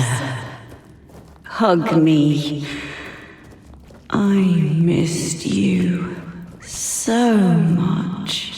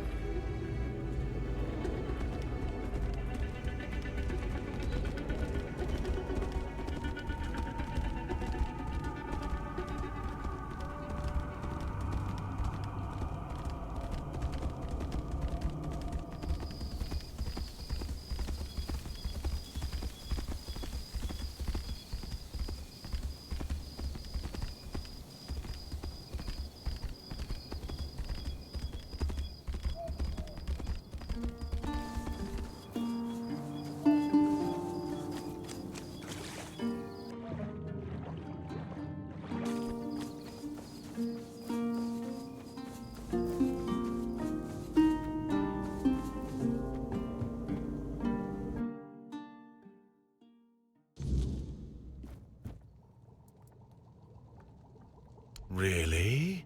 What for? The Mynheer burns beautifully. Nothing bad can happen now. Ah, yes, that makes sense. I can see it now. And he sent you to me. How unexpected. But honestly, I'm not worthy. And I don't think I ever will be. What use is a scatterbrained pseudo-druid who's been abandoned by Mother Nature? I'd just get in the way. Or worse, I'd put everyone in danger. The maggot inside me is still strong, I know it. That's why I have to stay here, to protect others from its influence. Tell Yvain I'm sorry. I'm honored he thought of me, but I can't join this expedition.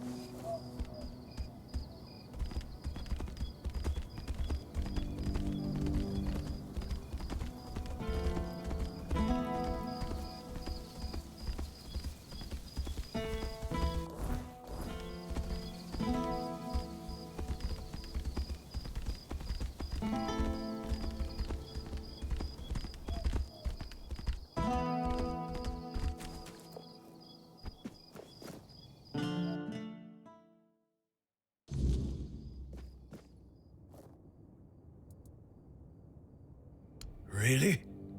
Well, if this can put Beor back on his feet...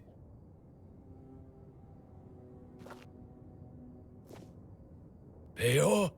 Your wound, it changed. What? What happened? I don't remember much. There was a cave. And a girl? She touched me. I came back and dreamt. Then there's only darkness.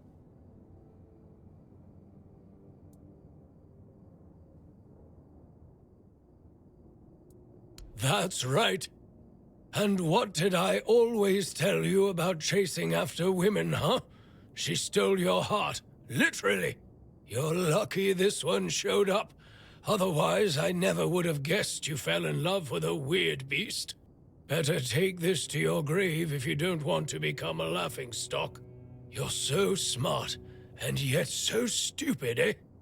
Well, get up now, whelp. Enough lazing about. You can take it easy today, but tomorrow you're back in the forge first thing in the morning. You've got a lot to catch up on. I'm sorry. And you, thank you. I'd thank the All-Mother for sending you at the last minute, but I don't want to owe her a thing. So, I'm thanking you. Finally, we can get back to work. I missed it. If you ever need a smith, you can come to me.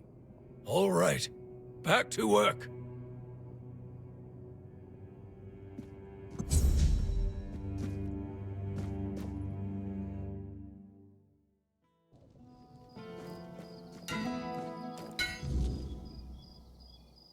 Oh, hello.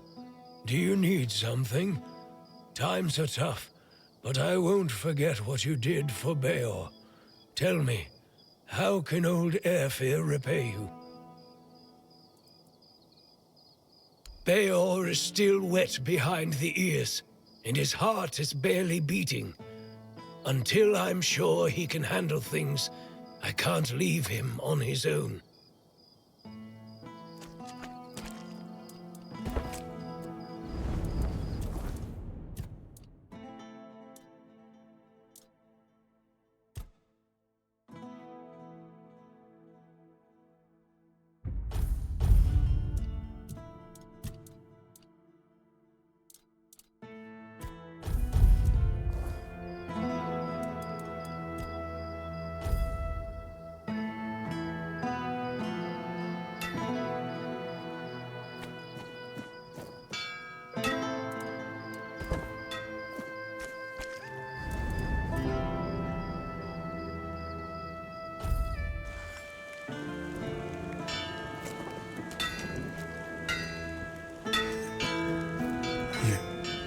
found her, didn't you? You went to that cave and came out alive.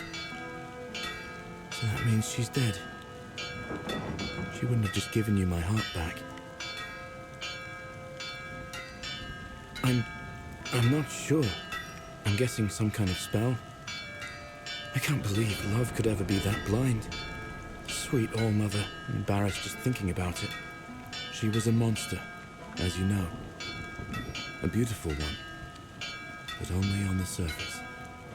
I can't believe it's over. Oh, and I didn't have a chance to express my gratitude. Although, an apology might be more fitting. You risked your life for me. That's more than I could ever ask of anyone. Even someone dear to me. So, thank you. What brings you here? What do you need?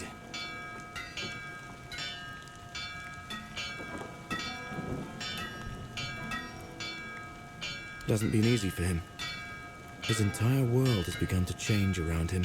You've seen what they did to the trees near Cuanacht. For some reason, it pains Urfia no end. Even before I got sick. The Camelotians had commissioned a lot of work from us. I think he feels partially responsible for what's been happening around here.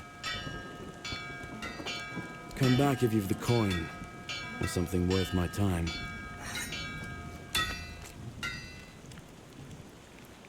Beor is still wet behind the ears, and his heart is barely beating.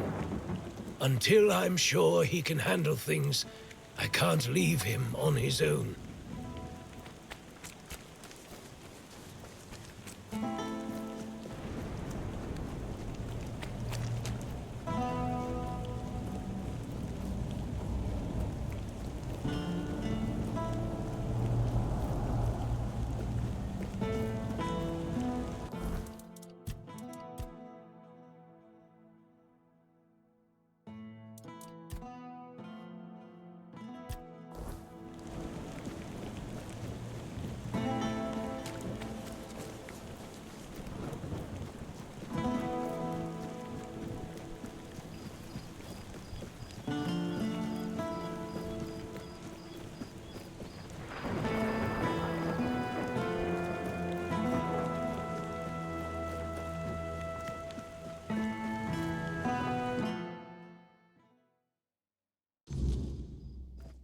The less attention, the better. What news? The people I told you about. Have any of them agreed to join me on the quest for the Holy Grail?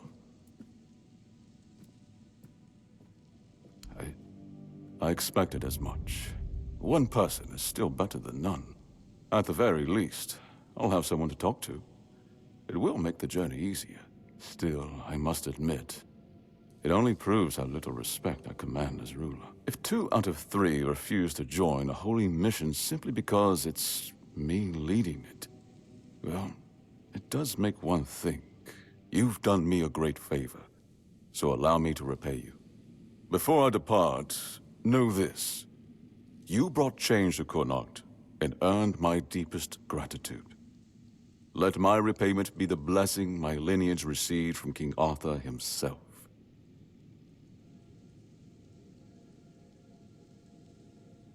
Be the shield that watches over Cuanacht, as House Terion has done for generations.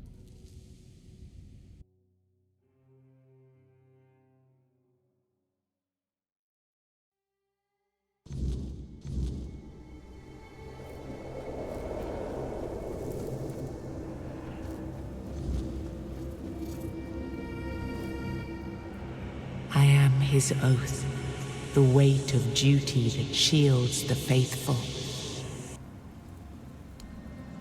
I am the wall between order and ruin.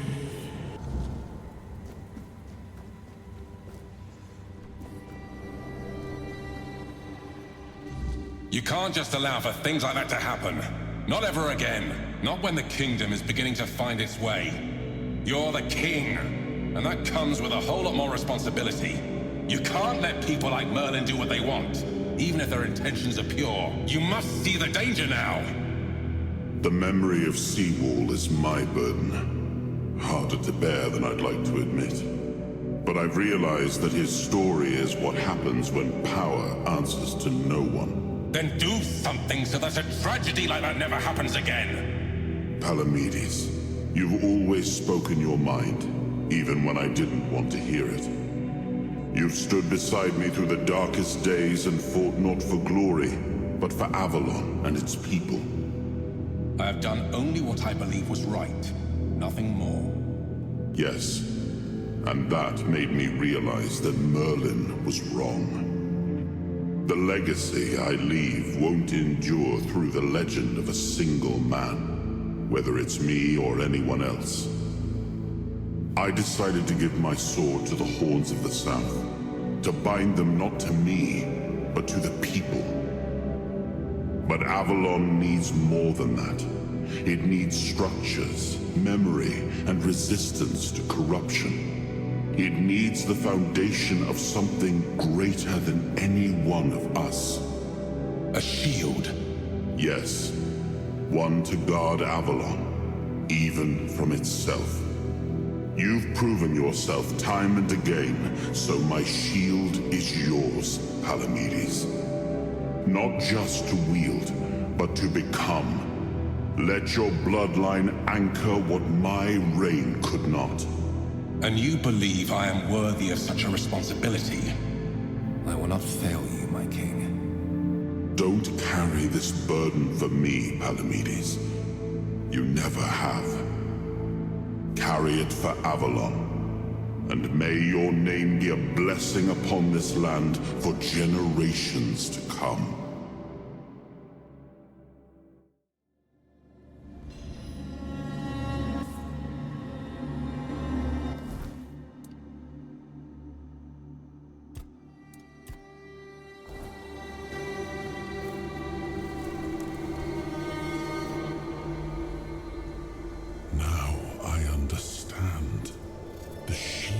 Isn't an object. It's the bloodline itself. But I also remember the shield was meant to resist. Not enemies, not blades, but corruption, compromise, cowardice. Palamedes understood that. Nothing I've seen here reminds me of him. Nothing resembles the kingdom we were trying to build.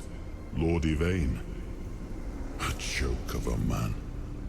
A mere shadow of his ancestor. Not worthy of his title, nor of leading his people. I tried to build something lasting. Something that wouldn't depend on me to survive. I distributed power, tied it to oaths. Not blood. Gave regions autonomy. Left behind symbols to bind them. But what we've seen so far, that's not a kingdom. That's theater. People playing at being lords and commanders, taking on roles they don't even understand.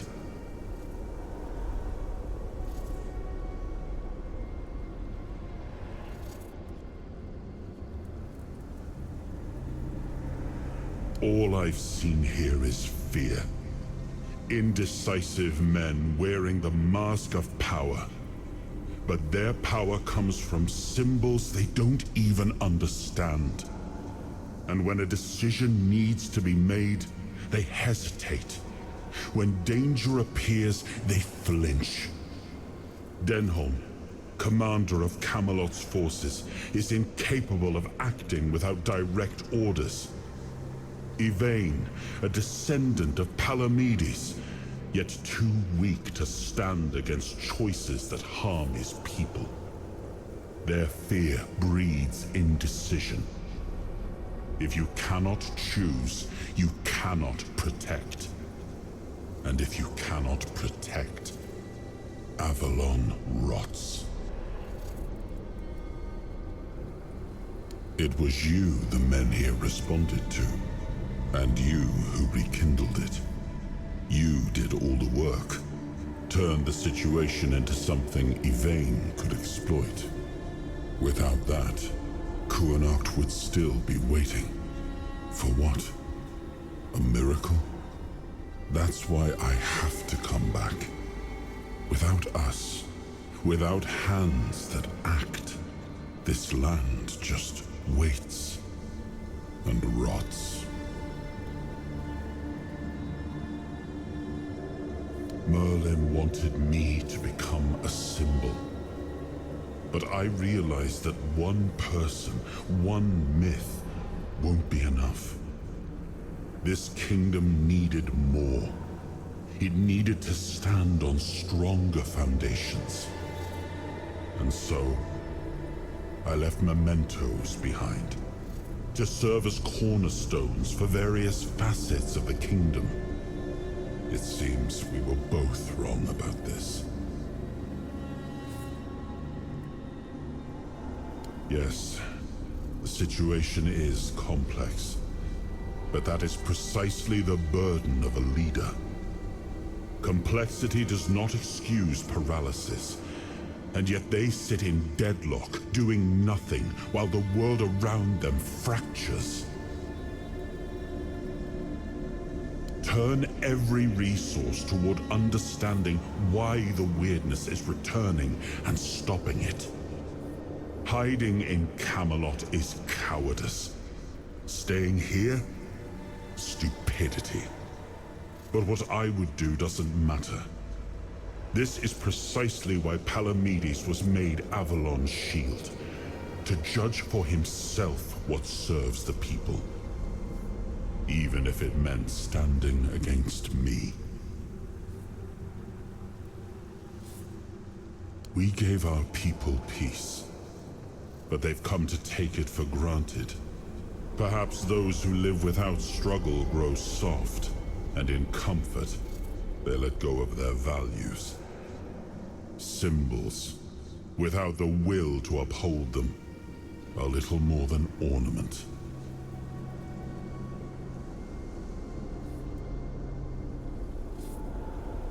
I named his bloodline the Shield of Cuanacht, and granted them dominion over this menhir, with full autonomy.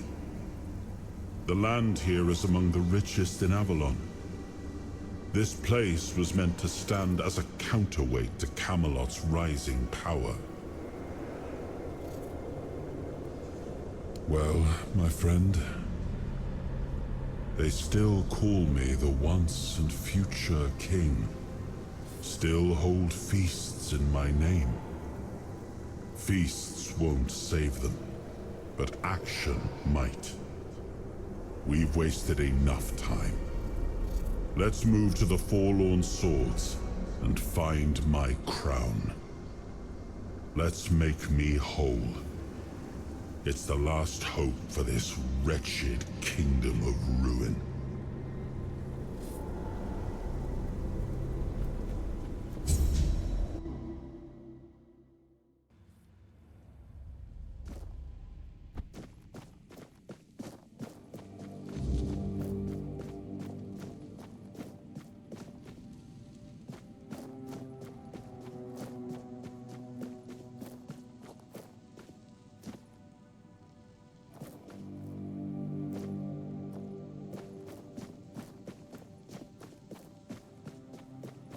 I should stay out of trouble.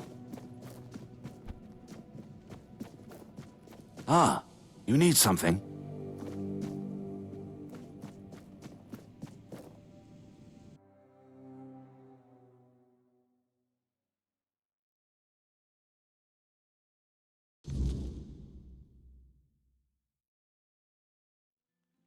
Are you sure you want to do this? You can still back out. Camelot will surely forgive you for this insubordination. I have no other choice. I will either return with the Grail or die in the attempt. Nothing can change my mind. Fine. Do as you will. I'll gladly hear people's reactions to their own lord abandoning them, especially now, when all hope is fading along with the Menhir. Don't say I didn't warn you. Look who woke up. You're a bit late, though. You missed the show. Our Lord gave a rousing speech to his subjects explaining why he's going to leave them in these dire times. I'll leave you two. I need to start cleaning up the mess you made, Yvain. And before I forget, some shady-looking character was looking for you. Didn't tell me his name, but said you're old friends. Said he'll wait nearby. Greetings, friend of our house. What may I do for you today?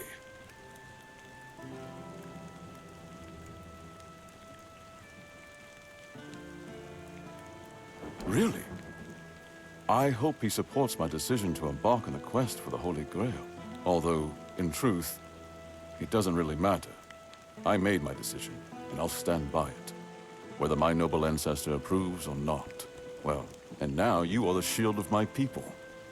I trust you will ensure that his blessing is not squandered. House Terion ends with me. Lady Maeve was never granted the chance to give me an heir. And I couldn't bring myself to take another wife or continue the lineage while the world I knew crumbled around me. But your words are kind. The story of my family began in glory, and in glory, it will end. As soon as the necessary preparations are complete. With any luck, it won't take much longer. Ansem will assume my duties in my absence. He is my most trusted man, and he is respected by the people. For now, he's assisting me in gathering supplies. I do not know when or if I will return. Cuanacht and its people must be ready for either eventuality. I cannot say for certain, but I have faith that Ansem will manage. Truth be told, he's been the one keeping things in order for quite some time now. Since Maeve's passing, I've been all too aware of how much I've neglected my responsibilities. Camelot will keep the peace in my stead, and I can only hope that the people of Cuanacht will come to trust Denholm and his men. We may not agree on every matter, but I cannot deny Denholm's honor. When I return, it will have to be enough. And so, I thank you once more. House Terion is... no, wait. I am personally deeply indebted to you. Because of your efforts, my family has the chance to reclaim the glory it once knew. Farewell.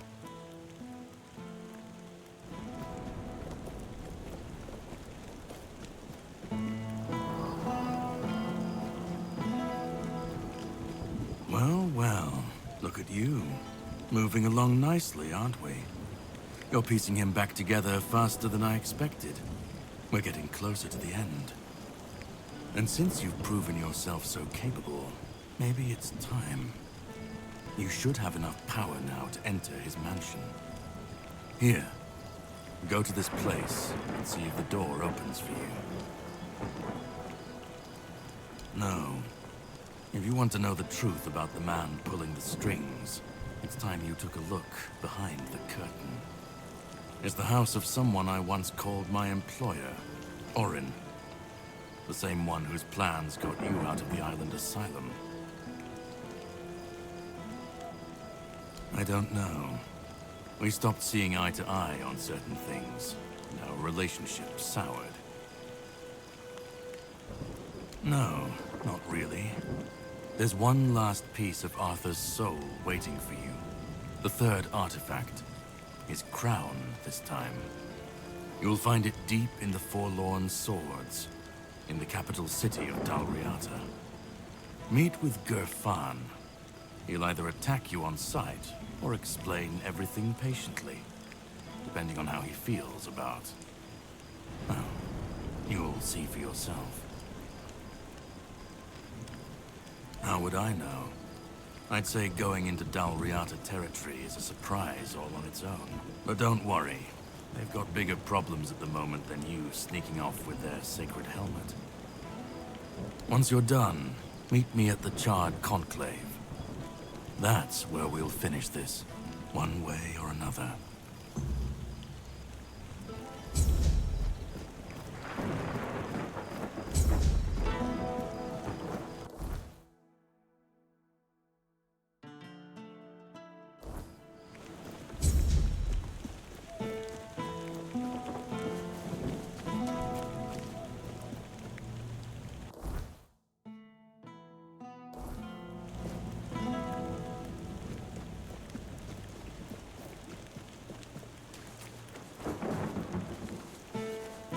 Have some spare food or coin?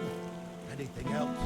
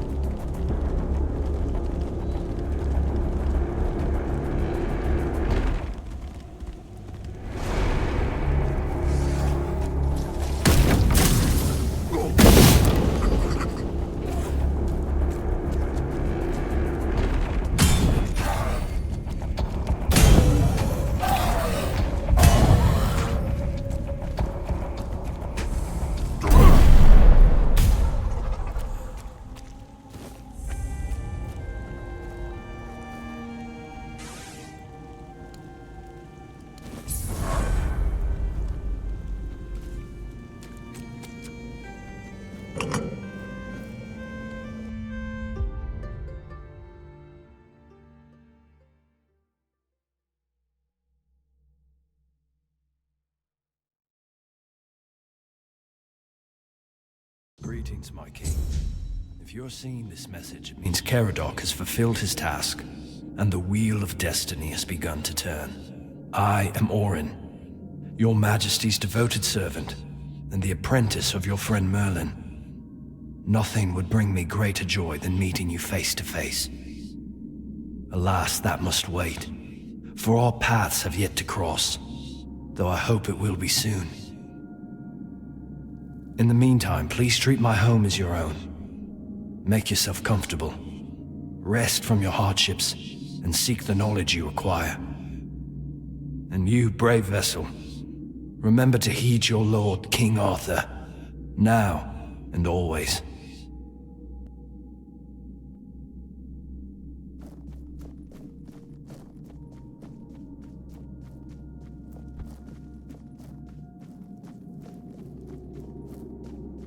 My king, I understand that what Merlin and I have done was against the laws of nature. You know how many brave knights gave their lives so we could find a way to bring you back. My king, I understand that what Merlin and I have done was against the laws of nature. You know how many brave knights gave their lives so we could find a way to bring you back. But their sacrifice was not in vain. With you here, Avalon has a chance to become a true paradise. And now, I believe I've found the way to make it happen.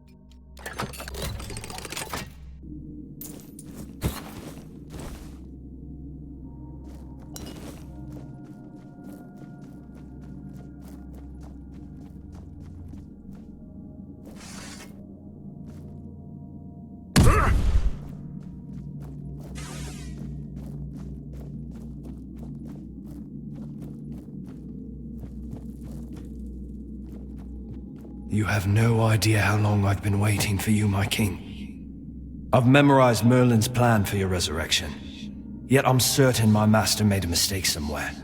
I just can't pinpoint quite where. The theory of revival itself, the technique for performing the ritual was flawless. After all, you always return to us. But I saw how much suffering each resurrection caused you. I wanted to find a way to bring you back to us as the person you truly wished to be.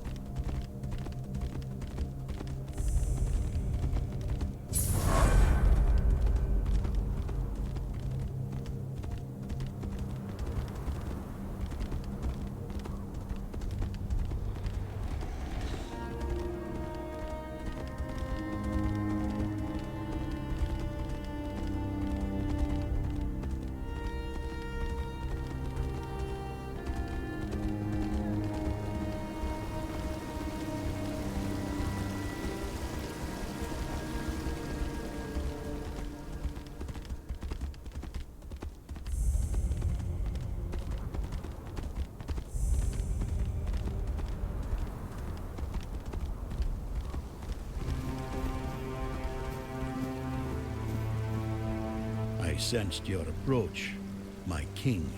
I, Gurfan of the Gunvaldir tribe, salute you as my forefathers decreed.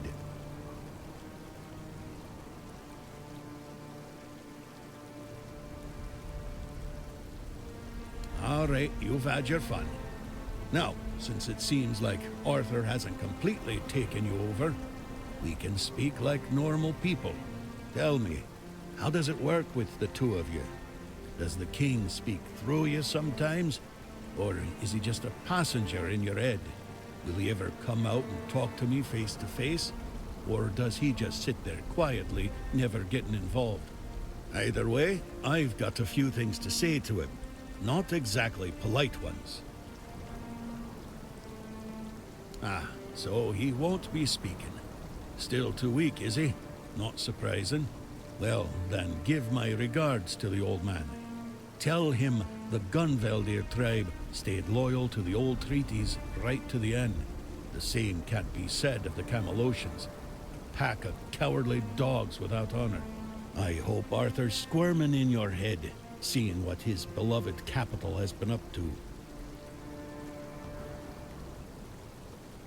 Normal ones, honorable. He entrusted us with the Forlorn Swords and his crown, the one he used to command giants. We were sworn to guard them. In return, Camelot was supposed to leave us alone, now and forever. But the Camelocians didn't hold up their end of the deal. May their souls rot in the weirdness. Can you hear me, Arthur? The treaty is rubbish. I'm rallying the tribes, and we're marching on Camelot. Nothing can stop us anymore. Except ourselves, damn it.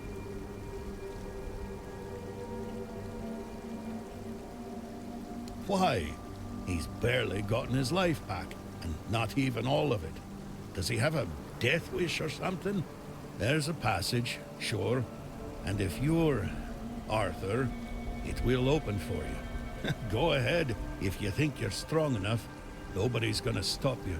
But let me warn you, it's not going to be an easy journey, or a short one. Well, the giants are asleep, at least on the surface. But below, what if they wake up when they see Arthur? I doubt they'll be happy. And if the giants weren't enough, there are still the monsters, and other surprises. The legends about this place make it all pretty clear. If I were you, I wouldn't go in there. At least, not until you're sure you have the strength to handle what's hiding inside. Or without the blessing of the tribes, as agreed 600 years ago. You'd know that if you remembered our agreements, Arthur. Yes, the funny thing about our king, as you may already know, was that he was pretty sure of himself and his abilities. He knew he could march in there, grab his crown whenever he wanted, so he didn't sweat when he made a deal with our ancestors. He said he'd come back for his royal hat, only if the kingdom was in a dire situation, and if all tribes agreed to let him. Traditionally, this was meant to be done during a moot, an assembly of the tribes, and I'm calling one, so we can help each other out, if you're up for it.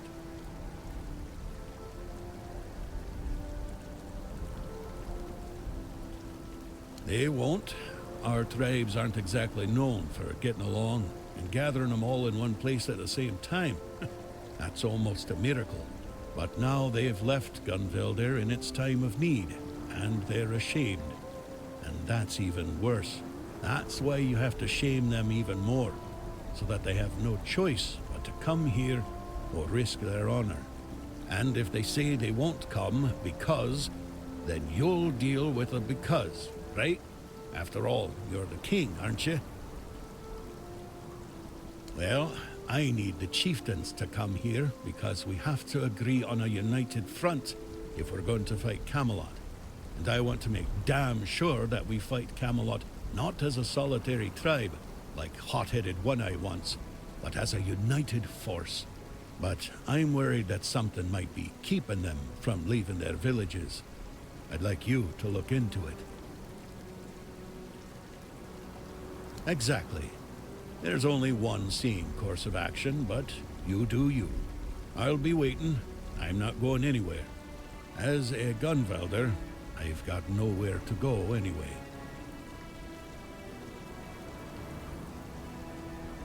An eye for an eye. There's no other way. Does that surprise you? I was the one who honored the old treaties Camelot violated. I was the one who tried to convince One Eye not to throw people into guerrilla warfare, but to organize a proper military campaign instead. But for that, I'd need united tribes. And getting us all to work together on our own turf? That's proven to be exceptionally difficult. If you ask me, I got scared.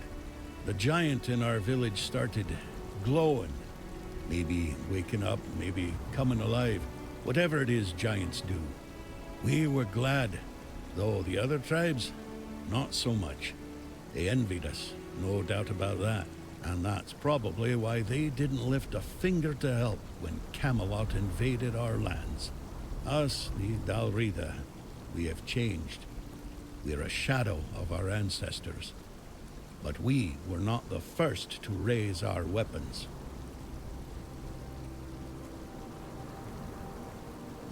Well, you see, the giants for us are a bit like gods. We call them our protectors. It's a tradition dating back to the battles of the Age of Legends. The Dalrita befriended the giants long before Arthur ever did. There was peace between us, even when we stood on opposite sides of the war. We honor them because we believe that when they awaken, they will repay our care with their protection. It's good to have allies like them. King Arthur! His presence clings to you like a shadow, unmistakable to those who still remember him.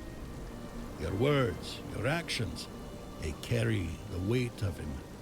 The way you stand, even your damn stubbornness. Arthur always left his mark on those he touched. The Gunvelder haven't forgotten. Betrayed by Camelot or not, our blood still remembers the old king. But don't mistake my recognition for trust. If Arthur truly walks with you, prove it. Show me his legacy still lives and breathes. What can I tell you? We're gone. Only a few of us are left, scattered across all of Avalon. I'm still here, and so is One Eye. He's convinced he can take Camelot with a handful of hot-headed youngsters. Foolish dreams, suicide, call it what you like. We were brave, proud, and deeply connected to nature. Each of us bonded our soul to an animal, sharing strength between us. I won't tell you more than that. I don't want to. I can't. All of this is still too fresh for me, too raw. As of now, 4. The Volker, the Sveinn, the Ulfr, and the Thued. Each one with its role, each one with its problems.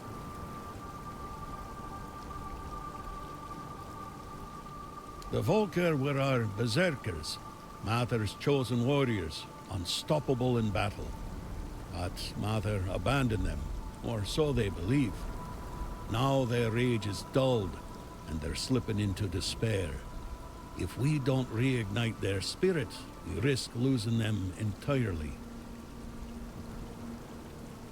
The Sveinn are hunters and guardians of something ancient, what they call a god.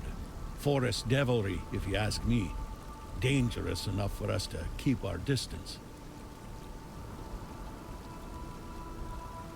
The Ulfr are warriors, the best of us. Or they were. They've gone silent. No word from their chieftain, no sign of life near the haunted keep. I fear what might have befallen him. Mages, clever but strange. Their power is real, but their methods, unsettling. They see the world differently, Useful in a fight, but don't expect to understand them. Still, strength is strength, even if it's wrapped in riddles and sparkles. Each tribe carries a part of our legacy. If we are to stand together again, we'll need them all, even the ones who've lost their way.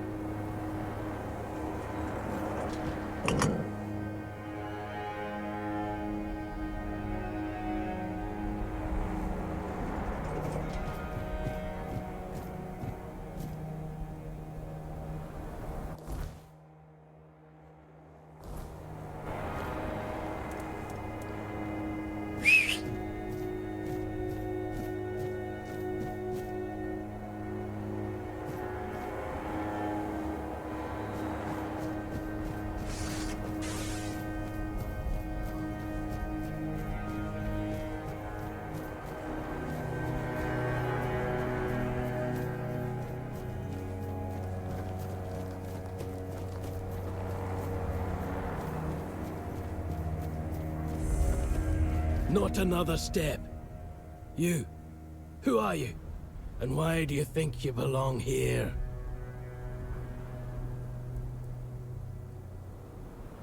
Not here, you don't. Ulfr land ain't for outsiders. Not unless the voice of the tribe says otherwise. Trust me, I wouldn't let you in if you were King Arthur himself. Especially not him. He'd have a sword up his ass before he took a step past this gate. Seal looks real enough. Fine. Go on in. But don't cause trouble. We don't take kindly to outsiders sticking their noses where they shouldn't. Hey, you!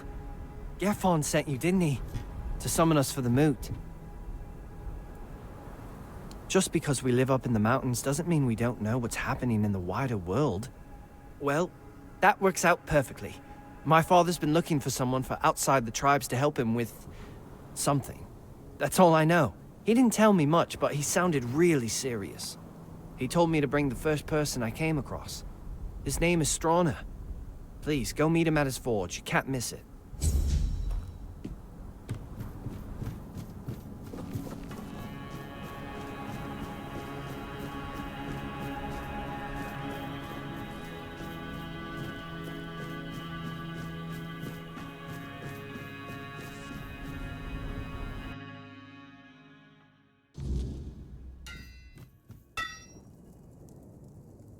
Egil sent you, did he?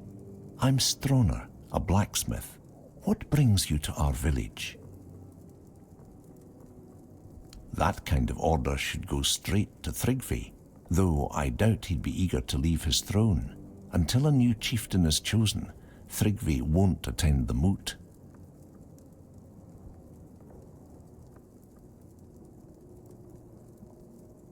Thrygve always dreamed of surpassing mortal strength, of becoming as mighty as the giants. He became obsessed with the lone pillar near our village.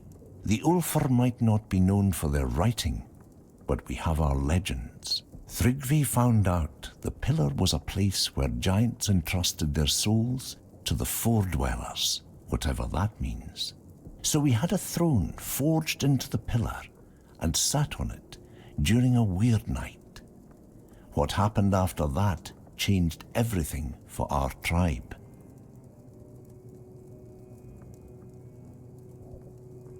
I wouldn't call it madness. Thrygve stopped being human. He grew to a monstrous size and gained unimaginable strength.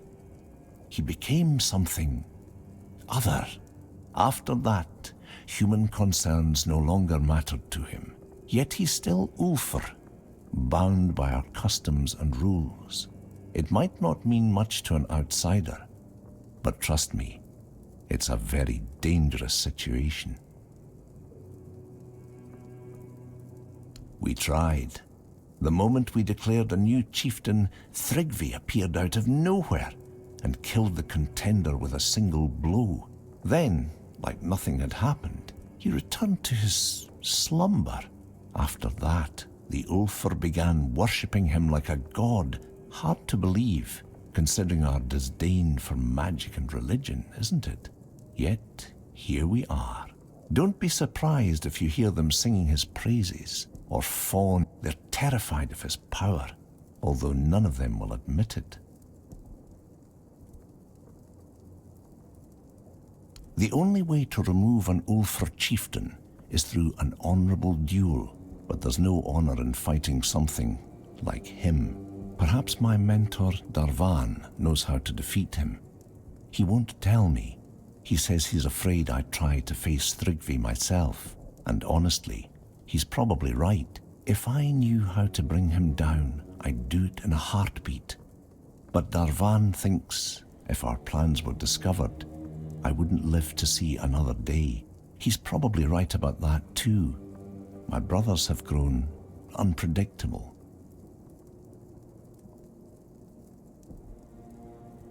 Smart choice. He lives in the second largest house in the village. You'll find it easily enough. I'll be here if you need anything else.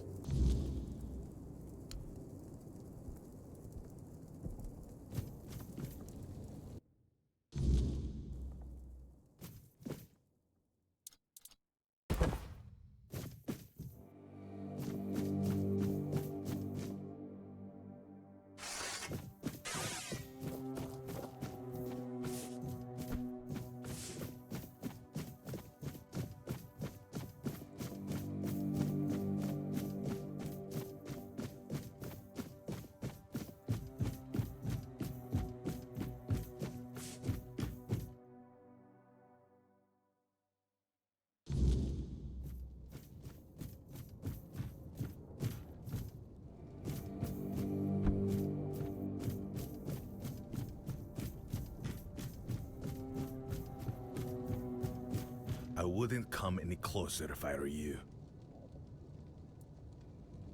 Because I said so. And here in the official hall of the Stone Wardens, my word is law. Leave in peace. I'm not granting an audience.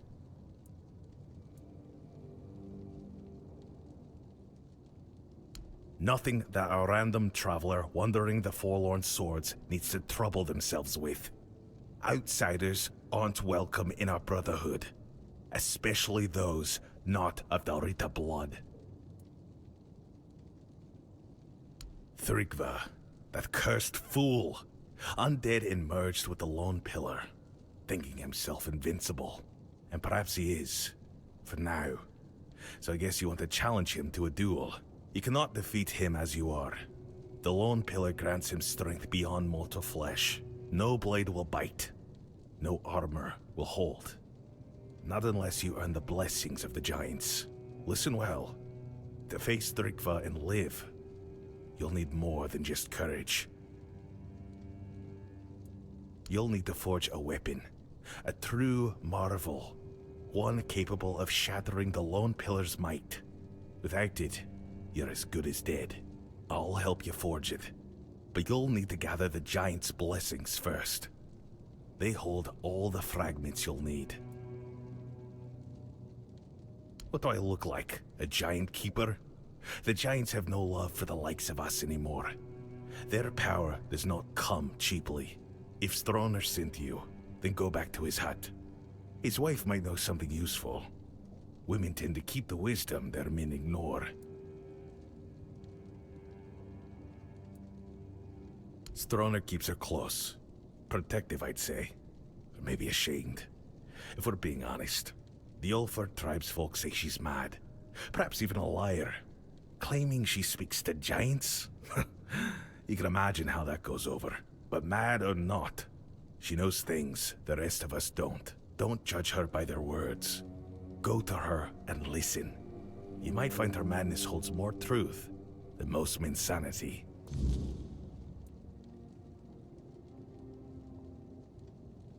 Off you go. And thank you for aiding the Ulfr Tribe.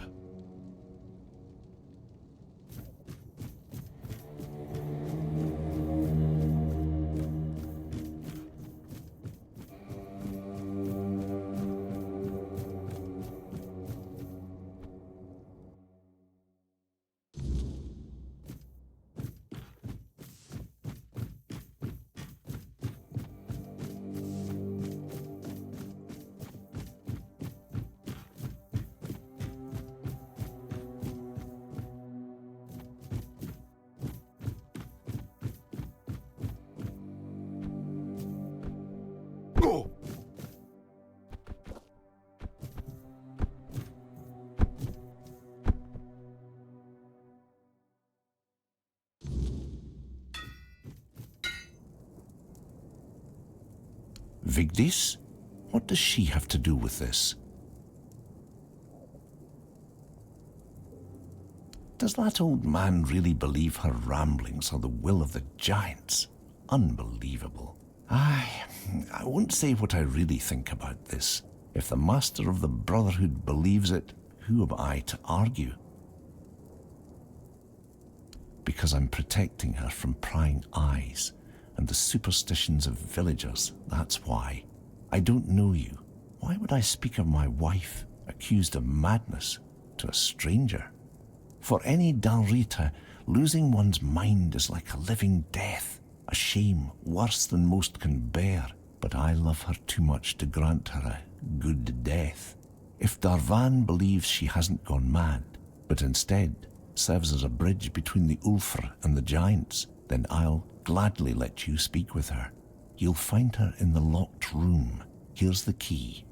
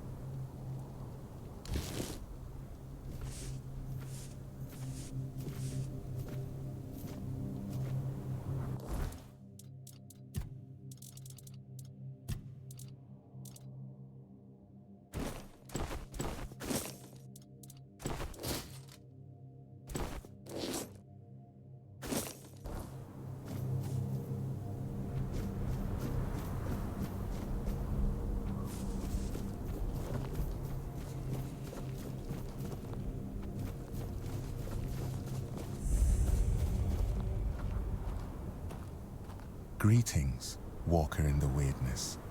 Your presence heralds the end of our vigil. The Thued Tribe longs to dream Mother's dream. It is our greatest desire, our deepest happiness.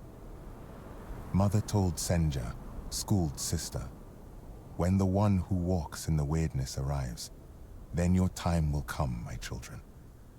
You will fall into the sleep, and we will be together forever. Everyone aids Senja in her dreaming, except Chieftain Yngvi and your humble servant, Skuld. Because of this, Mother's grace flows upon us all, and Senja's sleep remains strong and true.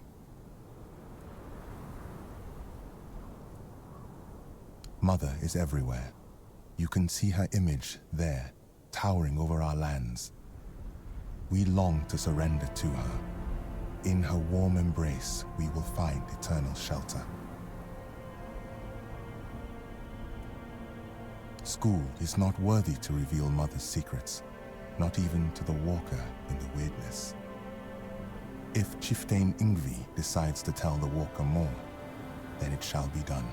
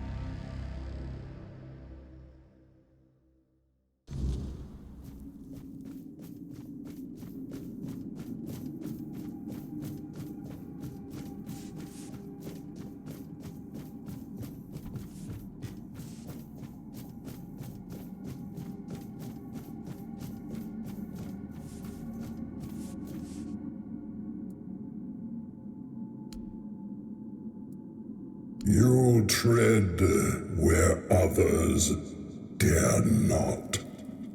Speak, mortal.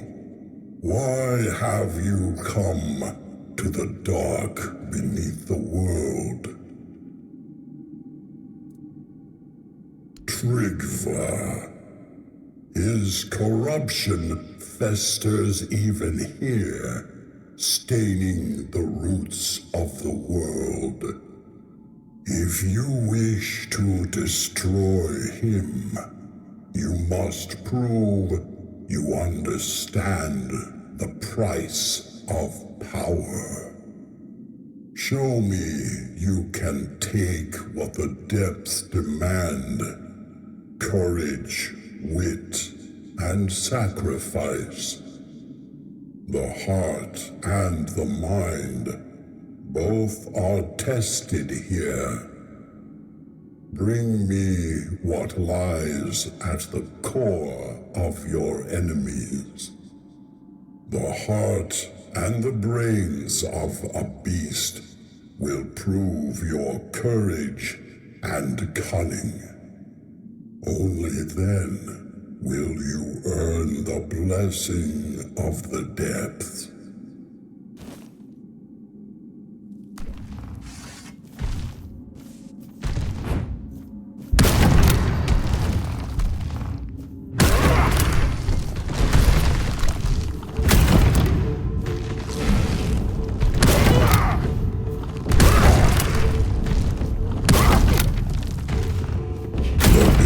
Lies slain, its heart and mind laid bare.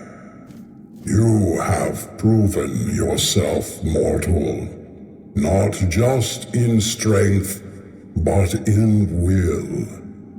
Few dare to face the darkness, and fewer still emerge victorious. You have earned the blessing of the depth. Take it, and know it binds you to the weight of what lies below. The unyielding, the eternal, the unseen. This fragment is yours, forged by the shadows and the earth itself. Go now, and tread carefully. The depths remember all who walk them.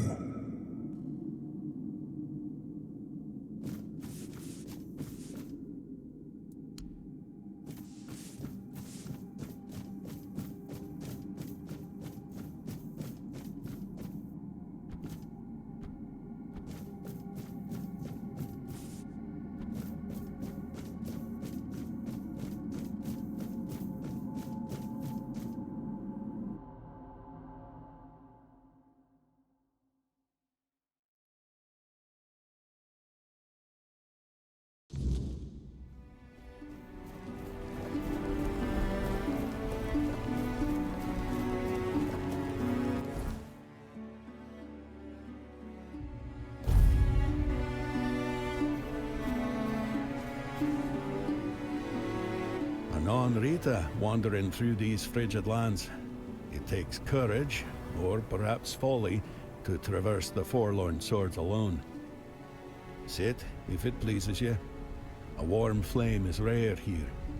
The farther north you go, the less life you'll find. Nothing but snow, mountains, and the Dalrita, mourning days long gone.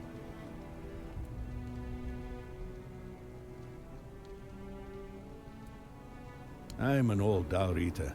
I couldn't care less anymore. You, though? You look like someone who's never had to scoop snail roe from a fiend's guts. My advice, leave them be. And if you're fool enough to poke one, run like hell while you still can. They tend to explode. I am Vati. Little else of me is worth knowing. Yet, you asked as though you seek some greater tale. Not in my case, stranger. I'm just an old man, exiled from a tribe long ago. You, however, seem sharp, strong, and you're not from here. That much is clear. Now, it's you I'm curious about. So tell me, what brings you to the Forlorn Swords?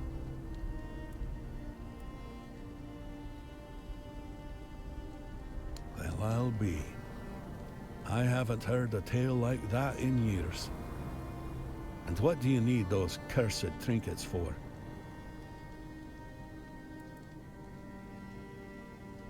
A mission, you say, and it must be damn important. I'm afraid, however, that in this ruined village, you won't find what you're looking for. But I know someone who might be able to help. Gerfan. That old codger might finally prove useful to someone for a change. Camelot. They butchered almost everyone from the Gunvaldir tribe. Old Frode, Gunvaldir chief, knew the Camelosians were coming. He called for aid, but no one answered his plea. What a disgrace.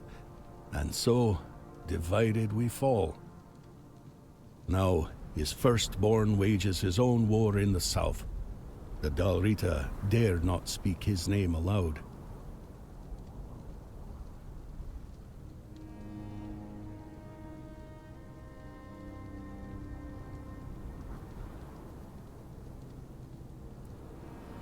Among the Dalrita, there were rumors that their giants had begun to stir. Hard to say how much truth there is to it. Look for yourself. Still sleeping like the dead. Camelot may have feared it, though. A wakened giant would have been just another burden on their already troubled heads. And royalist heads seem far less suited to carrying burdens. That's how I see it.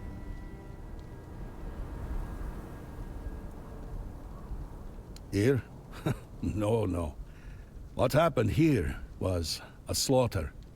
The battle itself was fought in the fortress, but I wouldn't advise going there. Folks lose their wits there. For as long as I recall, restless Dalrita lingered within its walls, kinless or destined to leave heirs that would not remember their ancestors. But then the Gunvaldir decided to look after them. They claimed the fortress for themselves. No one objected.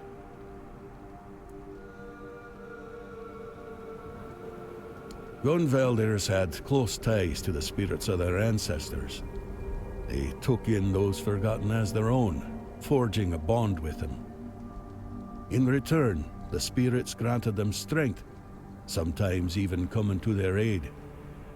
Frode and his people thought moving the battle within the fortress walls would give them advantage. Well, they all died, so that tells you how it turned out. The only tribe living close enough were the Ulfr, but trust me, most would rather raise a toast to their ancestors than meddle with their spirits. Let the dead remain dead, as they say.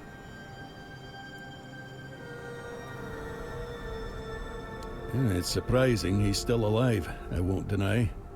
But I understand how he gathered loyal warriors. The mood in the tribes is sour. Some have had enough. They break away and rally to the banner of the proud warlord. A madman's fight against the oppressor. A romantic vision, isn't it? I was once a scribe, and true to my calling. I live in the past, stranger. I won't tell you anything of value, just old tales and bygone days. I have little contact with the tribes these times. The words of an exiled Darita carry little weight, same as his name. You'd be better off discovering things for yourself, believe me. It will be a far greater lesson than anything I could ever tell you.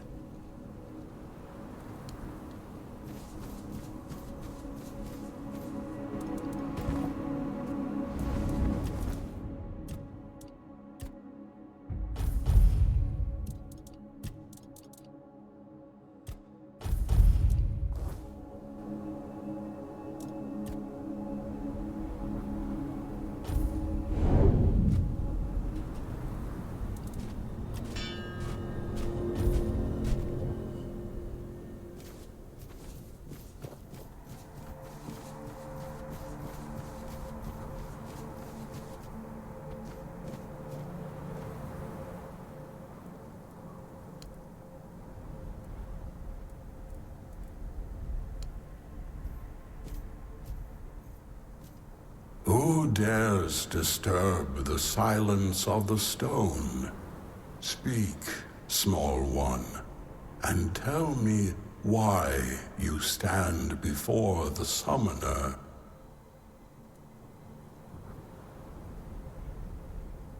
Thrygve, the parasite clinging to the pillar.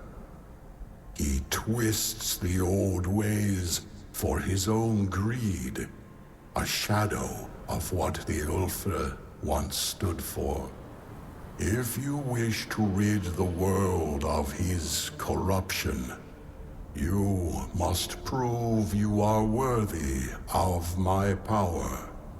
Call forth your allies, mortal. The summoner respects not lone strength, but the bonds that carry us forward. Together, you will face this trial. Fail, and I shall remain silent forevermore.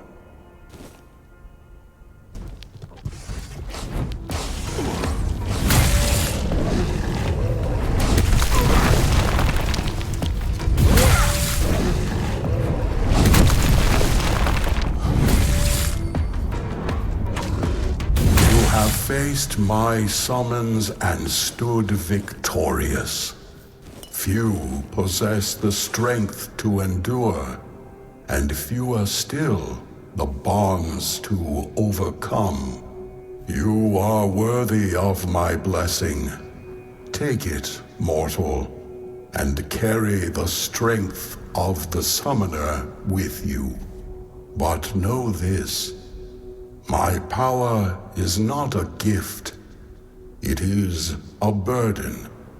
Wield it wisely, for it binds you to those you fight for. Go now. The giant strength is yours to wield, but their expectations are yours to bear. Do not fail.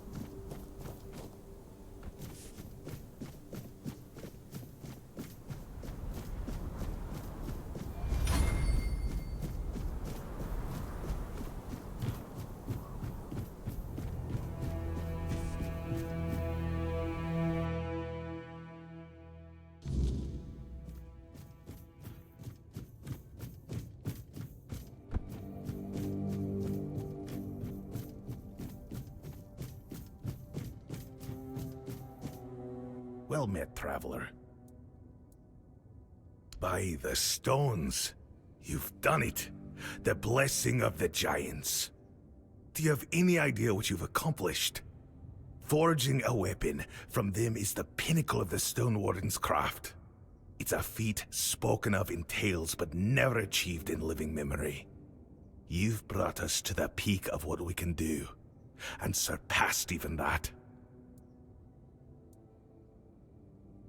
It would be an honor to forge this.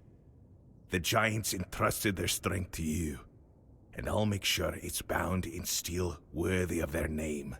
Watch closely, for this is the craft of the ages.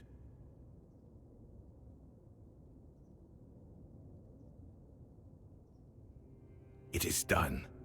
Use it with purpose. The strength of the giants is yours to wield. Do not squander it.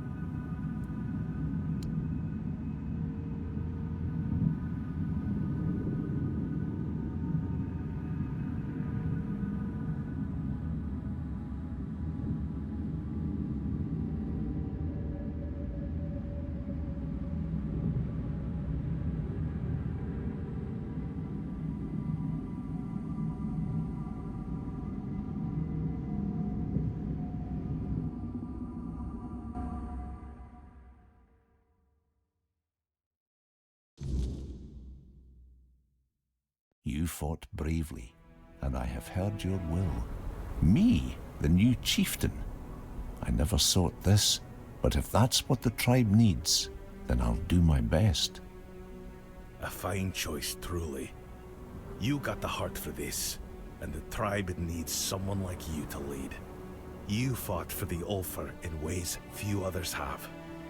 Let's hope the weight of leadership only strengthens you further.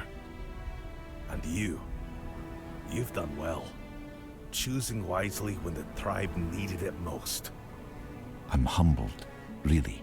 I'll make sure our tribe is strong and united, and yes, I'll go to the moot. The Ulfr will have their voice. Thank you for everything you did. We surely couldn't have made it without you. Now that you've spoken to the giants and put Thrygve down, she might finally have a chance to return to herself. I hope the voices are silent now, or will be soon. I couldn't have done this without you. You have my deepest gratitude, and that of every Ulfr.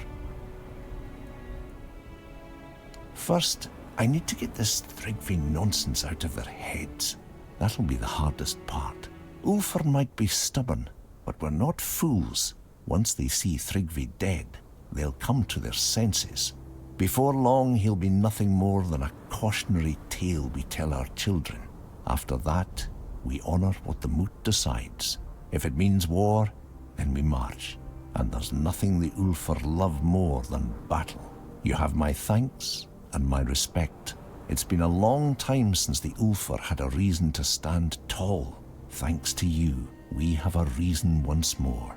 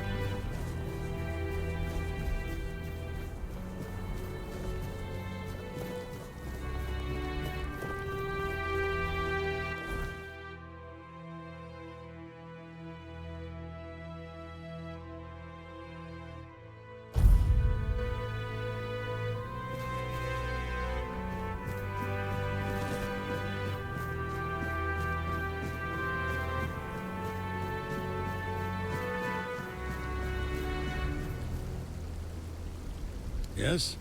Who have you managed to convince? You have no idea how glad I am that the threat of Thrygve has passed, and that they've managed to appoint a new chieftain. The members of the Ulfr Tribe are always the first to fight. Their strength and endurance are unmatched. Without them, we could forget about any real war effort, especially against Camelot. So, allow me to offer you a gift in thanks for aiding their tribe. A unique piece of our king's armor, forged by Ulfr himself, the very forefather they take their name from.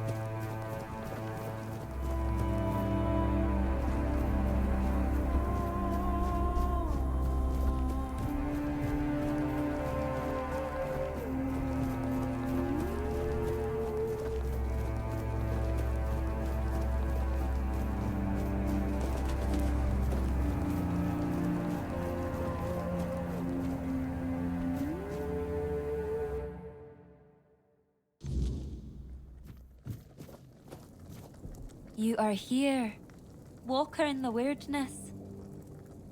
Your arrival heralds change. I am Yngvi. May my stature not surprise you. For the Thued, it is what you bring to the tribe that matters. I bring myself, my skills, and my devotion. I am my tribe's servant. I've heard the voice, but I cannot answer its call. The members of the Thued Tribe are preparing to fall into sleep, and it is my duty to ensure their safety while they do.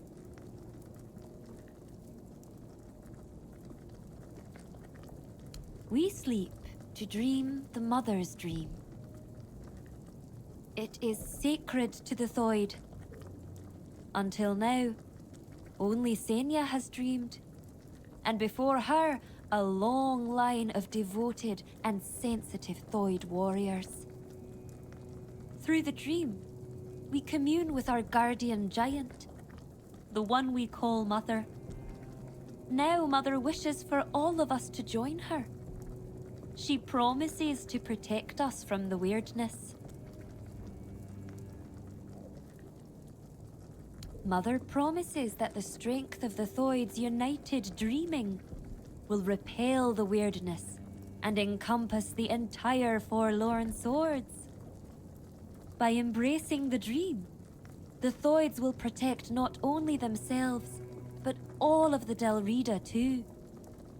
The Thueds have long believed the world is heading towards self-destruction, and we are now on the brink of the end times. If there is a way to prevent that, we will do everything in our power to make it so. We are not sure, but we have faith. It has to be enough. We became certain the moment you set foot in our lands. Your arrival was foretold by Mother. She said that when the Walker in the Weirdness arrives, it will be time to fall into the sleep. Through our dream, we will save ourselves from the end of days. You are the Walker in the Weirdness. You can do far more than we ever could. We have tried everything. Magic, diplomacy. Some of us even joined One Eye's rebellion. But it wasn't enough. We needed Mother to show us the way. She said that only by joining her dream in another realm can we truly affect the reality we know.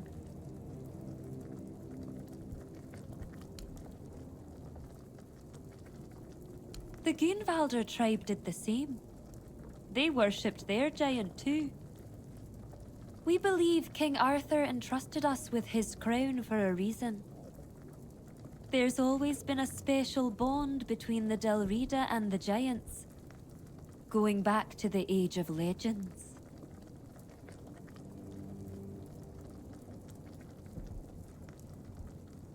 Perhaps he was the only man who could speak to the giants as an equal. But how could we find out now? The king is dead, and he's not coming back.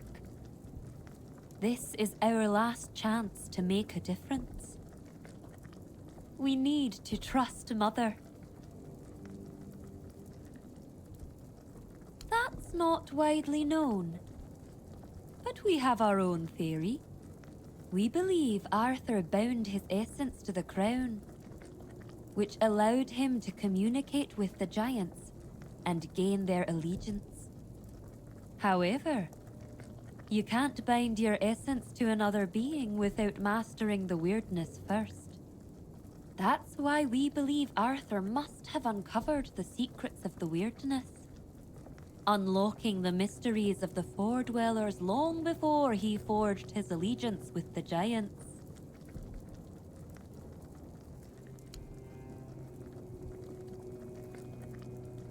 I will keep watch until everyone enters the land of the dreaming.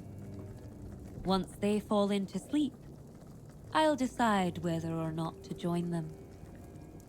I may simply become a nameless, tribeless Delrida,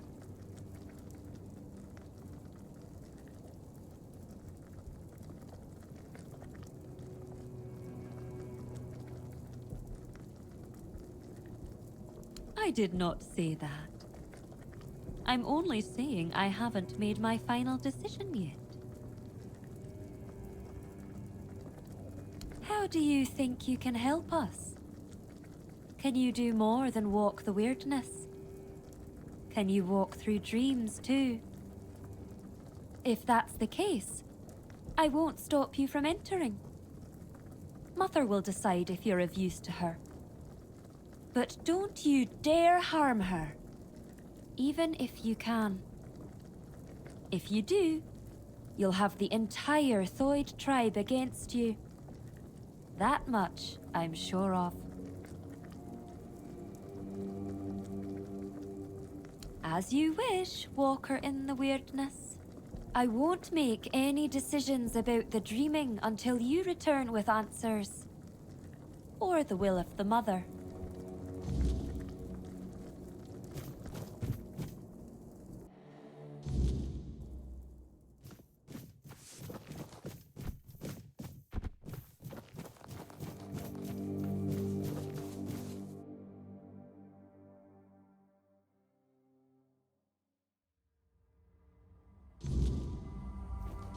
School to see you here, for it means we draw ever closer to Sonder. Behold the dreaming, our true home. Walker in the weirdness. As I greeted you in the waking world, so do I welcome you once more. Yngvi believes you may unravel the burdens that weigh upon some of the Thued. Without freeing them from these burdens, they cannot enter Mother's chamber, where each of us must drift into ever deeper dreaming, until at last we reach Sonder. Yngvi's burden is to guard the village of Thued, to safeguard Mother, and to ensure that all members of the Thued Tribe journey towards Sonder. She awaits the right sign. When it comes, only then will she choose her fate. Life, unfulfilled duties, feelings that tether the soul, keeping it from sinking into the dreaming's embrace. Each of us carries burdens. Once, we of Thued would end our vigil and return to wakefulness, striving to cast off these burdens through life itself. But your arrival ended the vigil. It began the dreaming, and Thued may no longer wake, not unless such is Mother's will.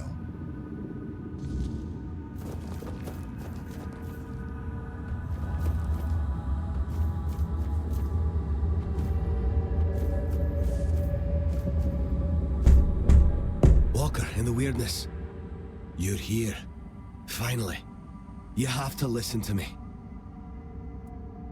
I need to speak with Yngvi, but ever since the dream began, I can't leave this place. She must hear this before it's too late. That's exactly the problem. Sonder is a trap. No one can go there, especially not Yngvi. Please, I'm begging you. You have to help us. The Giant Mother, the one we believe to be Mather, wants us to become her children, to surrender ourselves to her care. But why did we ever assume she was Mather? Our Mother Goddess was a warrior. She gave us the strength to stand against adversity, to unite against those who seek to destroy the Dalriada. And what is this dream, if not turning our backs on our kin? On the other tribes who still fight? Are we to crawl under Mother's skirt? Sonder is an escape, and now I see it clearer than ever. If we flee into Sonder instead of standing and fighting, we are no longer Dalriada. There is no honor in this. We are on the verge of losing everything. Our identity as Thued, our very souls. I don't know if it'll be enough, but you have to try. Tell Yngvi that Rune reminds her of the duty of every Dalriada. We stand and fight. We dunna run. The Giant Mother is not mother. She's nothing but a weak, selfish wretch who would see the Thued destroyed. I know my plea must sound desperate. If you grant my request, I'll enter Sunder. I'll be thrown into it whether I want it or no. But if that is the only way to save the tribe, then I will do it. I will sacrifice myself for them.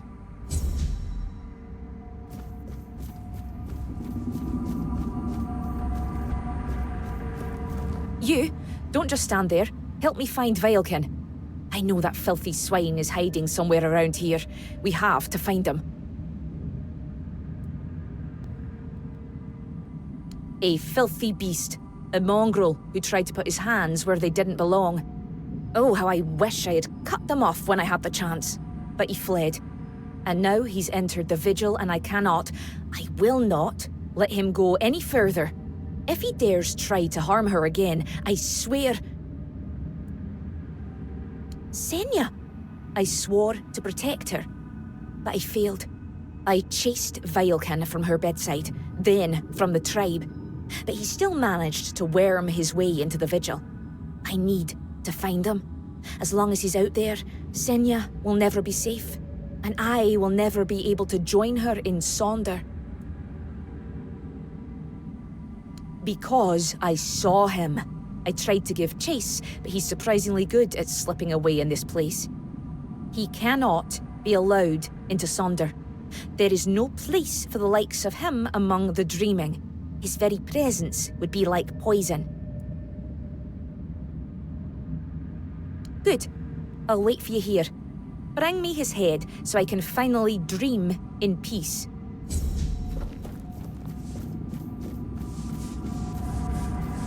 You are the walker in the weirdness.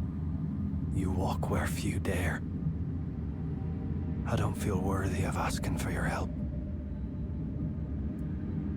I need help. Not for myself, but for those I have failed. My mate Sidara, my friend Bodil, and I went to the Giant's Barrow. We sought knowledge, a sign that we still walked toward Mother's dream. But what we found instead was ruin. Bodil, our companion, did not return. And Sidara, the White's touch took hold of her. She's no longer herself, not truly. Find Bodil. End his suffering.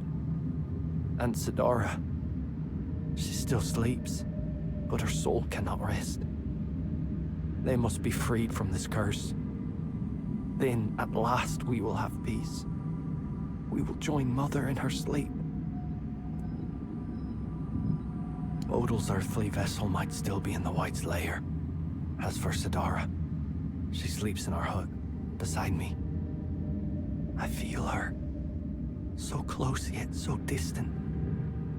Please, bring back my loved ones. Free their souls. Then, maybe we can find ourselves again. Join the Mother.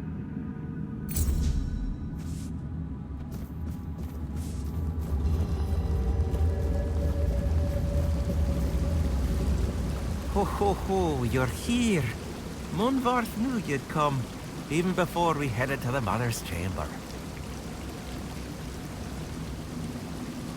He's my friend. My raven friend. I mean, he's a raven.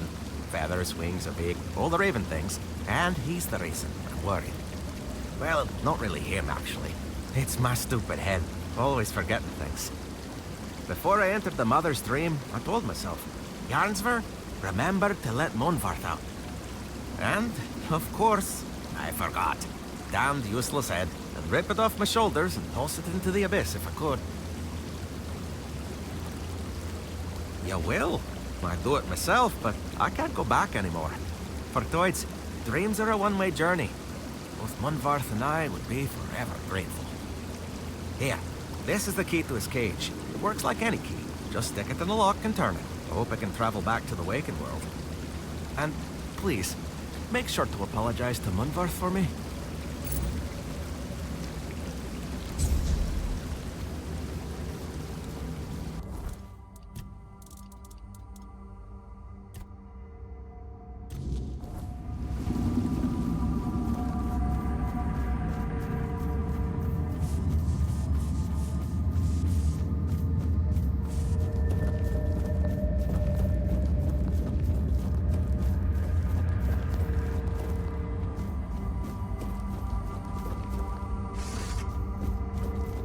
Behold, Walker. This is one of Mother's earthly faces. She watches over us now in the dreaming, as she once did in the waking world. I believe Mather watches your path with great intent, as do I.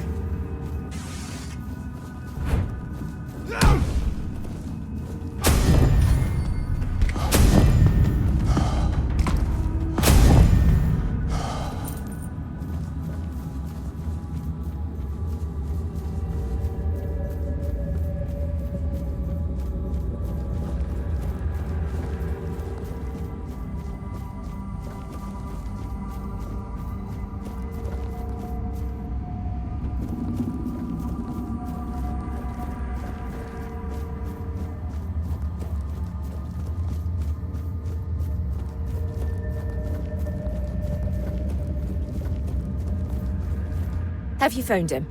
Have you killed him? Oh, thank Mother. Senya is finally safe, and now I can see her again. Thank you. Wait, who are you exactly? You look like an outsider, yet you entered the dreaming. Walker in the weirdness. You. Oh, thank Mother. That means the vigil will soon end, and we will all be together. And I will see Senya again. I do. I swore to watch over her in her sleep, and it has been an honor, but I miss her presence. I miss the sound of her voice. She's so still when she dreams. I wish she would smile again. Have a good sleep, I guess. Thank you, Walker in the weirdness. Now that wretch is finally gone, I surely will.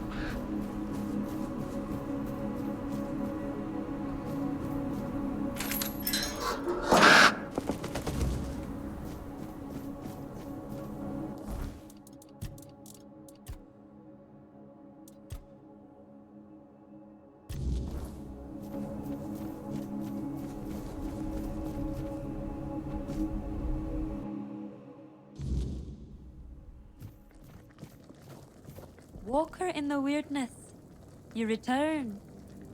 Welcome. Ah, Runa. I suppose that means you simply must tell me whatever it is, just because it is his wish. He has told you, I hope, how much he longed to become chieftain.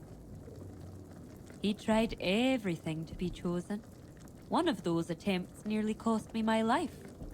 But among the Thued, ambition is one of the gravest sins. That is why I was chosen as chieftain. I was the only one who did not seek it.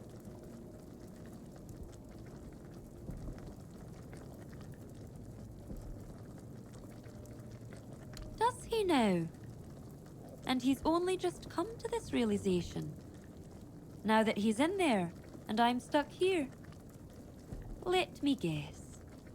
He wants to switch places. To take the chieftain's seat while there's still a tribe left to lead.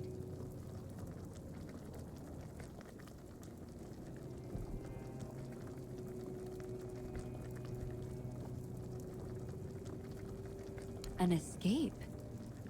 That is what I feared. I never would have thought Runa and I could be of the same mind. You're voicing my own concerns.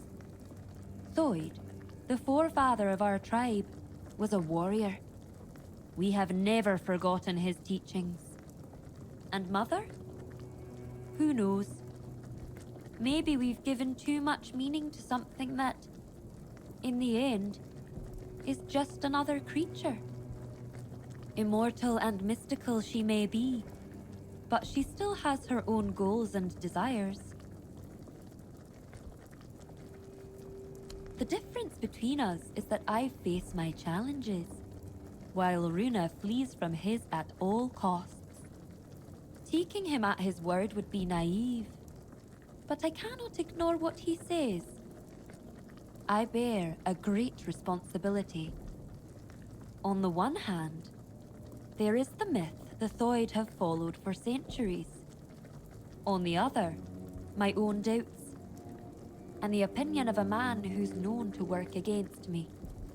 Tell me, Walker in the Weirdness, you do not share our burdens. What would you do in my place?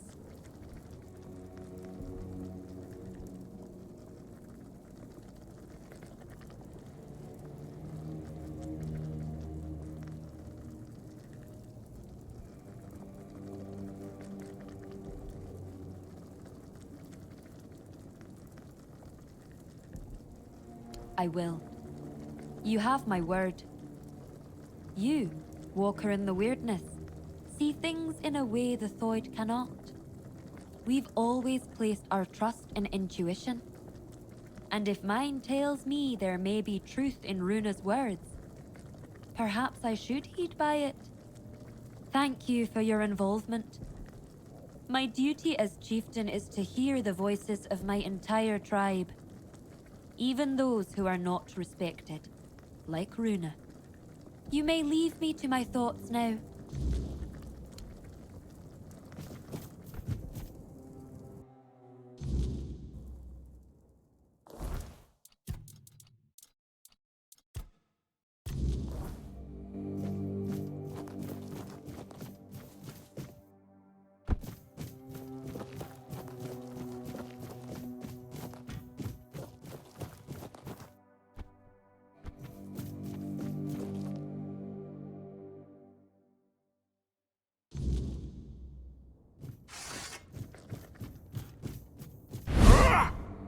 My beloved. Vroom. Vroom. My beloved.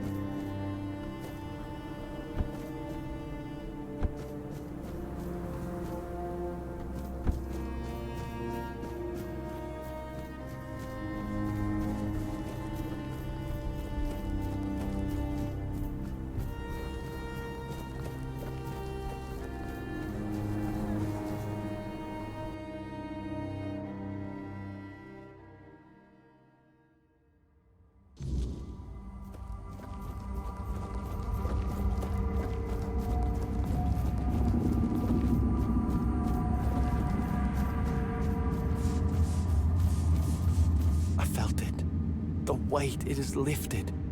Their souls are free, and now there is only one more task to be done. You must send me to her. Wherever Sidara may be, I will follow. And I know we will be closer to Mother then.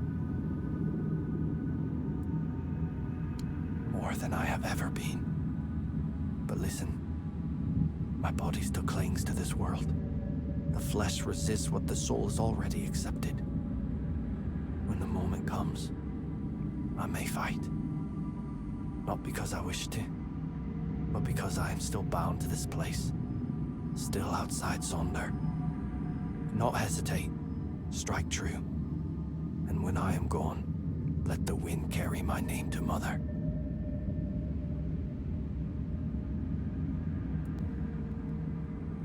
And yet, there is no other way. If you will not raise your blade, then I must raise mine. Not out of hate, not out of fear, but so you do not have to make the choice yourself. Forgive me.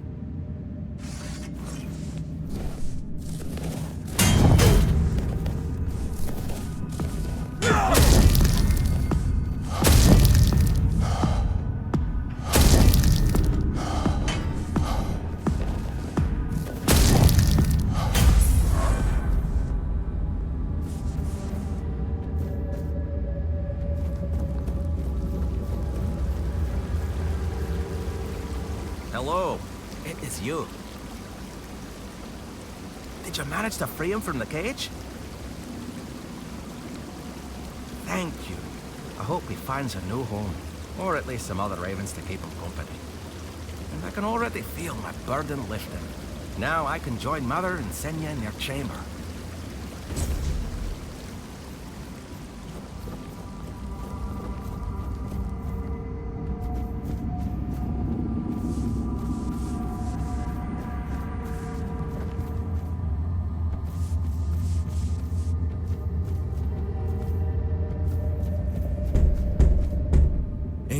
Proven herself a worthy chieftain. She heard my plea.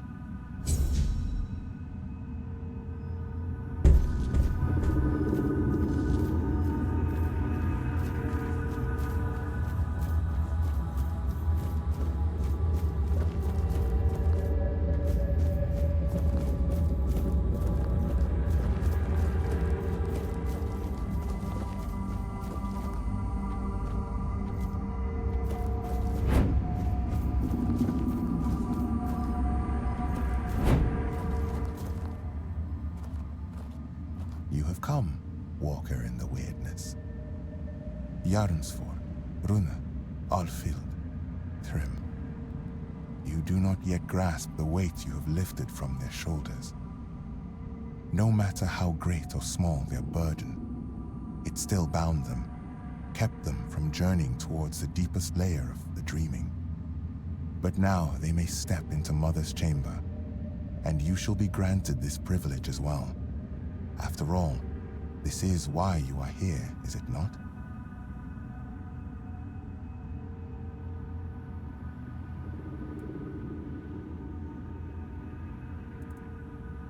Yes, that is why you will enter Mother's chamber, Walker.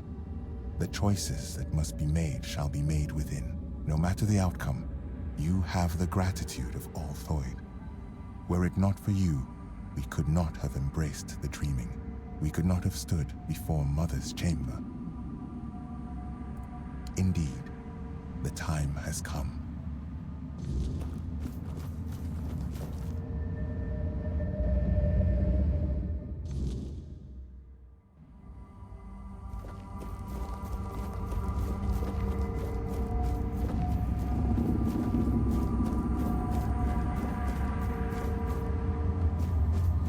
I have watched your journey, Walker in the Weirdness. I saw how you helped the lost Thued children face their burdens, the weight that kept them from entering this chamber. For that, you have my gratitude. But I know you have your own purpose. Now tell me what it is.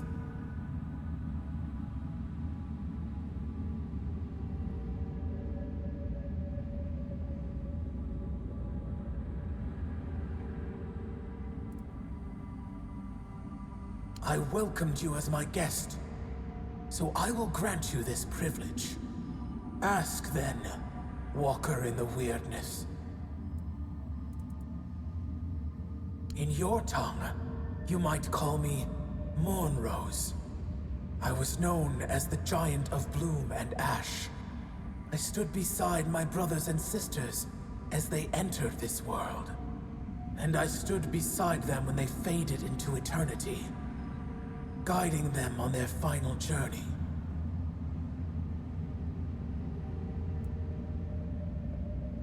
You humans cling so desperately to the waking world. Your dreams are fleeting. You dream, then wake, and in doing so, you destroy what you have dreamt. The Thued follow a path to end that destruction. To stop waking. The vigil was the first step. Those brief visits prepared them for a reality beyond the waking world. Because I dreamt of...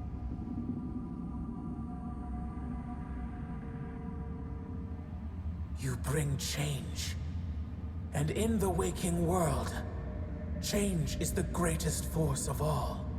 The human child, Senya, the keeper of my dreams, delivered the message to the Thued. With your arrival, the dreaming would begin, and their final burdens would be cast away.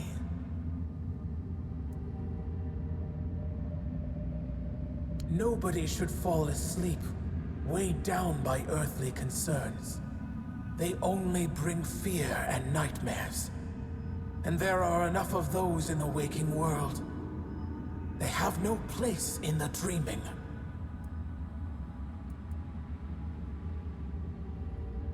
Don't you already know the answer, Walker in the Weirdness? You see the world beyond my dreaming. It is a layer of reality steeped in suffering. A place where all that lives is doomed to perish. No civilization will endure. It happened to the Foredwellers. It happened to us, the Giants.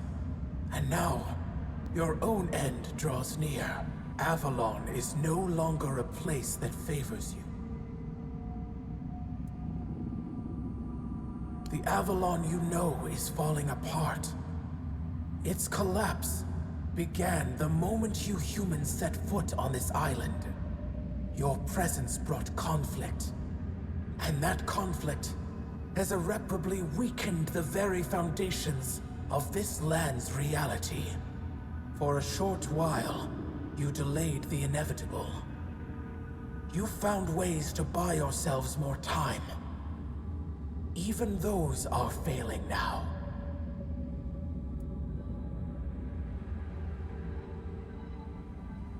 Because we share a unique, carefully cultivated bond. Long ago, the Thued turned to me, for they saw me as a mother. They sought my guidance, and for generations, devoted themselves to drawing even closer to me. Until at last, Senya appeared, offering herself completely so that the path to Sonder might open for humanity's children. Elder Ingevi, in turn, took upon herself the burden of ensuring Sonder for all her kin. This is the nature of our bond. Both the Thued and I have given much of ourselves, despite the weight of the burdens placed upon us.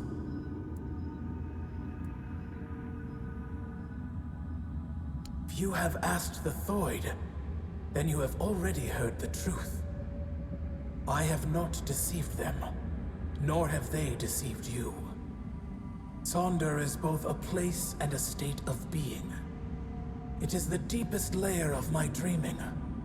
When the Thued sink deeply enough into my dream, and linger long enough to reach Sonder, they cross a point of no return. They remain there forever. Finally safe, cut off from a world that races toward its own demise. We swore fealty to the human king. Arthur spoke in our language, and his words were resonant, full of wisdom. He promised us an Avalon free of those who could shape reality through the weirdness, twisting it to serve their own whims. We helped him drive the Foredwellers back to Tuatha. We helped him because he showed us a vision of the world where all were equal. From the moment we bowed our heads, he ruled over us. After the terrible war, Arthur gave us an order to sleep. And so the dreaming came to be.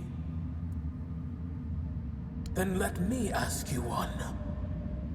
What brought you before the dreamer?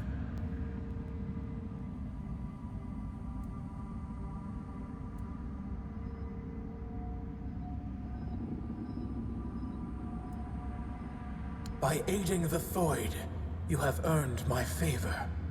You are welcome to join them on their journey to Sonda, to embrace the blissful eternity this place and state will offer us. Is that truly what you wish? But you must understand, once you make this choice, there is no turning back. You will fall into a slumber deeper than any before, and your waking journey will come to an end.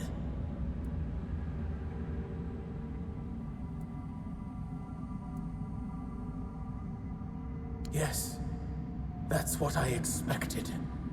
Sonder is for the human children of the Thued Tribe alone. Only they are ready.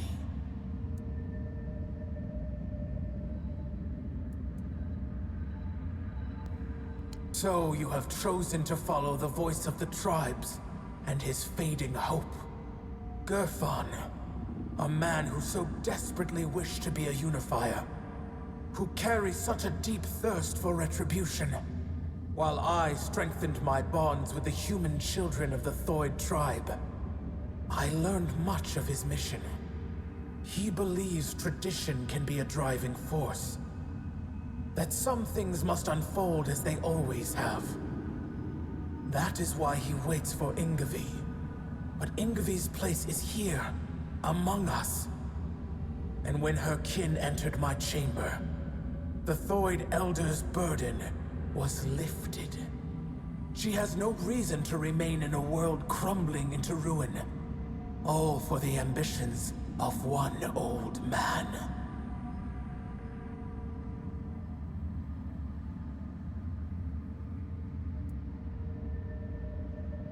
The Thued are not needed by anyone.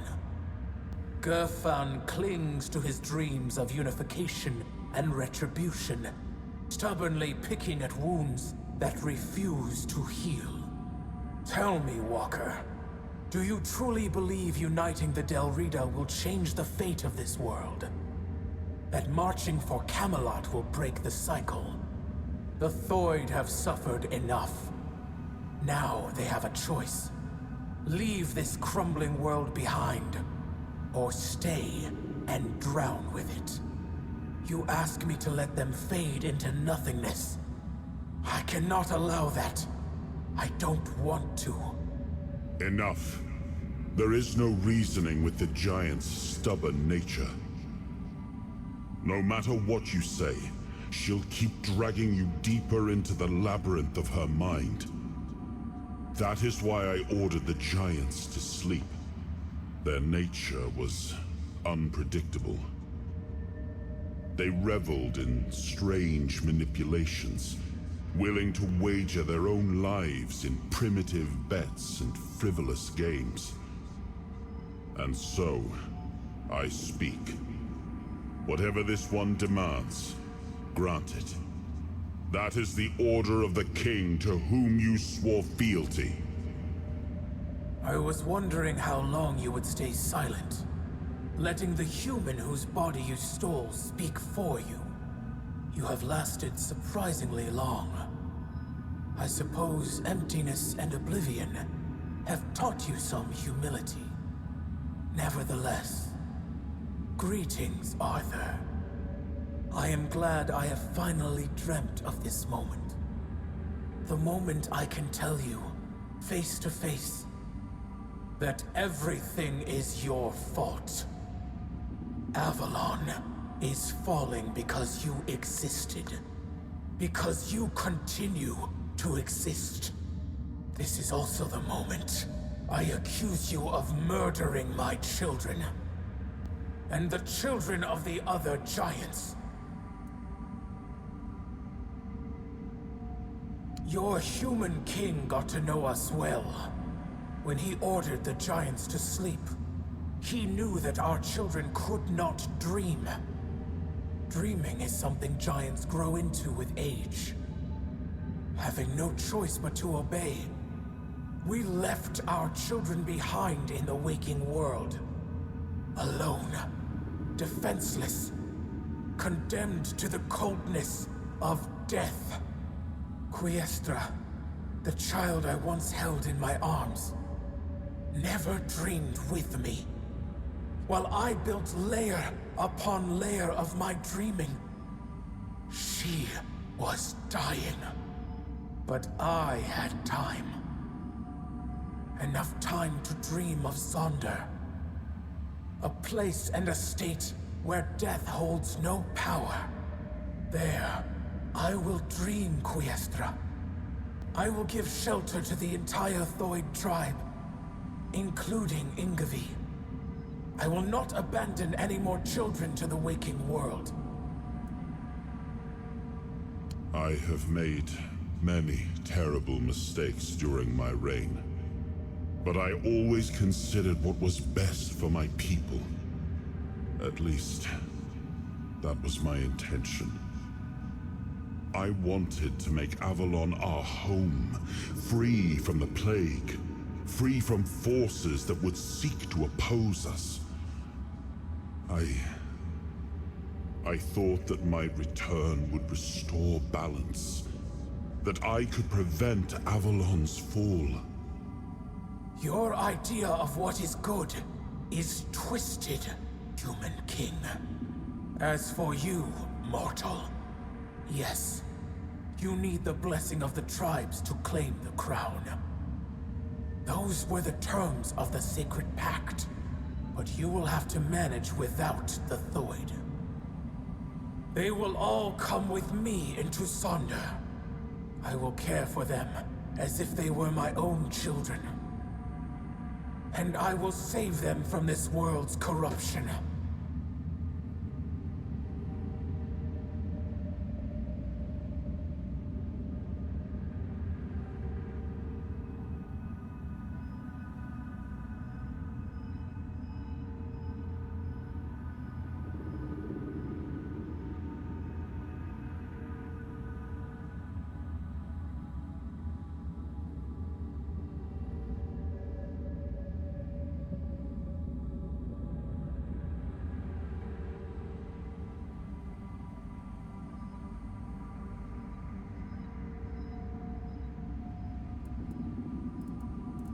You? How could you? Here you are, at the mercy of the mortal whose body, soul, and mind you have infected. I'm glad to see you trapped so, Arthur. But as for your words, human child, how can I be sure you'll follow through on this decision?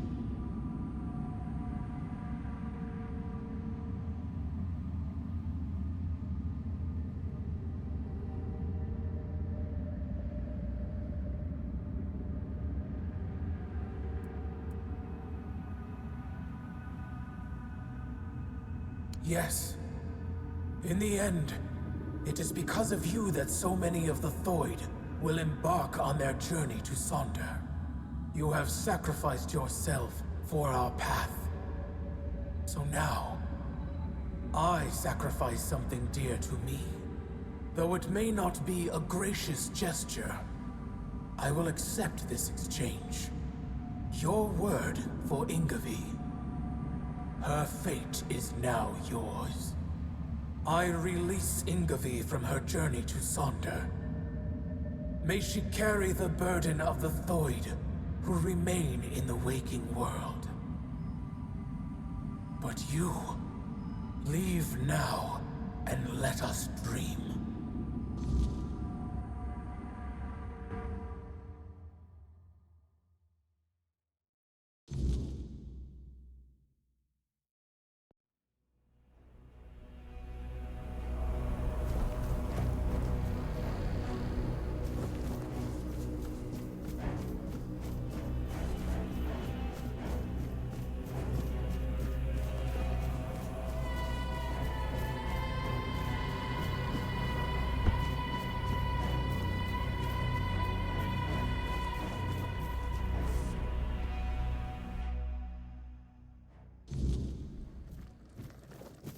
Walker in the weirdness, you return. Welcome.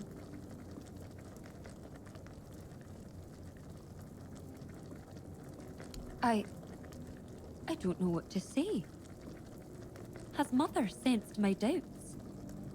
My true burden? Deep down, I've always felt that Sonder was not my destiny. I envied Therov for joining One-Eye's rebellion and getting to see the world. I envied Taranis for his work with the Alchemists Guild. Now I will have the chance to know real life. But I cannot be the elder of a tribe with no tribe. Perhaps I will join those who refused Mother's call. For the first time in my life, I feel free.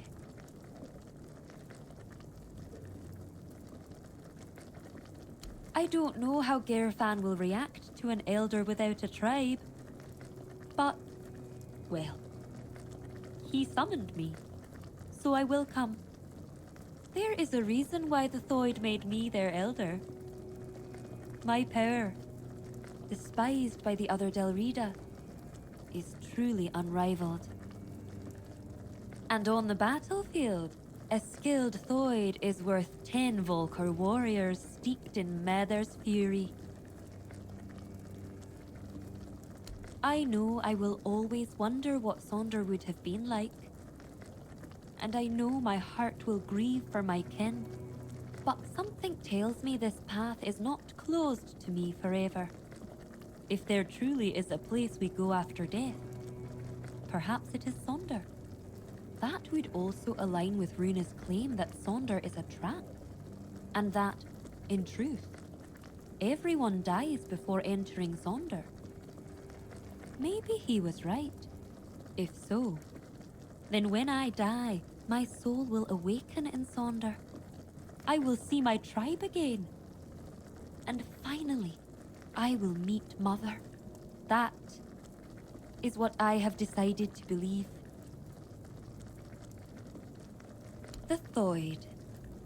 We have long been divided between those who follow Mother and those who were deaf to her call. Or at least, that's what we believed. That they were cowards, unfaithful, ungrateful wretches. But I was never convinced by those words. To me, they were simply brothers who dared to walk their own path, even at the cost of eternity. Deep down, I admired them. I am still Thued, and I am young. When I come of age, I can bring more Thued into this world. Perhaps even with the help of those who return home one day.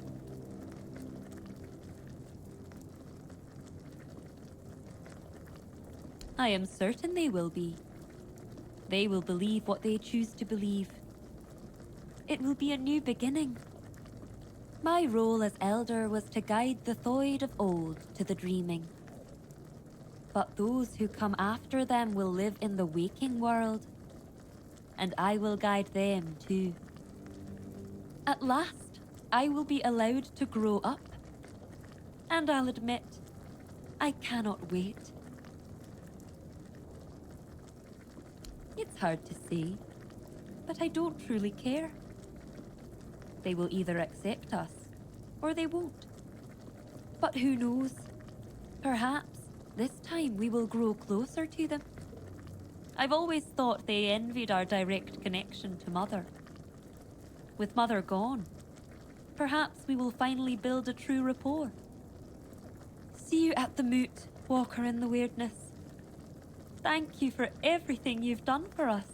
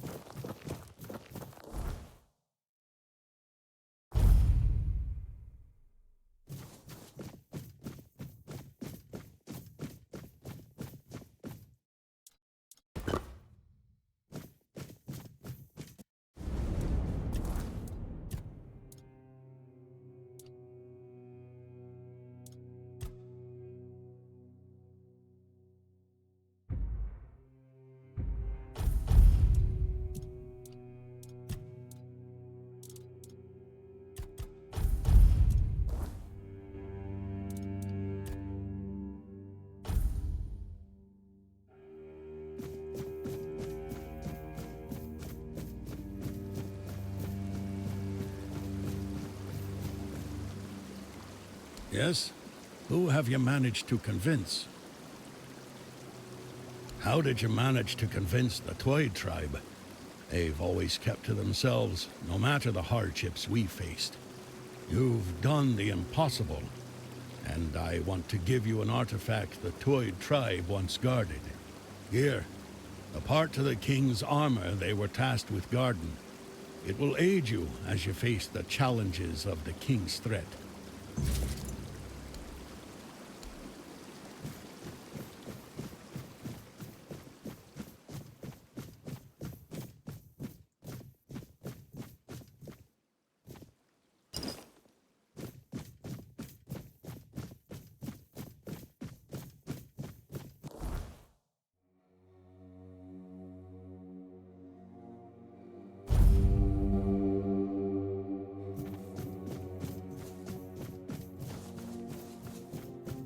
Halt!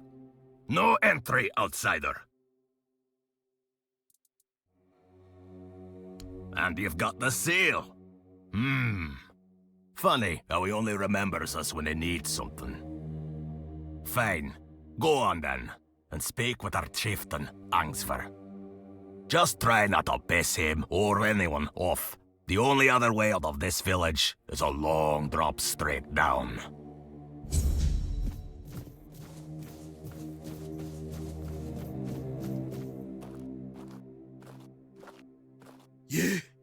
You don't belong here.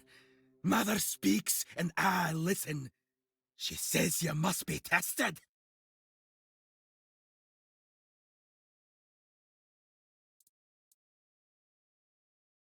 Mother is everything. Strength, purpose, the voice that guides us.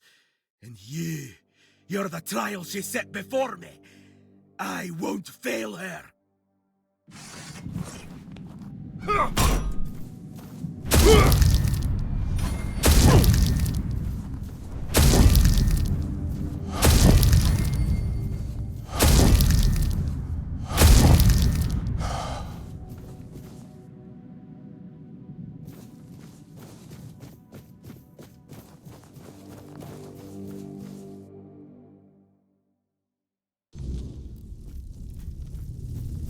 Greetings, stranger.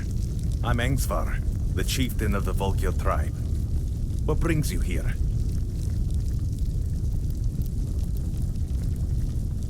Ah, Thrygve. Thrygve was a problem.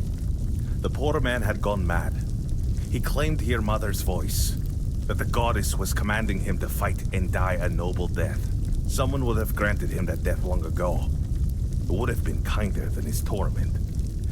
But defeating a madman in combat brings no honor, so he suffered. And we suffered alongside him. Your act was an act of mercy. It's good that someone finally took it upon themselves to do it. We'll need to inform Helmi, Tyke's widow. It's best if you handle it.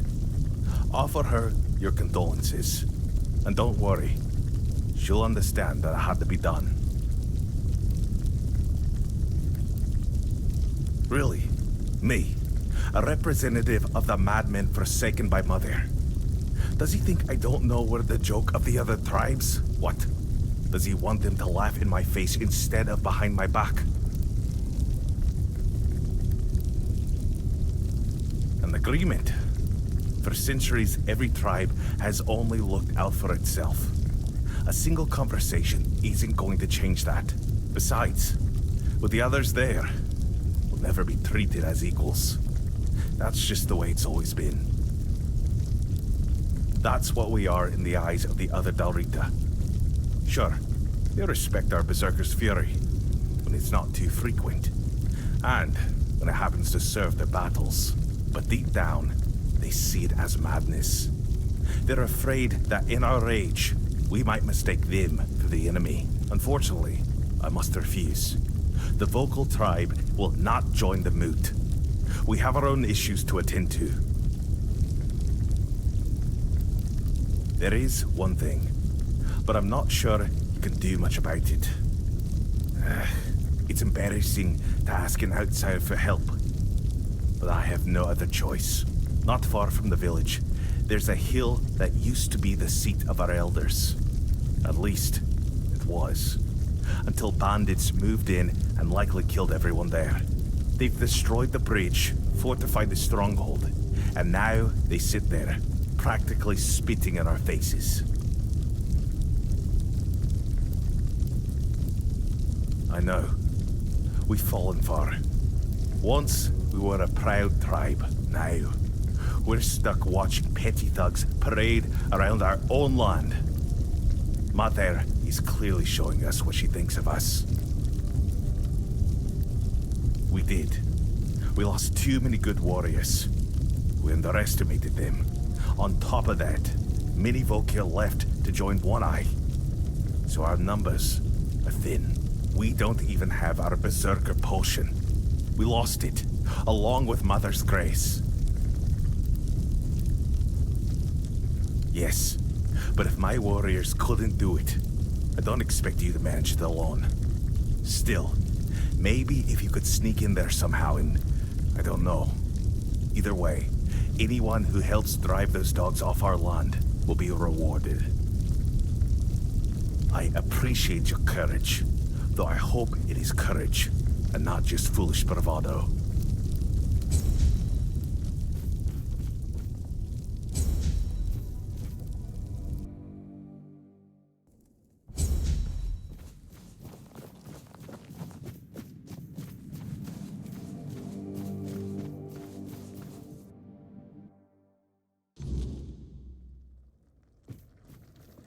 Oh, Thrygve, what have you done?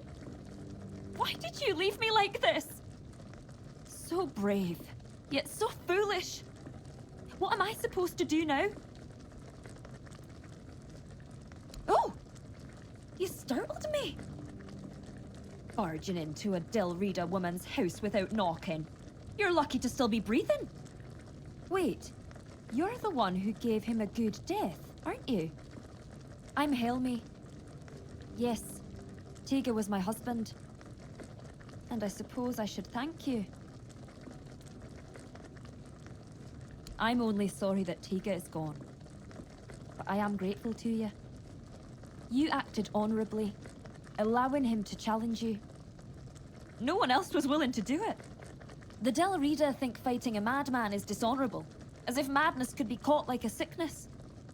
Madder help me, it's utter nonsense. My poor Thrygve. He'd be the first I'd like to kill. But without my husband and without my calling, I don't know what would happen to me if they cast me out. Well, I'll manage somehow. I've survived one heartbreak with Meder. I'll survive another. Now, please, just leave me alone. I don't believe Meder was speaking to him. And I know what I'm talking about. Before I got married, my greatest dream was to become the Volker matron. But I believe that he believed it. That's why they thought he was mad. If I had become a priestess, Thrygve would still be alive. I would have loved him from afar, but at least he'd still be here. It's hard not to. Maybe there was something I could have done. Maybe I missed some symptoms, signs that his illness was getting worse. It's nice of you to try and comfort me, but I need to deal with my grief on my own. Though I'll admit, right now, I'd gladly kill half of my tribe. Especially those who refuse to grant him a good death.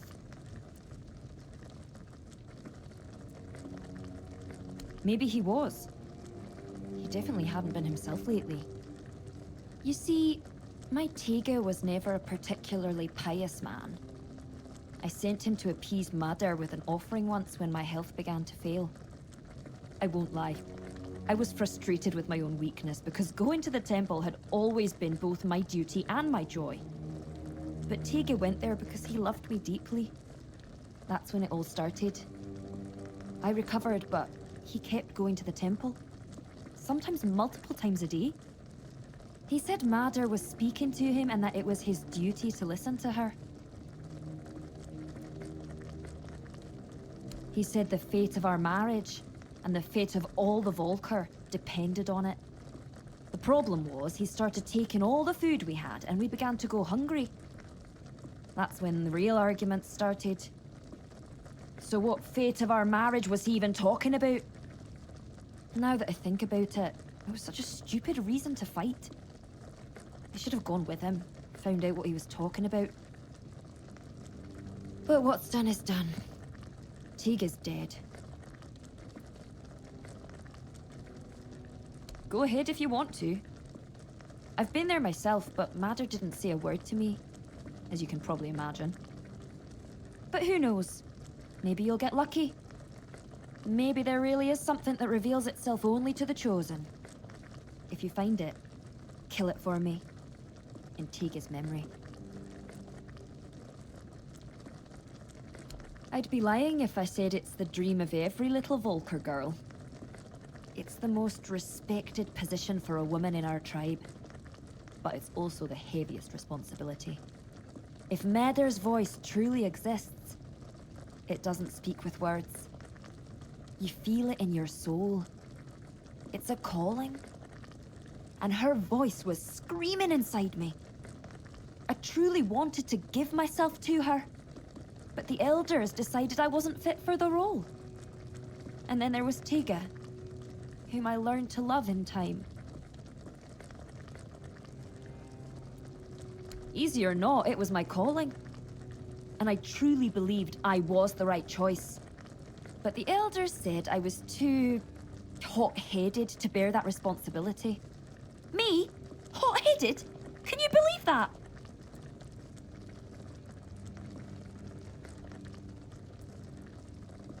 I'm just being honest.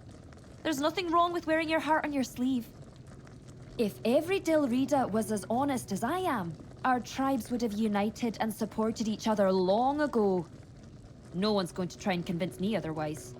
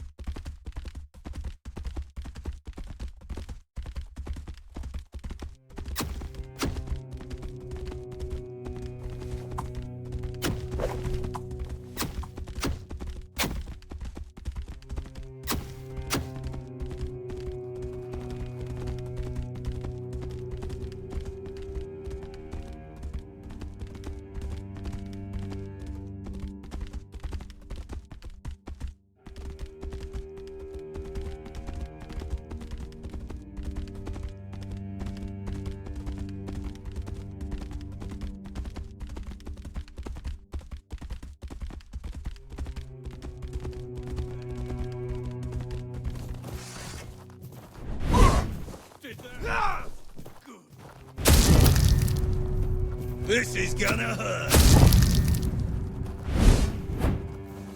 Your road. This is gonna hurt.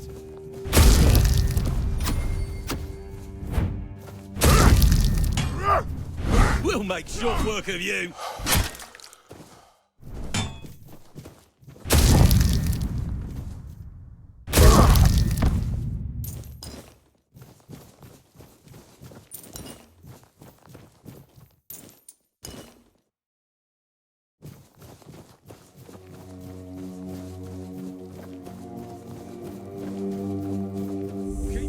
About ya. Stay sharp.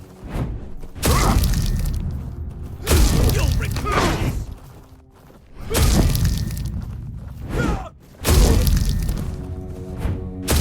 This is gonna hurt.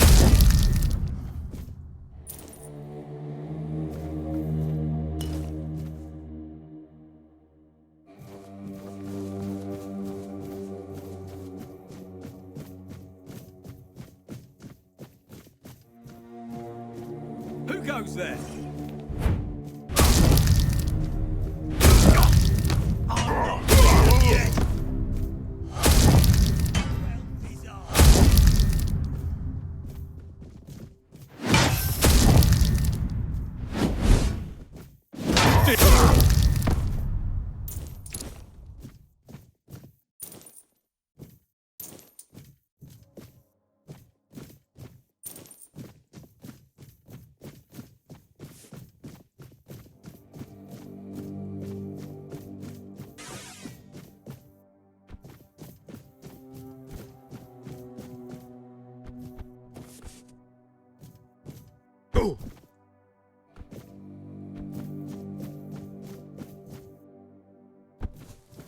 Someone's out there!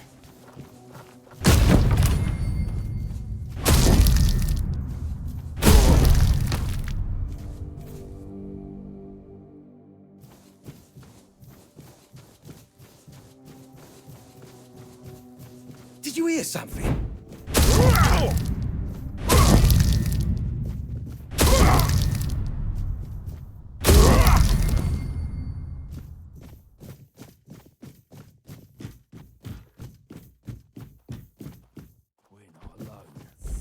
That noise. We'll make it short. You're in for a world of hurt. Your gold belongs to us now. Your gold belongs to us. Your world is ours. Your gold belongs to us now.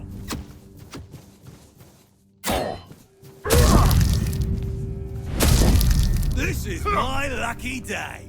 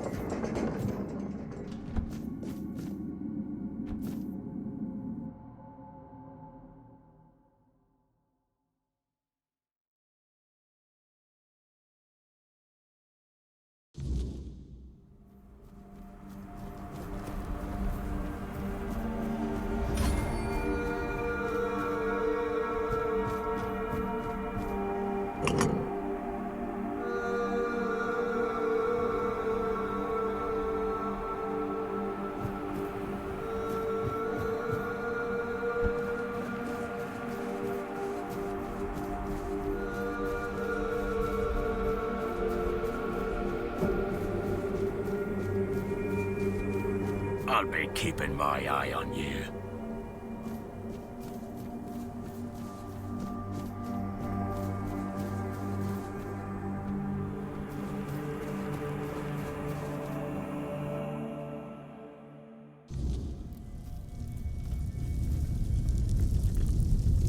Really?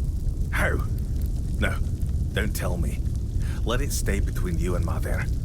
I feel she has a hand in this. Thank you for stepping up for us. I promised a hefty reward, and now it's yours. And since Mother helped with reclaiming the seat of the Elders, maybe her grace will also guide us with the matter of the empty temple. Frigg, the matron who served there, disappeared one fateful day. We searched everywhere, but it was no use. It was like she vanished into thin air. The sacred totem of Mother, passed down from matron to matron, disappeared with her. Without it, we can't appoint a successor, and the temple has remained empty ever since. You're right.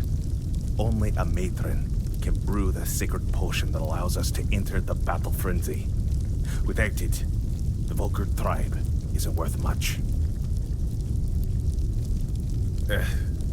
It's hard to blame her. She left after the massacre of Gunvalder. Her daughter was with a man from that tribe, and was in the village when it happened. Frigg was furious that we didn't come to their aid. But tell me, would anyone have helped us if the situation had been reversed? Of course not. I've spent years questioning whether I made the right decision back then. Even now, I don't have an answer. And I no longer have the strength to dwell on it. We gave up searching for her a long time ago. It's pointless. Mother made her judgment clear. But if you're set on trying anyway, speak with Bride. He'll know more than I do.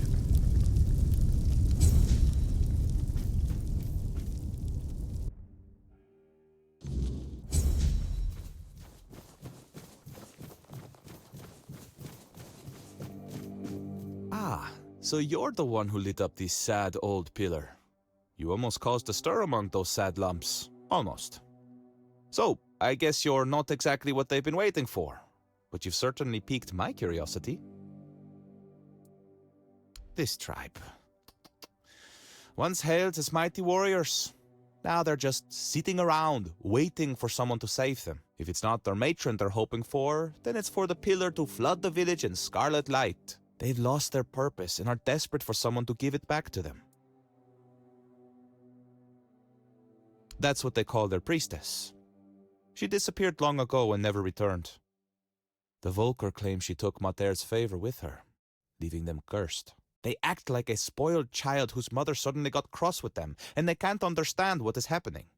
It should be amusing, but somehow it's not. That's a good question. The pillar reacted to me when I first arrived, although very faintly. And now it's reacting to you for some undeniably fascinating reasons I'd love to hear about. But here's the real puzzle. Why does the pillar respond to creatures touched by the weirdness? And what exactly are they waiting for if nothing is ever enough? I doubt even Angstvar could answer that, but you should ask him anyway. I'm quite curious to hear what he'll tell you. Meet me later at the temple, fellow brother in the weirdness. I have a feeling we'll have plenty to talk about.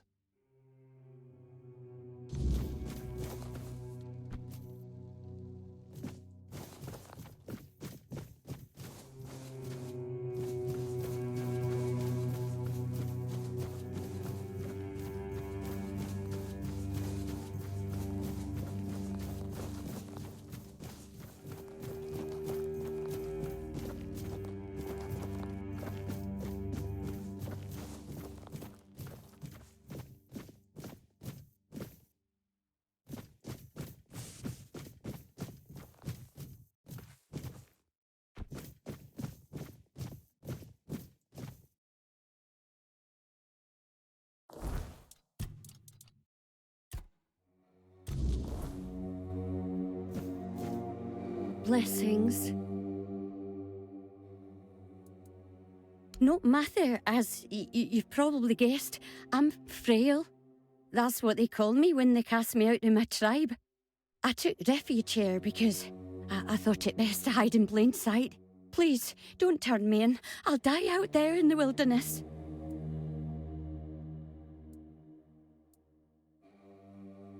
Nothing wrong, I swear. I take some offerings from the altar when no one's looking. But no much. Just enough so nobody notices. Sometimes people come seeking comfort, and some want to hear Mather's voice. I'm no Mather, but I can't turn a blind eye to a suffering soul. But you don't look like a Volker to me. I'm no wrong, am I? Perhaps you'll grant me the mercy I won't find among the tribes. I'm no harming anyone here, I swear.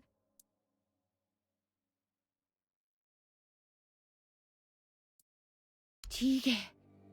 Such a poor, good boy. So misunderstood. He'd give his life for his wife. But I doubt she knows that because the poor lad can't get a word in edgeways. Oh, she's always complaining that she'd sacrifice herself to Mather for him. But between you and me, she was never fit to become a princess. Too eager and aggressive. And Thrygve, he's such an honest man, truly. He could have done better. What do you mean? Dead? What happened? Oh, I've been so worried about him. He's been gone for so long, but death... Oh, Thrygve.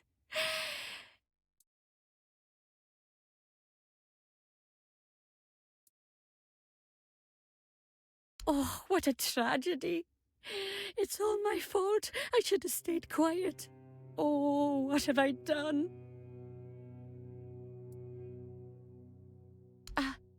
I thought I was helping him. He would come to me, talk about his problems with Helm. I helped him the best I could. I comforted him, like a good mother should. Mather is our mother.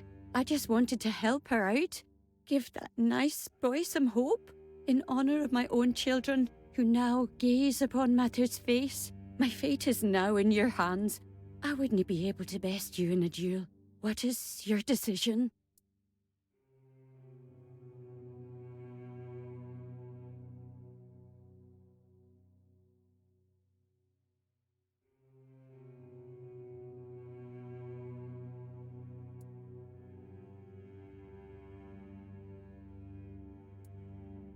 I see. I don't have anything to live for anyways. Thrygve was my only joy. Gave my life meaning. It's time to join my children. May Mather watch over our souls.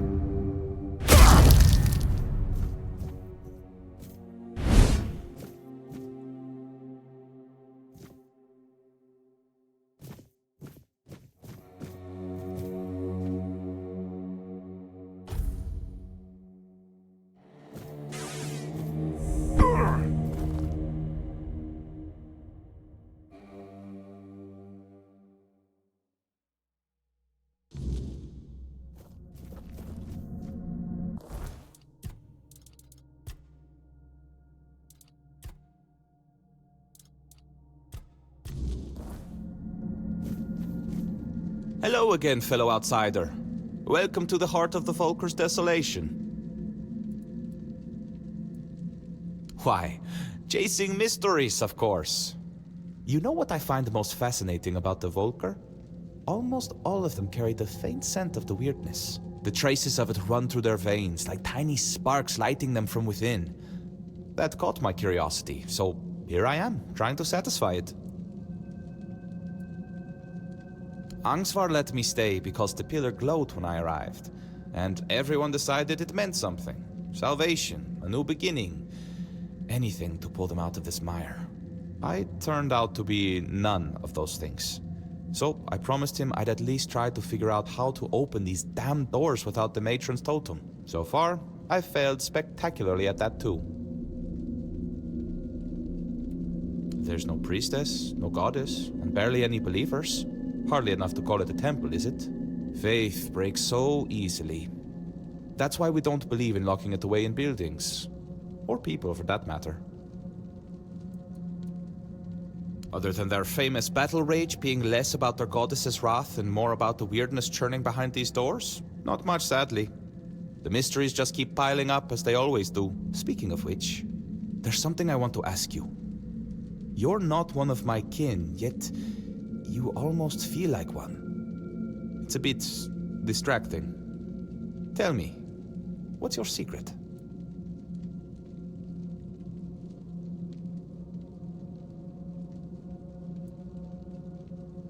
Huh.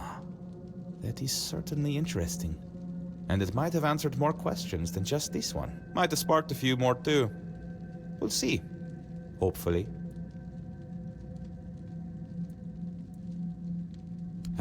Matron Frigg. I doubt she'd have been pleased to see me here, in a place that belonged only to her and those who came before. The Volkers say she cursed them and left, that Mater herself hid her tracks so she could never be found.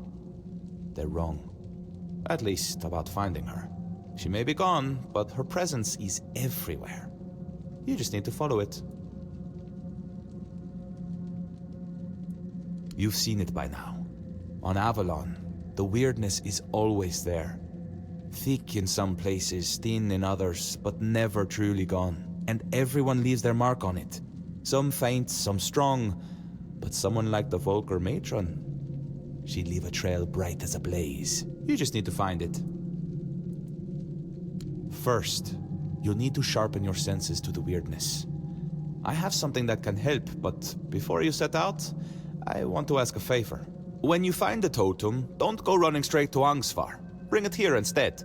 If a new matron takes her place, these doors will close to both of us forever. And I need to know what's behind them. I'll repay you, I promise. Answers and more. Excellent. I can hardly wait. Here, ether bloom. Woven with ethereal cobweb and just a hint of wolfsbane. You'll need to smoke it. Be brave.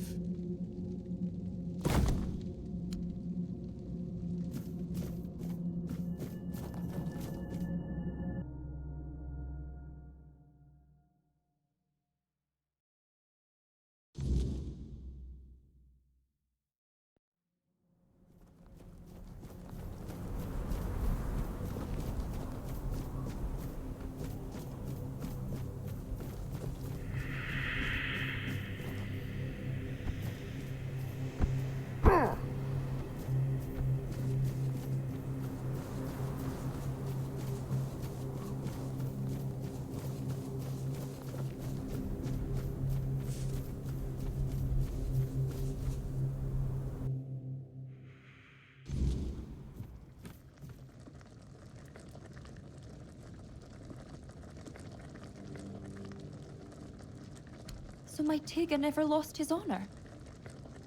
He was deceived. At least now he can rest in peace. His name no longer stained by madness.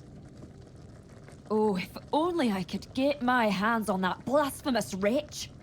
Tell me, who is she? Have you killed her?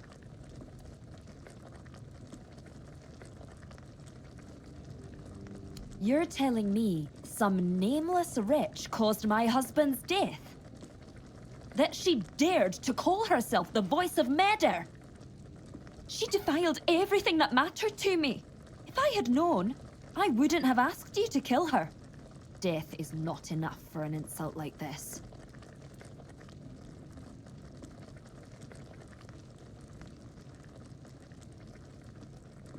So now it's my fault? You're saying Tega's death is on me? I appreciate what you've done for him, but I won't stand here and be insulted in my own home. Get out before I lose my temper.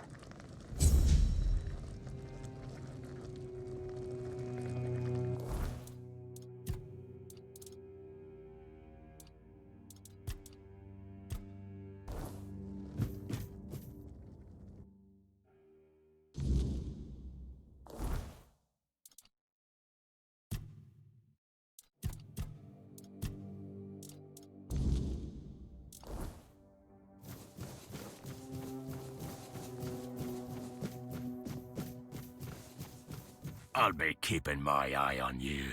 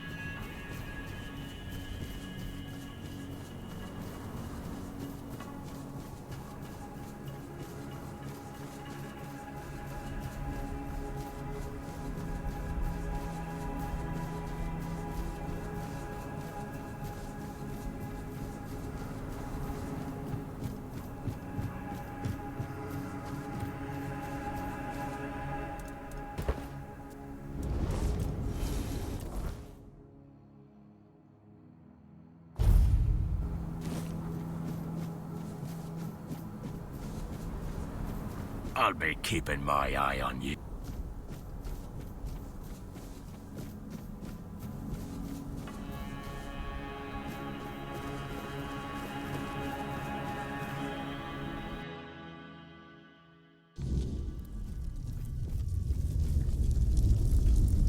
With our luck, it couldn't have ended any other way. But the totem, was it with her? If so, we can at least name her successor. Could it be that Mother is finally smiling upon us? Thank you. Feels like seeing the first light of dawn after a night that refused to end. But this isn't the end of our misfortunes. Elspeth, the girl chosen to be the next matron, took her own life today.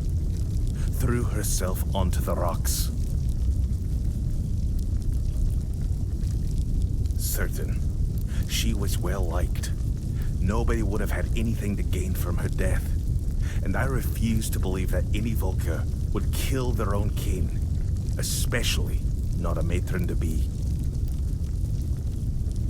We need a matron, and if she won't name one, I'll have to do it myself. It goes against tradition, but I don't have a choice. Maybe you should check Elspeth's hut. See if she left any notes or hints about who should follow her.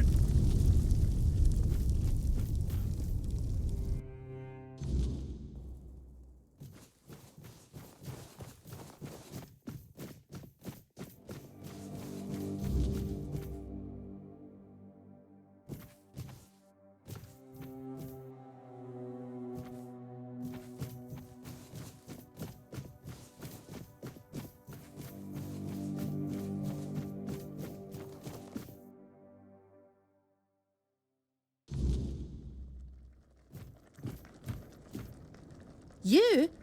What are you doing here? Haven't you done enough? You're the reason Elspeth is dead now. If you hadn't pried into Volker business, she'd still be here. You brought back the matron's totem. We hoped it would stay lost forever. But now the doors are open again and Elspeth's worst fears have come true. No. Frigg had chosen Elspeth's mother as her successor, but then Frigg disappeared and Elspeth's mother fell ill. Everyone feared that even if the totem was found, we'd be left without a matron. On her deathbed, Elspeth's mother named Elspeth as her successor. She never wanted it. But you don't refuse your dying mother, do you? We thought the tribe would eventually move on, find new ways to worship Mather, and leave this madness behind. But then you showed up.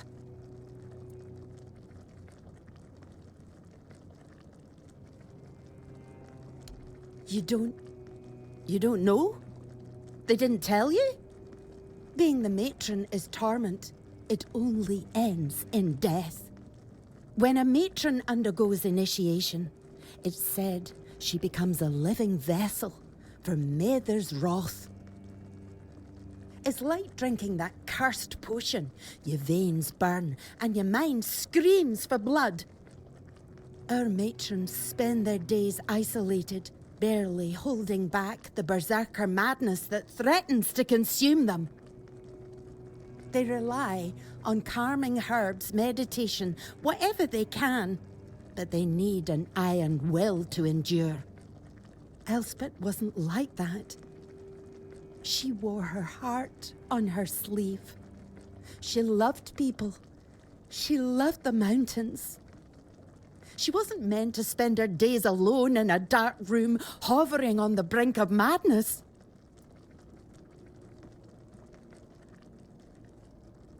And bring down the wrath of the entire tribe on us both?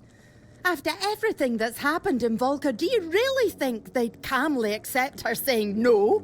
They wouldn't care about our plans for the future. Plans that don't involve Elspeth being stuck in the temple forever. To them, it's an honor. This entire tribe is worthless. They all see themselves as Mather's chosen, yet they act like sheep who can't survive without a herding dog. Yeah, me too. Now you see why we don't like outsiders prying into our business. Here, Elspeth left this letter for you. I found it among her things. She must have written it when word got out that you were looking for Frigg. Take it and go. There's nothing left for you here.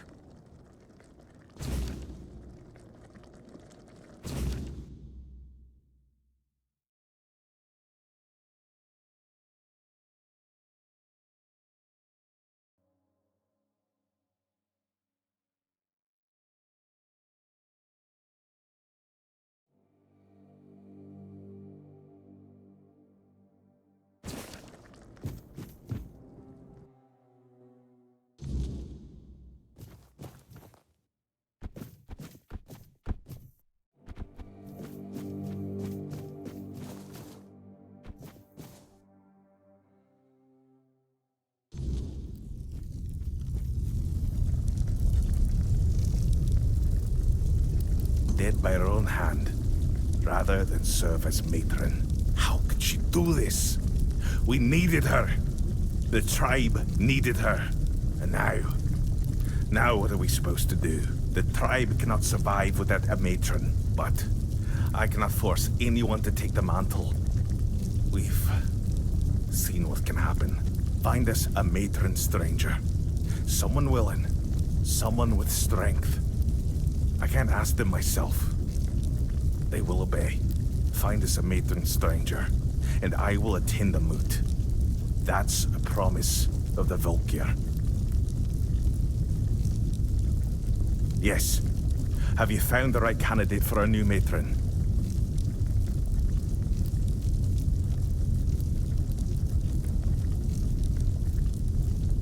Of course you'd suggest Helmi. I'm just a bit concerned about her temper. If the moot goes Gurfhan's way, I'd rather that fire be directed at our enemies. Still, she's always been devoted. Maybe you're right. Maybe she does deserve this after all this time. I'll talk to her. If I can get a word in edgewise. And I remember my promise. I will attend the moot. There aren't many of us left. But it's time we reclaim our honor. Mother is with us again. And we'll make those Camelot dogs fear her wrath. And if this is the end of us, well, at least we'll fall as true Volker.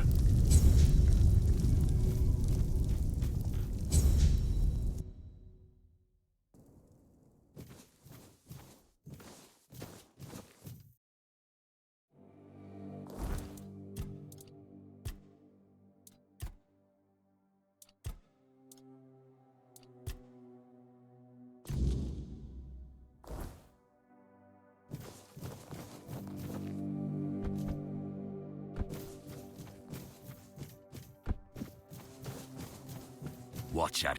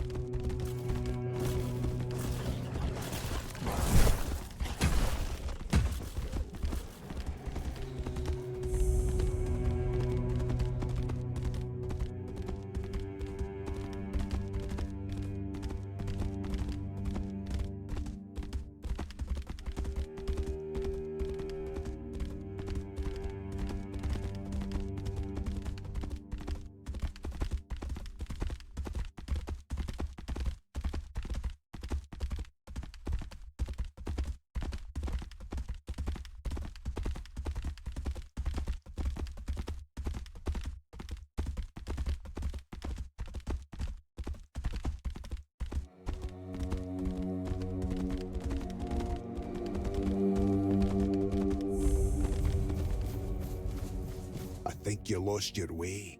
Turn back and be on your way. This is the village of the Sveinn Tribe. Whatever you're looking for, you won't find it here. Then maybe you'll find something, especially since you have the seal and all. What's the message? I doubt the chieftain has time for that right now, but you could deliver the message if he even agrees to see it. The path is open, but don't stay too long.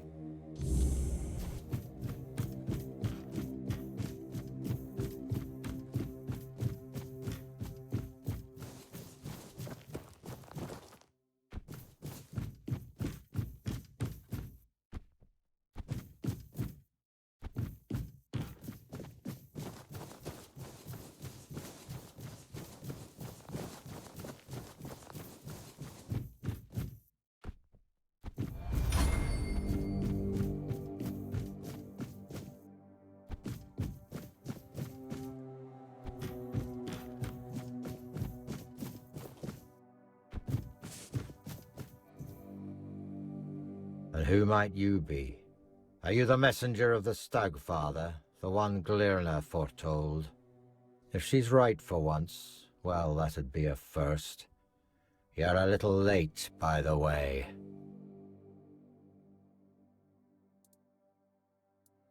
Can't you see? I won't speak of it further. Not with outsiders.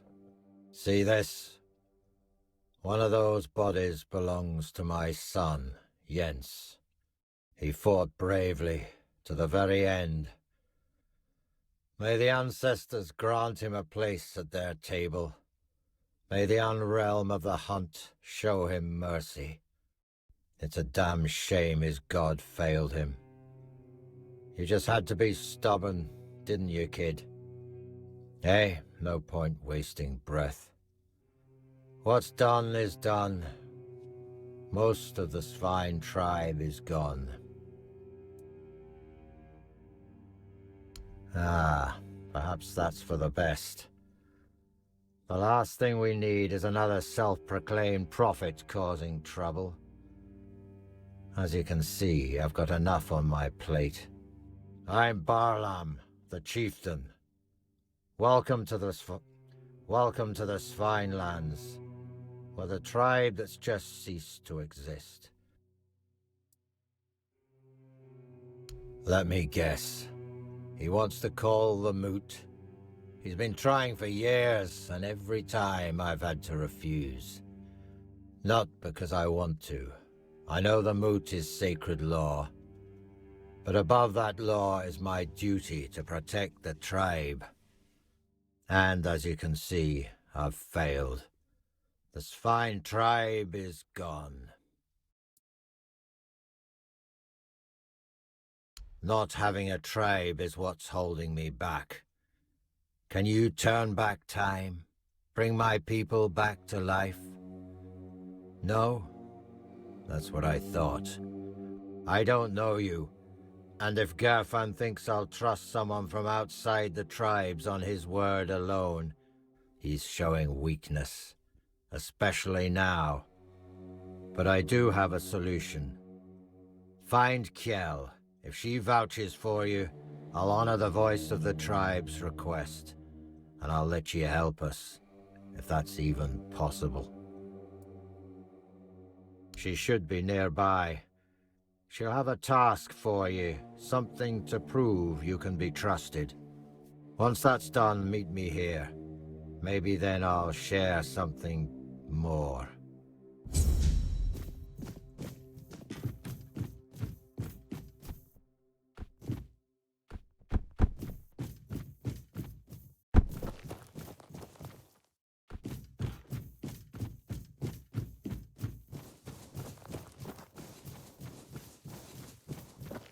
You picked a damned bad time to show your face here. Outsiders in the village are rarely good news. But now, after what happened, don't you think we have enough trouble without you?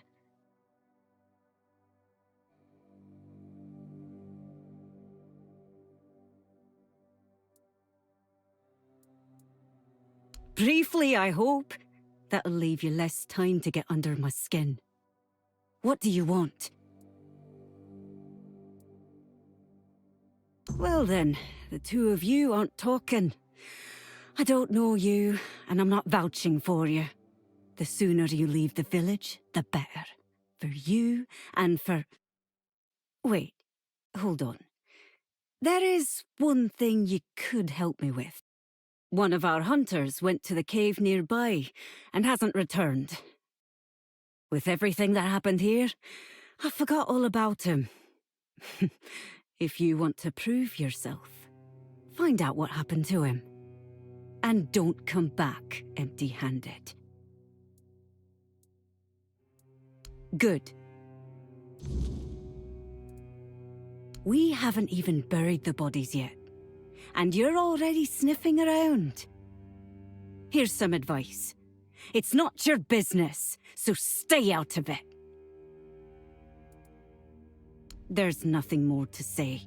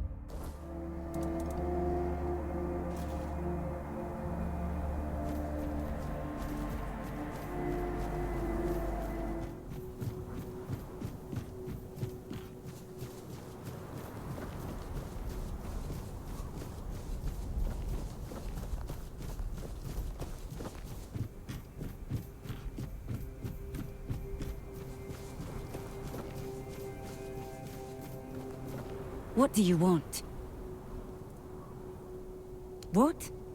You went to the bottomless cave? And you made it out alive? That's impossible! It would have torn you apart in an instant.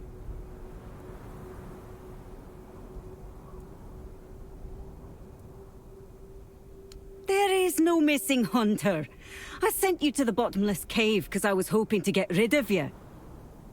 But now that you managed to make it out alive, I have to admit I'm impressed.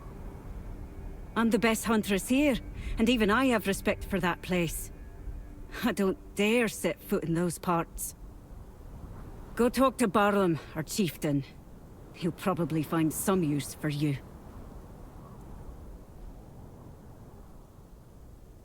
These are Sveinn lands.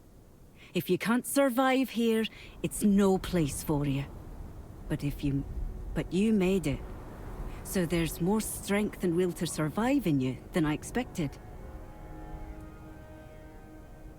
I can't tell you more than that. Barlam will decide what you need to know. You'd best be on your way.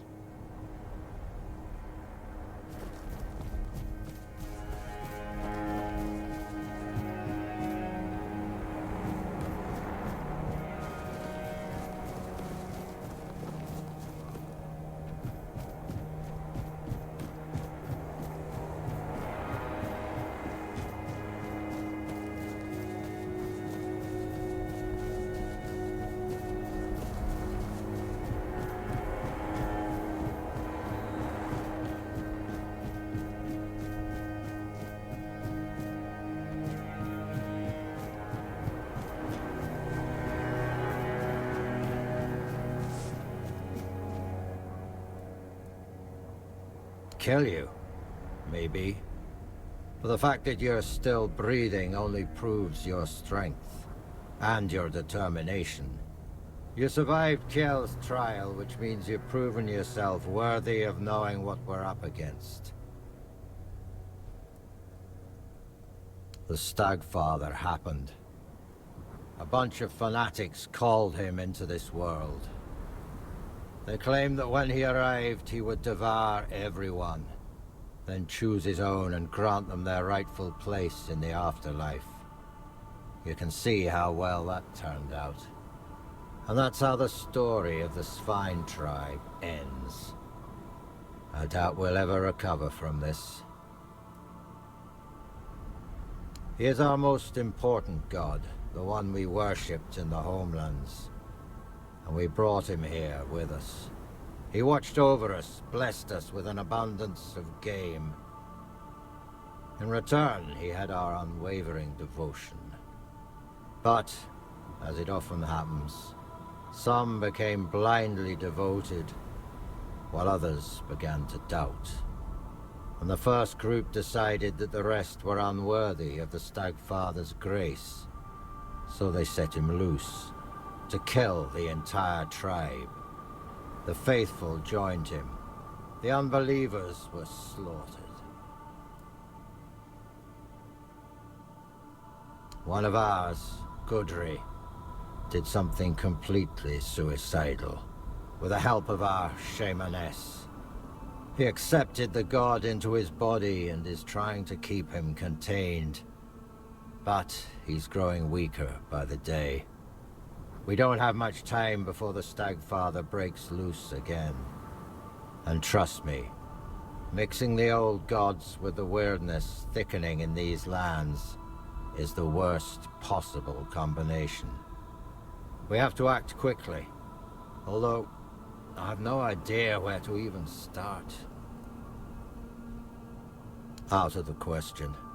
If we don't deal with the Stagfather, what happened here will happen to the rest of the Forlorn Swords. And the only thing that's happened so far is you proving you don't bow to fear, and that you know how to handle a weapon. Now, I need someone willing to help the Sveinn Tribe.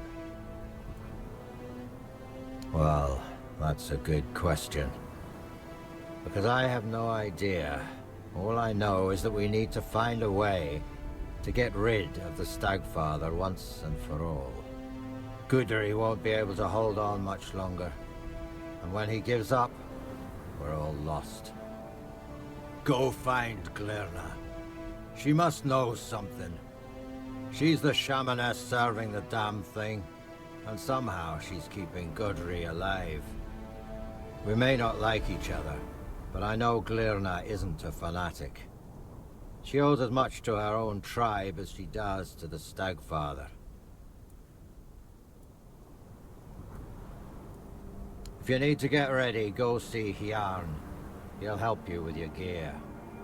There's still the cook, Sagar. You could talk to him too. You can sleep in any of the empty houses. I'm sure their previous owners won't mind. Glirma is our old soothsayer. Very old. When I was a kid, that hag was already as wrinkled as an apple, forgotten in the storehouse for 3 winters. When I was a kid, that hag was already as wrinkled as an apple, forgotten in the storehouse for 3 winters.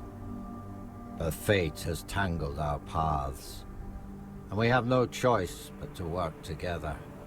The fate of the tribe is more important than our petty squabbles.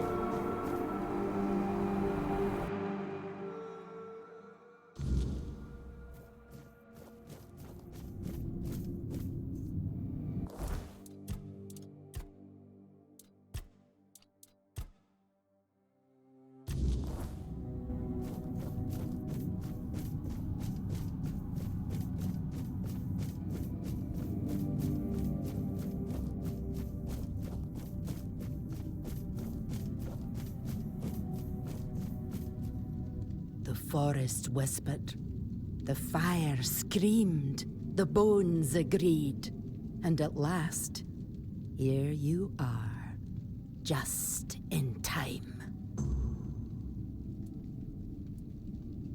The horned god told me, before hatred blinded him. He said your paths would cross, that you would bring redemption or ruin. In my dreams, I hear the crack of seals and snapping bones. The horned god, cursed with pain and blood, tears at the bonds I used to bind him. The earth trembles with his fury. Can you feel it? Soon, he will break free. And then we shall pay for calling him with blood. Not faith. He cannot be healed. He will not forgive us. But I can try to keep him bound by will, by bone, and by blood. To do that, I need a fragment of his original self. The first trophy. The skull of the first stag ever hunted and offered in sacrifice to the horned god. It will remind him of who he once was. Bind his essence to the first offering, one made out of reverence, not fear. It may hold him in the unrealm of the hunt, long enough for me to complete the rite that will seal him there. It's hidden, tied to the places where we once worshipped the horned god. 3 shrines, as old as the forest itself. But now, they must be destroyed. Each one...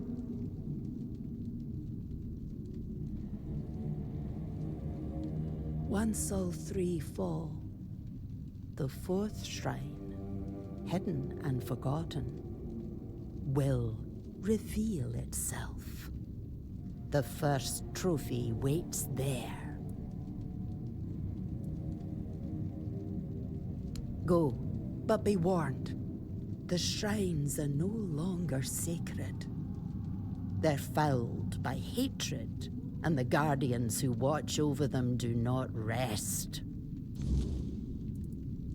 Until we meet again.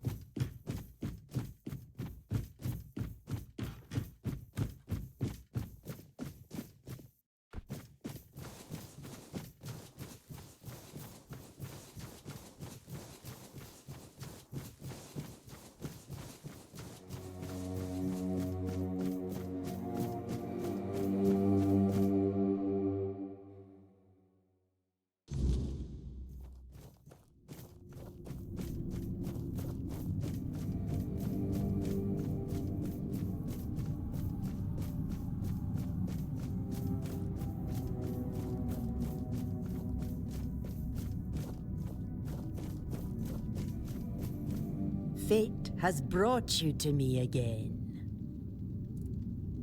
I knew you'd succeed. Fire and bone do not lie. There's no time left, child. The Horned God is tearing Gudri's body apart, and his fury fills the air. Soon, his essence will break loose and devour everything in its path. I must begin the ritual. But I fear he may be too blinded by rage and pain to see the first trophy as anything more than bone and memory.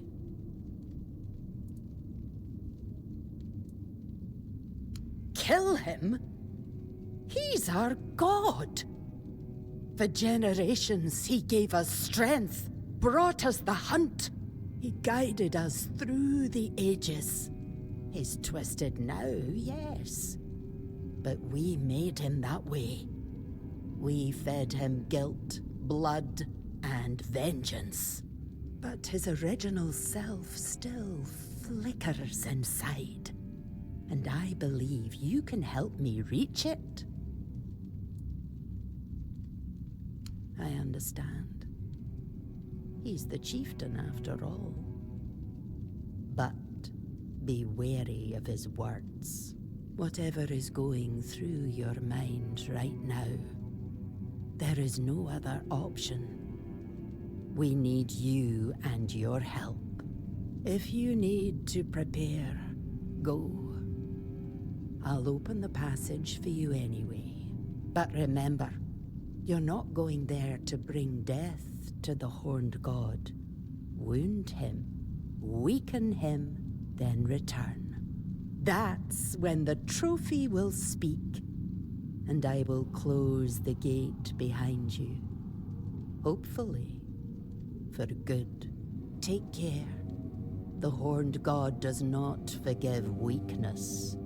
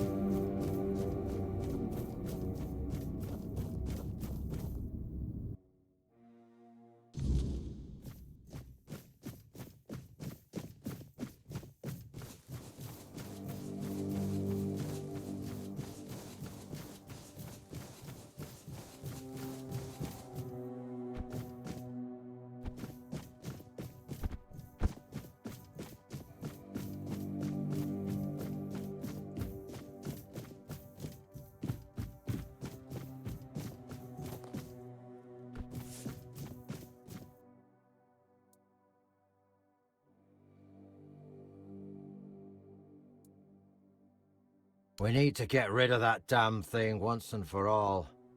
Even if it means the woods stay empty and the hunt runs dry. I won't let my people live in fear anymore. For too long, my predecessors let that old witch manipulate them. Gudri must die, and when he does, the Stagfather will show himself. That's when we'll strike and kill him.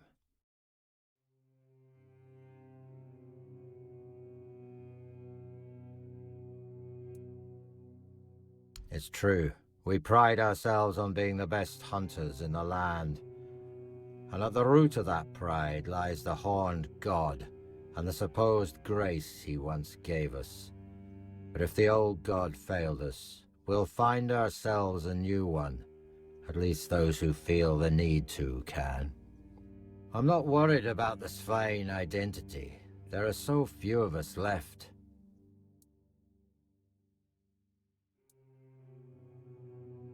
Hard not to believe in something you saw with your own eyes. And now that I've seen what he's capable of, I know there's no place for him in Avalon. We made a mistake keeping him alive with our faith. If we manage to rebuild the tribe, we'll do things differently. We might not be the greatest hunters anymore, but at least we'd be alive. Besides, no one can take our skills away from us. Not on my own, of course. I need your help. From what I understand, the fight has to take place in 2 realms. And I already know you can walk that unrealm of the hunt, as Glirna calls it. You'll kill the Stagfather in that realm, and my people and I will take care of whatever appears on this side. We need to break free from this curse once and for all. Do this for me, and the full strength of the Sveinn will stand with the voice of the tribes. It won't. We know too much already, and that's thanks to you. I won't lie, your fight will be the toughest. But you've faced worse before, haven't you? Let me know when you're ready. It's time to end this madness once and for all.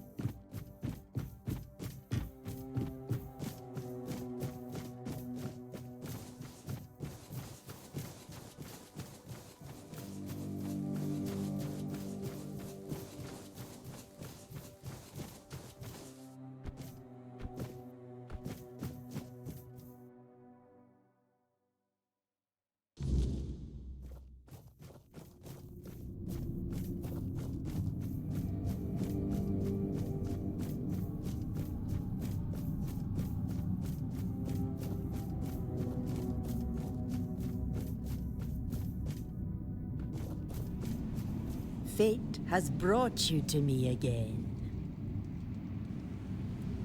Fall.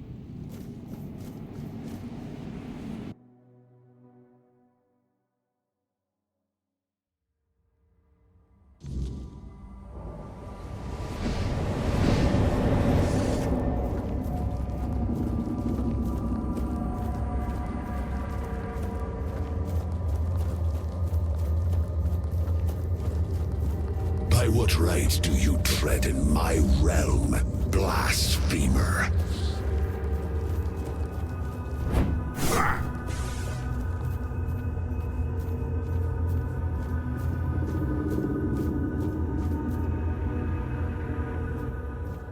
Who dare stand before me unbidden?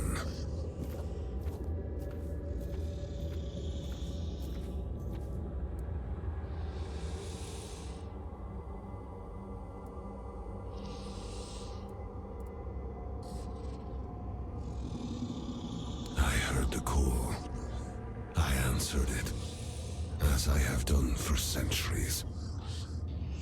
And the moment I stepped beyond my realm, the weirdness consumed me. The hunt that began then was unlike the hunts I behold through the eyes of my followers.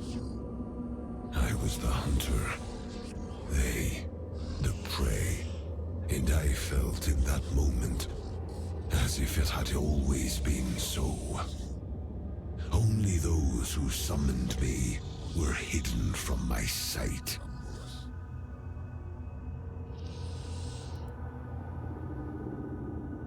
The Sveinn owe me obedience. Such is the law of nature, eternal and binding. It is they who gave me form through their faith. Without me, the Sveinn are no more.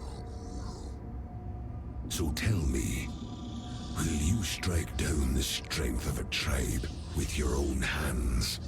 Or will you spare them what they are?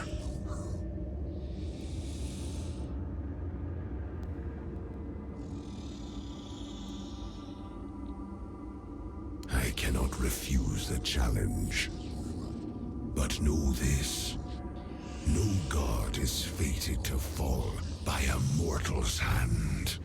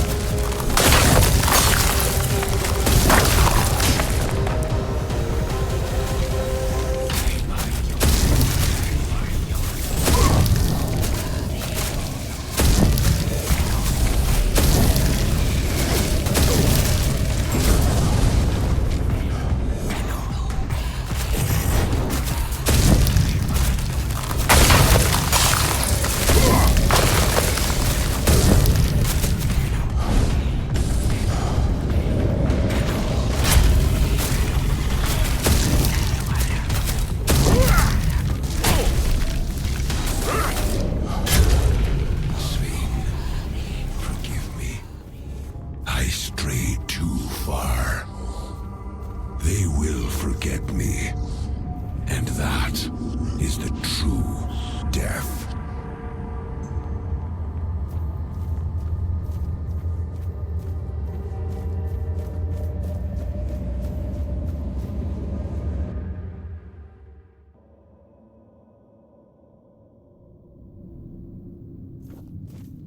You killed him.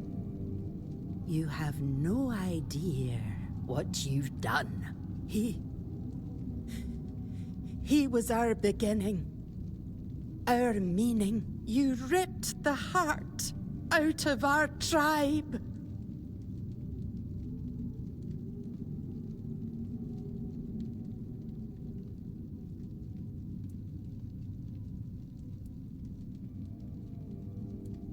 You speak with Barlam's foolish tongue, thinking a god is something you pick like a winter cloak. The horned god was with us from the beginning.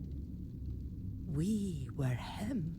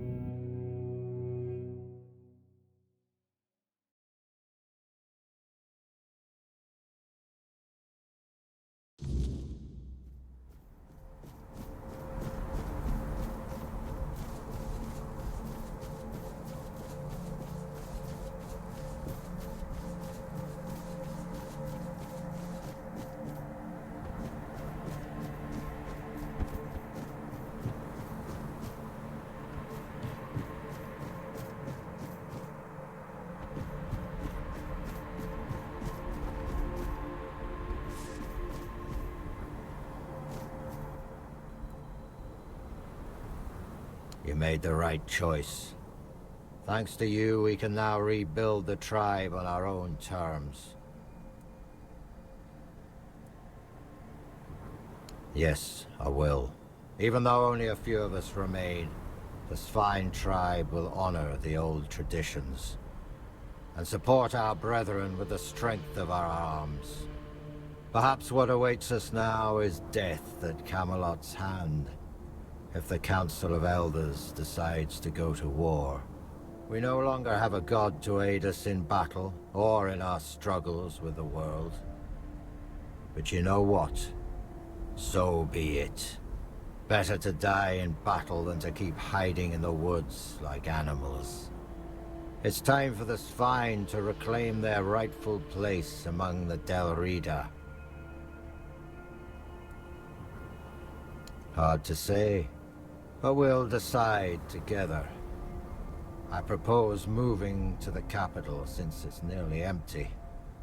We can hunt anywhere, and this place, it'll always remind us of the massacre the Stagfather and his fanatics brought upon us. I believe it's time we stepped out of the shadows and tried to unite with the other tribes.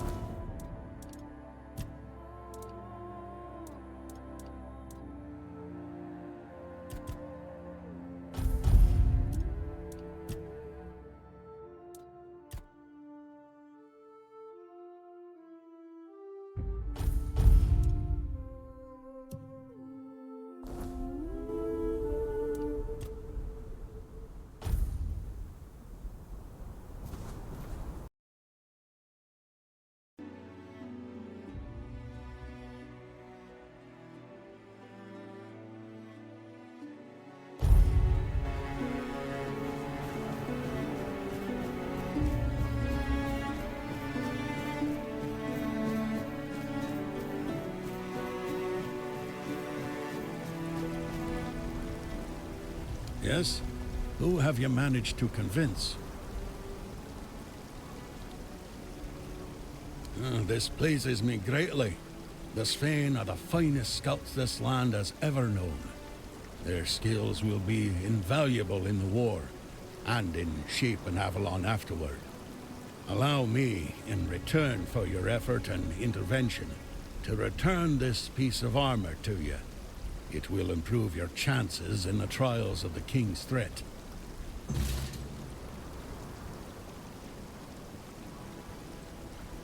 Could it be that the Volker have uncovered the truth about Mother? Unbelievable. Of all the tribes, I thought the Volker would be the least likely to show. Take these pieces of the King's armor, once guarded by the Volker. A gift in return for the help you gave them. May they serve you well in the King's threat. Go now, my king, and reclaim your crown. All the tribes can do now is patiently wait for your return.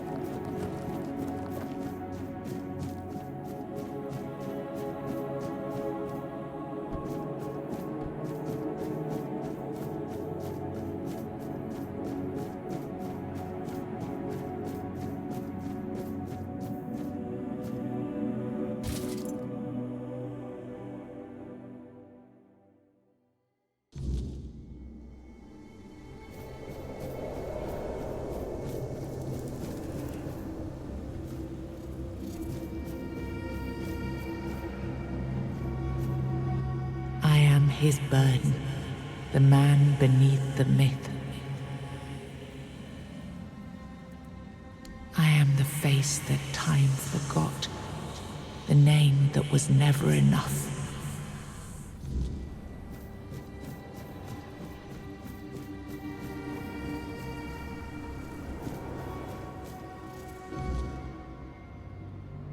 First, you used these people to win yourself a kingdom, and now you herded them here under threat of being stomped to death by giants if they leave or disobey. After all that they've gone through, all that they've done, all that they've suffered, this is how you intend to repay them? No kingdom will stand with people like them within its borders. They would have to change their ways. The Del Rita are not ready for this. You know this. You did worse than all of them combined, and you are the one responsible for all they've done so far. They fought for your name and under your banners. Does this mean you're not fit to be a king? Not ready to have a kingdom? I left the heritage of Pendragon behind me. I severed the ties between myself and my tribe. I lost all that tied me to the past when I became king. I set a new path for myself. They are not ready to do that. Bullshit! You forced them to go against their sacred traditions. You destroyed their identities. They betrayed their comrades because you ordered them to. They kidnapped the children of the giants because you told them to do it. Everything they did was so that you could win this war. And now what? You're going to punish them for being your best, fiercest soldiers, most loyal of your men? This is not... Oh, stop with your excuses already! You broke them, and now you're abandoning them to starve or freeze to death in these damned lands. This kingdom needs to be built on peace, Caradoc. Letting them live among merchants, lords, and ladies in Camelot or Timberwall. How would that go? Exactly as anyone would expect it to go. So we would end up with a civil war. Right after we won the war that almost annihilated us all. Oh, damn you. I've had enough. I stood by you through everything. Even what you did to me. To Sewal. I let it all slide. I told myself it was for something. For a noble cause. But this is where I draw the line. I renounce my oaths, and I'm walking away. Put a blade in my back if that helps you sleep. I don't care. Not anymore.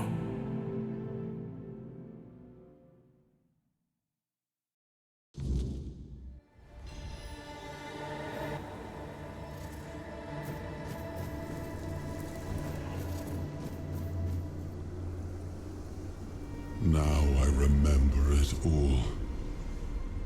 I left the best of my people here. I betrayed their loyalty. And for what? Everything.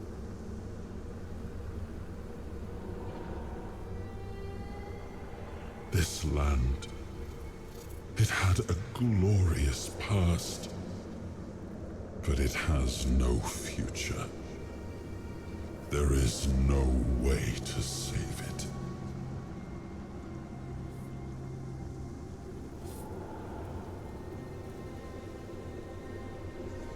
I know. I see it now. And it was my decision that cost them the ability to grow and change. I may have been right about the diagnosis. Now I see I could have been wrong about the cure. The tribes helped us win the war. They were fearless and followed every order. They were the most loyal of all.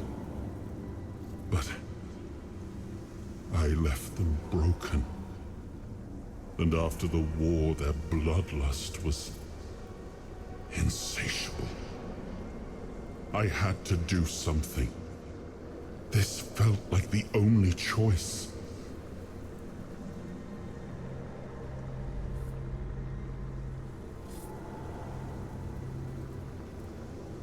the giants sided with our enemy. We had to find a way to remove them from the equation. So, under cover of night, the tribes stole their children. I told the giants their offspring were our hostages, and that we would slaughter them if they refused to bend the knee. One of the most humiliating moments of that whole war, both for me and for the Del Rita.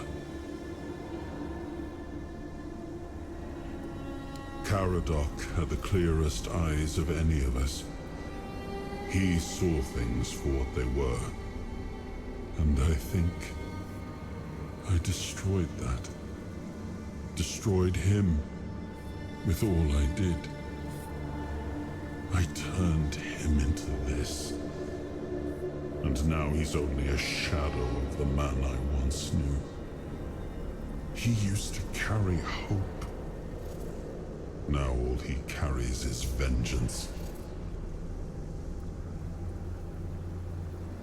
I come from the Pendragon bloodline, a heritage drenched in as much blood as that of the Del Rita.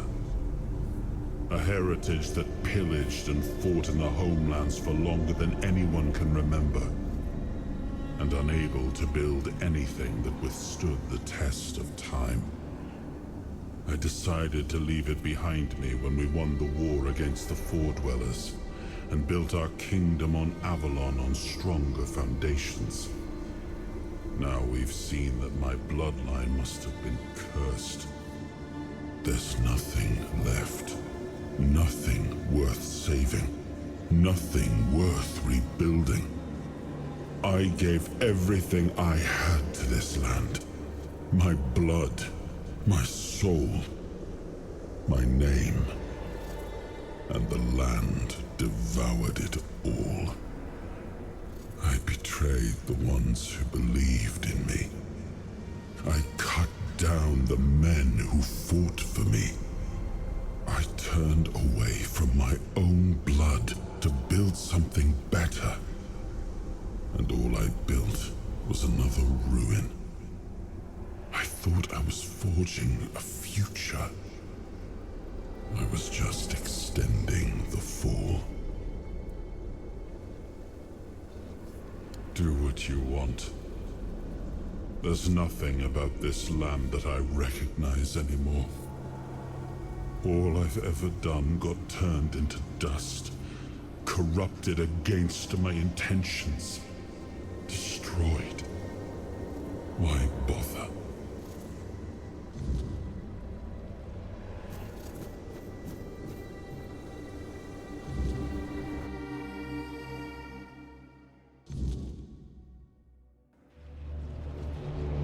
Once and future king, you return. Speak your will through the mortal you now inhabit. Is it time for us to awaken?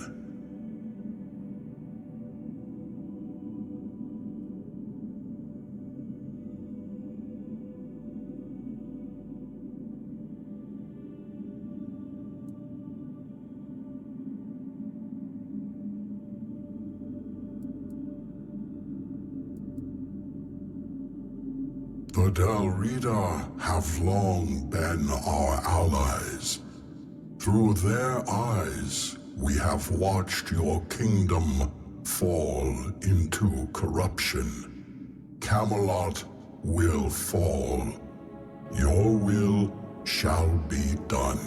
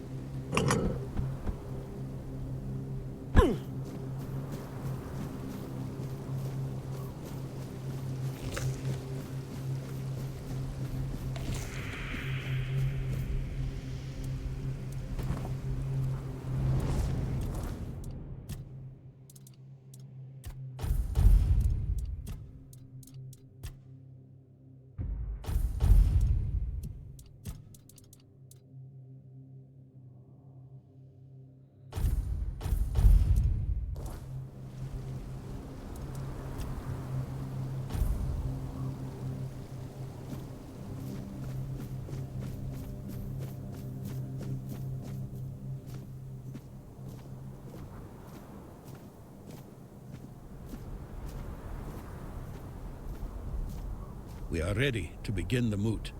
We were only waiting for your return, once and future king. You were strong enough to walk the king's thread, and you conquered it. What is your will, my king? What decision have you made regarding the giants?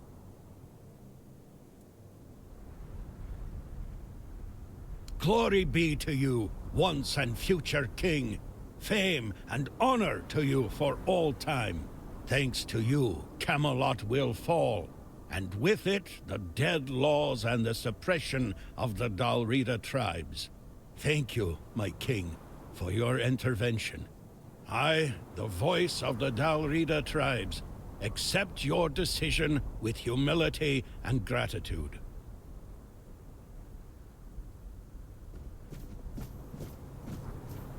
The king's decision pleases me greatly.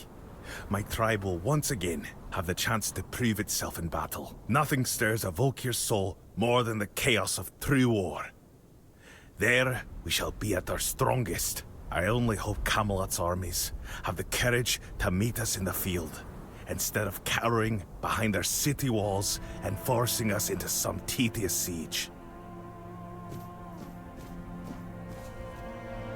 So be it. My plans to rebuild the tribe must wait.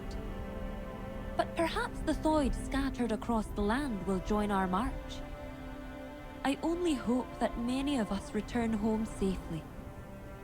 Without Thued blood, rebuilding a tribe as strong as we once were will be no easy task. The giants are marching on Camelot, and I suppose I should be glad, right? But I'm not. Not at all.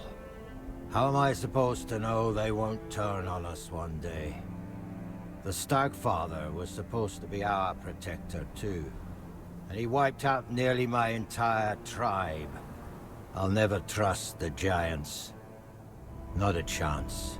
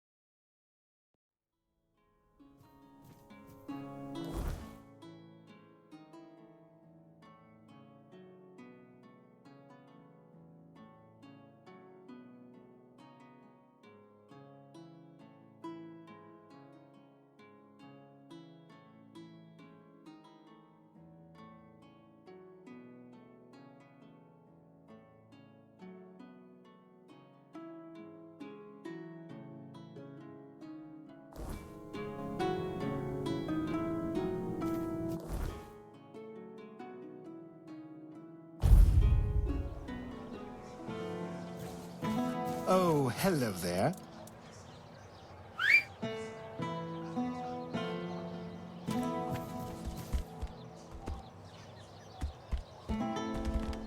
I wasn't expecting company.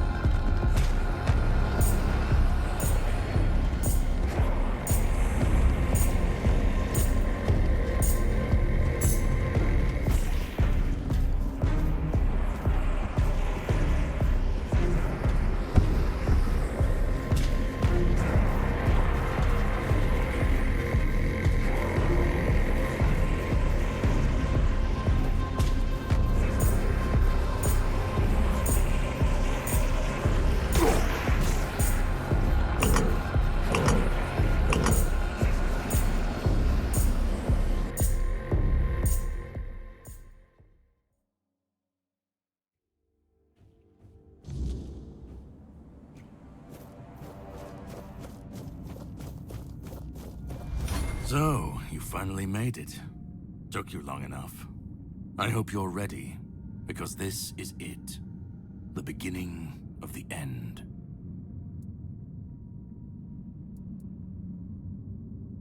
Ready to finish your journey, of course. You've come far, but every path ends somewhere. Yours ends here, in the heart of it all.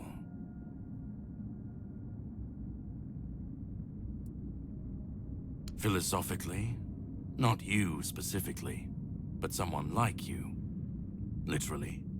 Yes, and I was getting quite bored with the wait.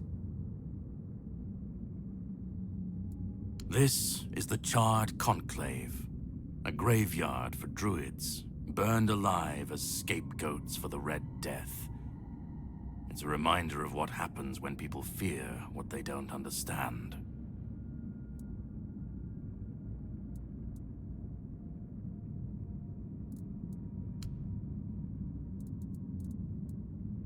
They spoke out.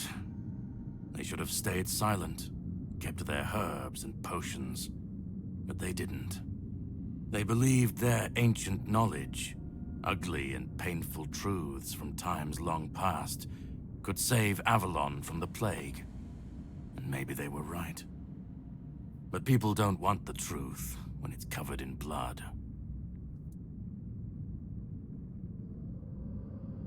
Cruel rituals, sacrifices, hard choices in search of real results. They called it wisdom, knowledge gleaned from the weirdness itself.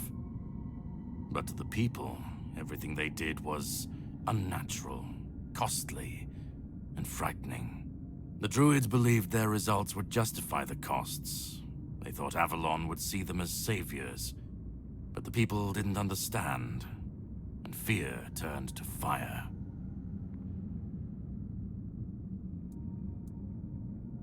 Well, the Red Church and their politicians made sure of that. The druids became a convenient enemy, a way to shift the blame and tighten their grip on power. It's always so simple, so banal, isn't it? Well, death doesn't always mean an ending. It was a sacrifice so costly, so cruel, so pointless, that it tore a rift in the fabric of this world. An ultimate wound. And so you're the closest you'll ever come to seeing the true shape of this world. To greet you, I was once where you are now. A knight with questions, searching for answers. That search led me to this place. And here I found my answers. Now it's your turn. Well, first, you're going to meet my former employer. We don't see eye to eye anymore, but we both realize that our collaboration yields results, as shown by you being here. He'll try to sugarcoat the hard truths I've been telling you from the beginning, spin them differently. Never mind. Why waste time here talking about it when you're just a step from the end? It's best if you just go forth and see for yourself. Just remember, this is the point of no return. Once you've stepped through, there's no going back. But if you've come this far, I suppose you already knew that. Go on. He's waiting for you.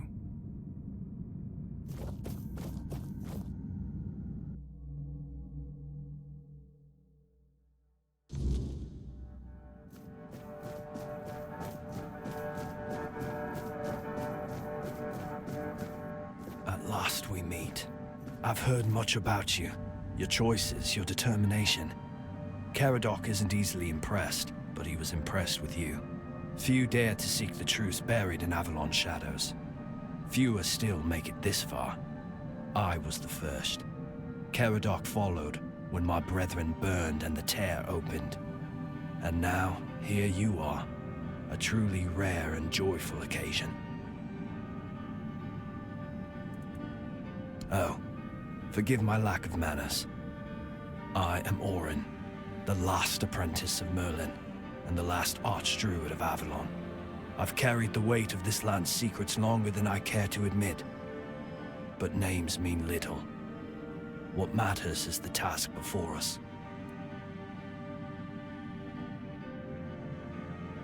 What lingers here, it's older than Avalon. Older than anything we know. What you see is the beginning of weirdness itself. Its purest form, raw potential, unshaped by anything but its lack of boundaries and limits. Beautiful, isn't it?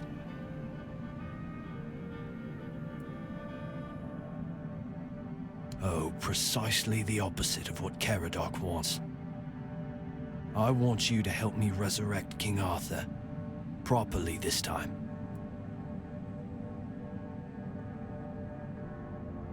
Ridiculous, I know. But yes, that's what it boils down to. At some point, we stopped seeing eye to eye and chose different paths. Ultimately, though, both our paths led to you. Yes, please let me explain. By the end of his life, Arthur became obsessed with his legacy. He left mementos, artifacts that embodied the virtues he wanted Avalon to preserve. Excalibur, a symbol of loyalty and sacrifice. The crown of Pendragon, a beacon of courage and resilience. The shield of Palamedes, wisdom and independence. But Merlin and the others didn't believe that would be enough. The memory of war and the fragility of peace was still too fresh. So they acted. When the king died, his soul wasn't allowed to move on. It was shattered, bound to those artifacts. A clever solution, but ultimately flawed.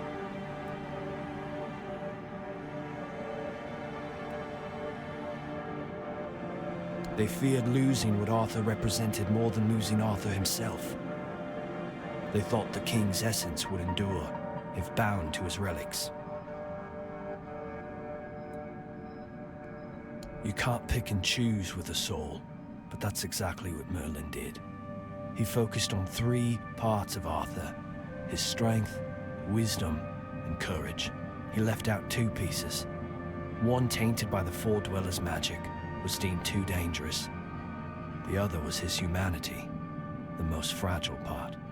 Merlin thought compassion and doubt were weaknesses, unfit for a king. Without them, Arthur became hollow. A king with power, but no heart. That way, Avalon's greatest failure was born.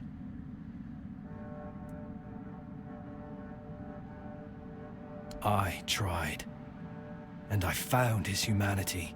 It's here, bound, kept safe.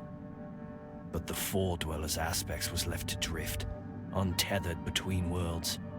Finding it needed more than magic, and needed someone like you. The horrors you endured on that island gave you something no one else has. You can move through the weirdness, touch it, and return whole. That's why you found the king's soul, bound it to yourself, and came back.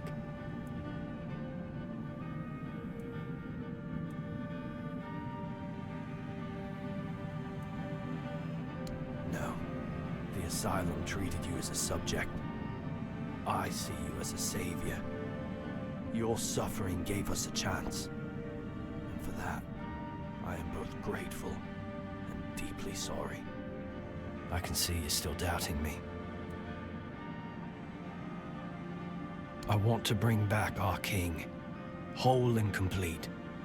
I want him to lead again and safeguard Avalon's future. It won't. This time, Arthur will be whole. A king must be more than power. He must be human. That balance is what will save Avalon. Because I've seen what happens without him. Weirdness preys on the weak, and the people are too divided to stand against it alone. Arthur is their only hope. Ever they're left without him, without guidance, chaos takes hold. Division festers. You've seen it during your journeys. If things continue this way, Avalon will tear itself apart long before weirdness finishes the job.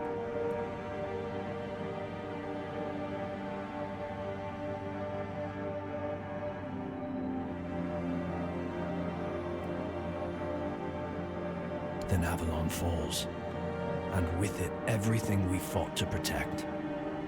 But I don't believe I'm wrong. Help me bring the king back, whole and complete. That's all I ask of you. Now you need to go further. I made my case. Please keep in mind what I told you. This is the only way for Avalon to survive.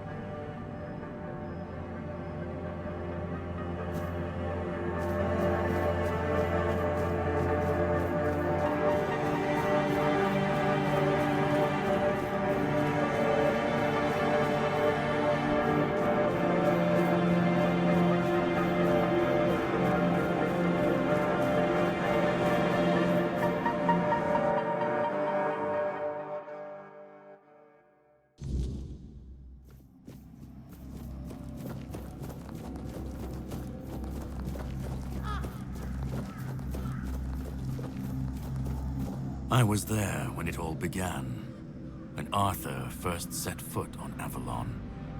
I was a knight in his army. We believed in him, in his dream, in his kingdom. And for a while, it was glorious. Every battle felt like a step closer to peace. Every sacrifice justified by the dream we shared. But then came the cost. The war crimes, the impossible decisions, the massacres, slaughters, and irrational cruelty. We turned from knights into butchers, all because his dream demanded it of us. At first I told myself it was necessary, that it was the price of building something great. But the longer it went on, the harder it was to believe. That's when I realized Arthur wasn't a god, a savior, or a king. He was just another man, no different from the rest of us. And no man should have the power to demand such sacrifices.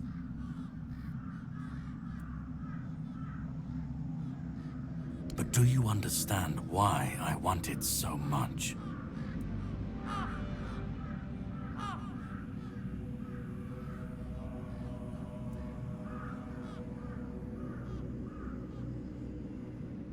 I'd like to believe that after 600 years I've moved past pettiness. You need to understand that people thought, and still think, that he was more than human. But he wasn't. He made mistakes, just like any man. And the cost of those mistakes was always paid for by others.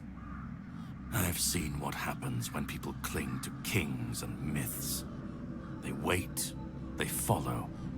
They waste their lives on promises that never meant anything. But that's not my problem.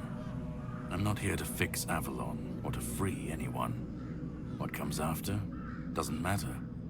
Let it all burn, let it rot, let it rebuild. I won't be here to see it.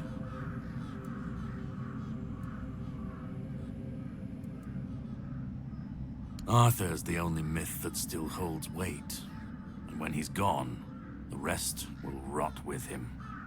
A puppet king, another empty throne, none of it will last. Maybe they'll keep pretending for a while, maybe they won't. Let them stand, let them fall. It's not my concern. If the weirdness takes them, so be it. At least it won't be another king's failure. Another lie propping up a dying world. It'll just be what it is.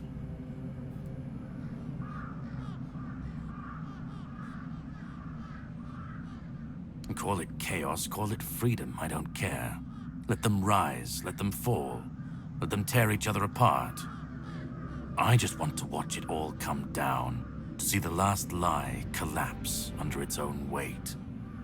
What comes after? That's for the ones still standing to figure out.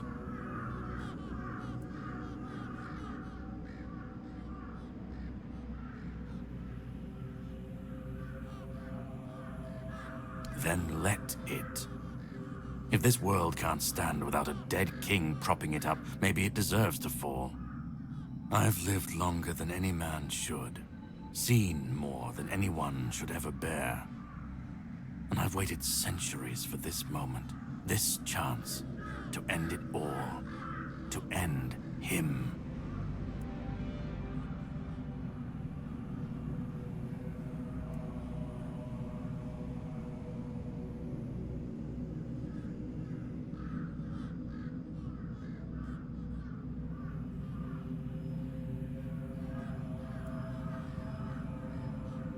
Orrin's a druid. That's what they do. They believe. They believe in myths, in symbols, and some of them believe in saving Avalon.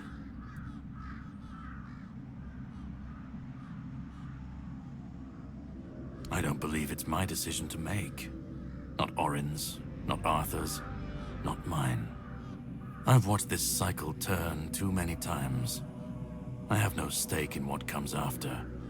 Only in making sure this nightmare finally ends.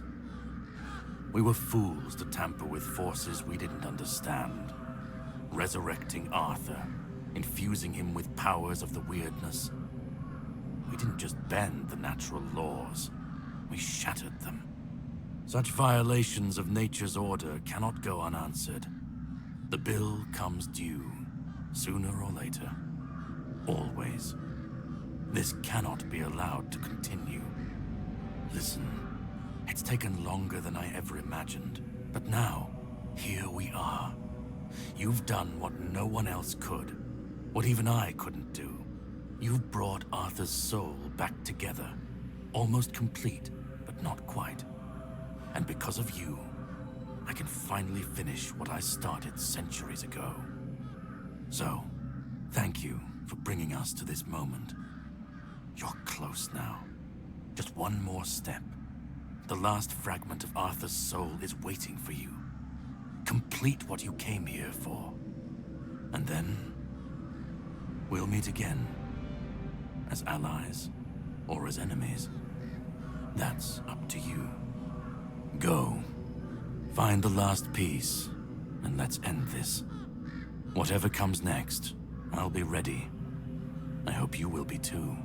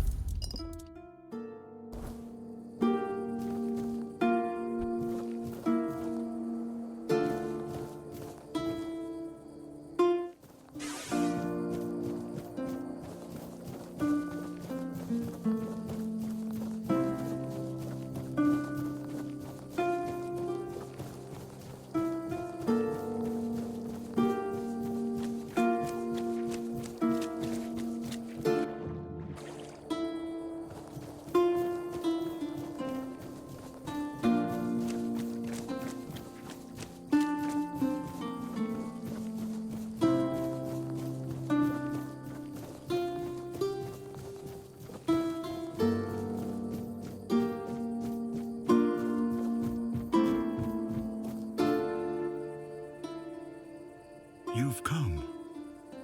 The one who carries what's left of me. Please, don't come any closer. Don't force me to think about coming back again. Just let me finally die.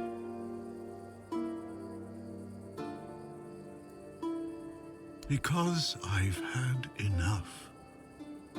Enough of being torn apart and stitched back together. Enough of being used, shaped, and forced to be something I'm not. Do you know what it is like to be a king of nothing? To see the people you swore to protect suffer because of your choices? Or worse, in your name. I've seen towns burnt to the ground, families destroyed, all because someone thought it would serve the greater good. And they called it loyalty. They called it justice. I've been dragged through every dream, every lie they've built around me. And I'm tired. Tired of the weight, of the expectations, of all of it. And most of all, I'm tired of failing.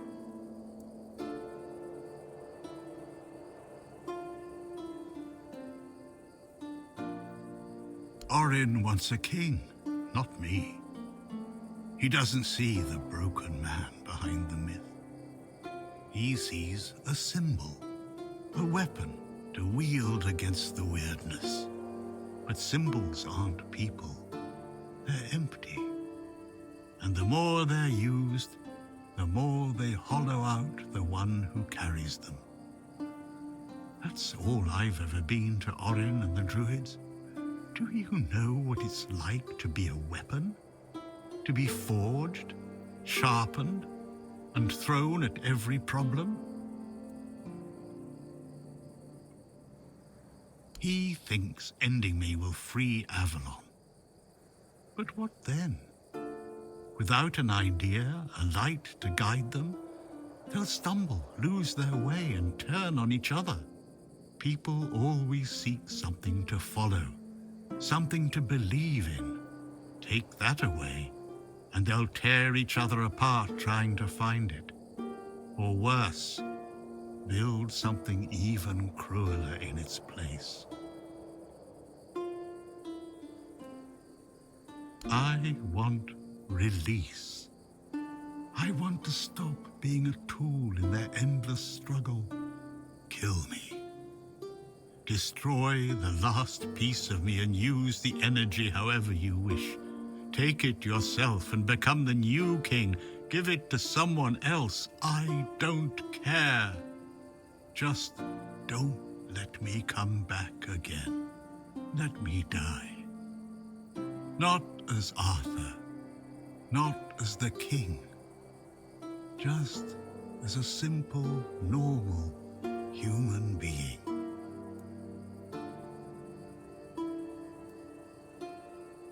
Isn't that what you've been doing all along?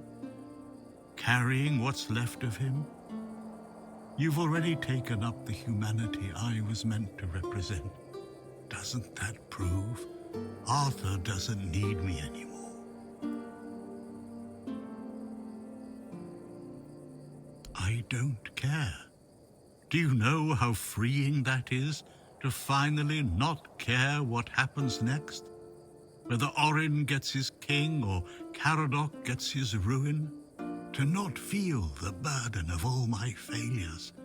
To not see my memory tarnished, my plans, goals, and ambitions dragged through the mud? To not see the suffering my name causes? No more deaths in my shadow. No more kingdoms built on my bones.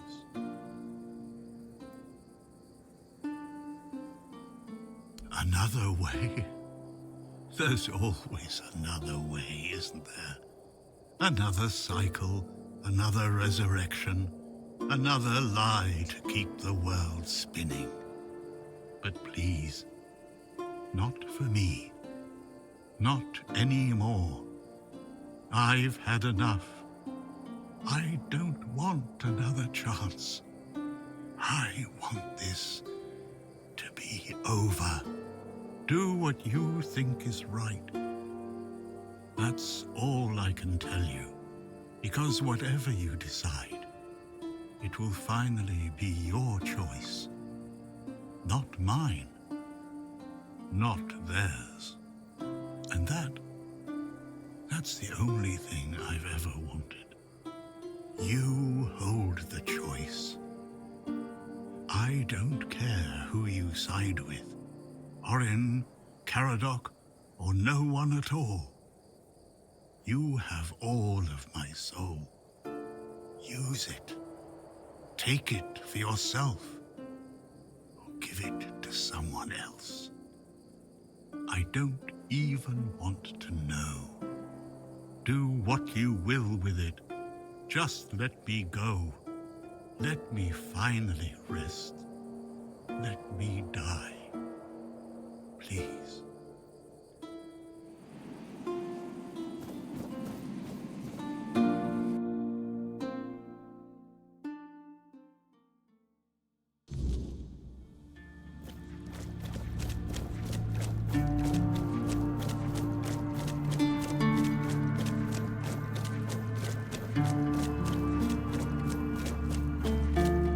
Help me bring the king back, whole and complete. That's all I ask of you. Now you need to go further. I made my case. Please keep in mind what I told you. This is the only way for Avalon to survive.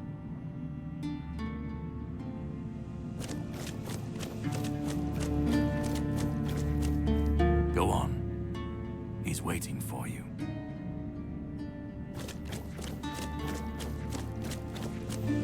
Let me go. Let me finally rest.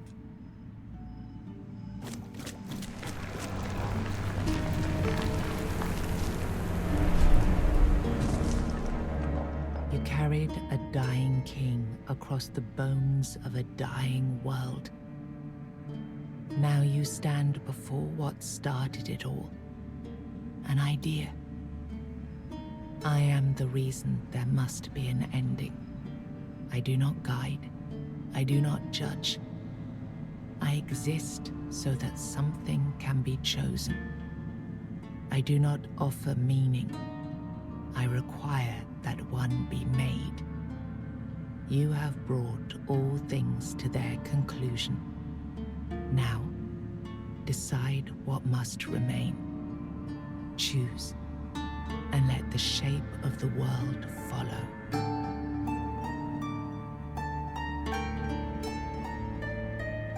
You will vanish into the story you chose to restore.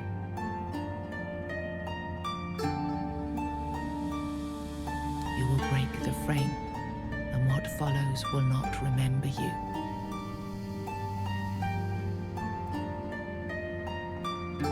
You will be seen. You will be followed. You will be blamed.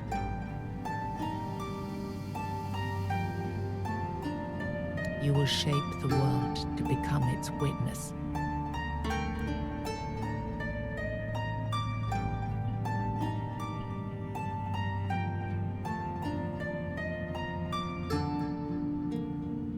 Who do you have in mind?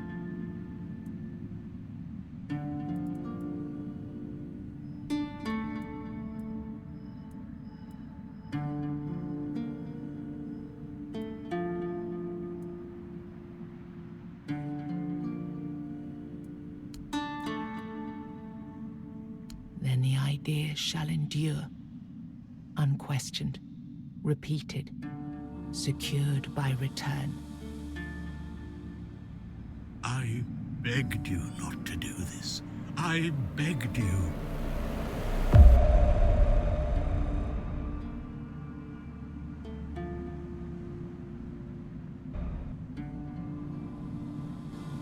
No, I won't let this happen.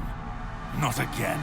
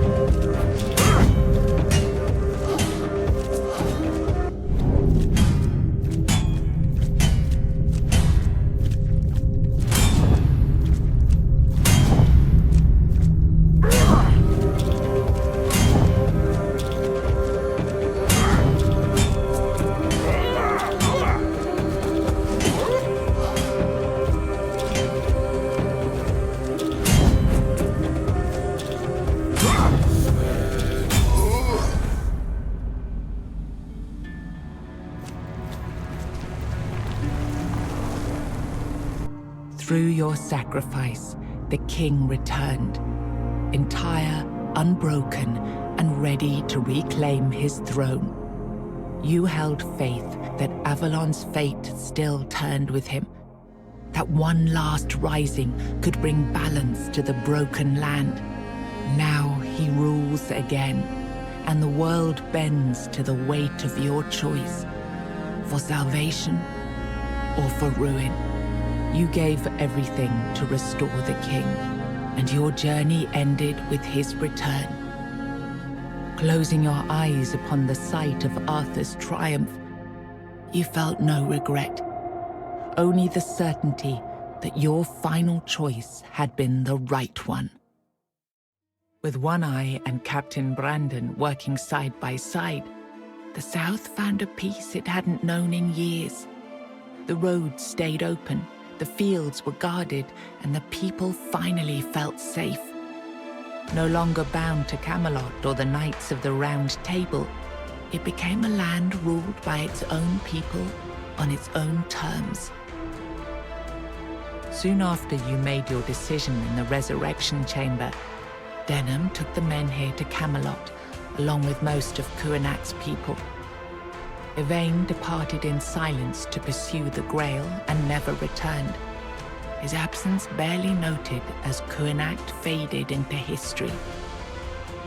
You awakened the giants, and with them at their side, the Dal Rita conquered Camelot. As the capital fell, the customs of the tribe spread across Avalon. Not everyone welcomed them, but the change had already taken root. Firgas was named the new Galahad the Loyal. With One Eye and Brendan backed by the Dal Rita of the Forlorn Swords, he saw that the South's alliance was strong enough to stand on its own. He urged Camelot to leave the South in peace and turned his attention to securing the rest of Avalon. The captain led the South to independence, breaking all ties with Camelot. Under his rule, the Horns of the South flourished. Merchants, pilgrims, and adventurers returned to the roads, and prosperity once again reached the far corners of the land. One Eye ruled the South, with the Horns of the South at his side. Over time, the Dal Rita of the Fallen Swords rallied to his banner, forging a unified force. With the South secured, he stood in a strong position to launch future conquests across Avalon. Neante left Cuanacht with Yvain, and her fate remained unknown. Yet among the people she once served, tales of her devotion and courage endured, and her name was remembered with respect. Maggot remained among the people of Cuanacht, and eventually moved with them to Camelot. There, where druids were forbidden, the community hid him in plain sight. He spent the rest of his life in secrecy, protected by those he had once helped. Ulfr chose to stay with the people of Cuanacht and later joined them on the road to Camelot. There, he became one of the community's most respected elders, valued for his wisdom and memory. Many sought him out to hear the old tales of Cuanacht, preserving the memory of a vanished home. With Helmi as the new matron, the Volker returned to their former glory with renewed ferocity, their berserkers filled with an aggression that stirred quiet fear among the other tribes. Among the united tribes of the Dal Rita, the Volker were treated with equal parts awe and mistrust, seeming to teeter closer and closer to madness. Ingrid turned away from the eternal sleep, choosing life over dreams.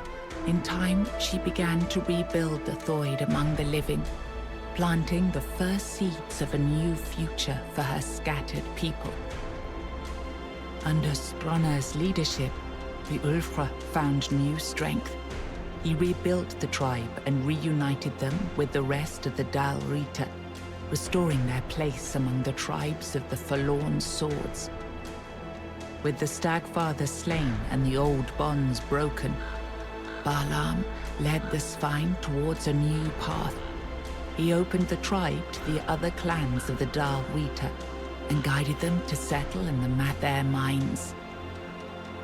After returning to Camelot, Killian lived quietly for a time. When he vanished, few asked questions.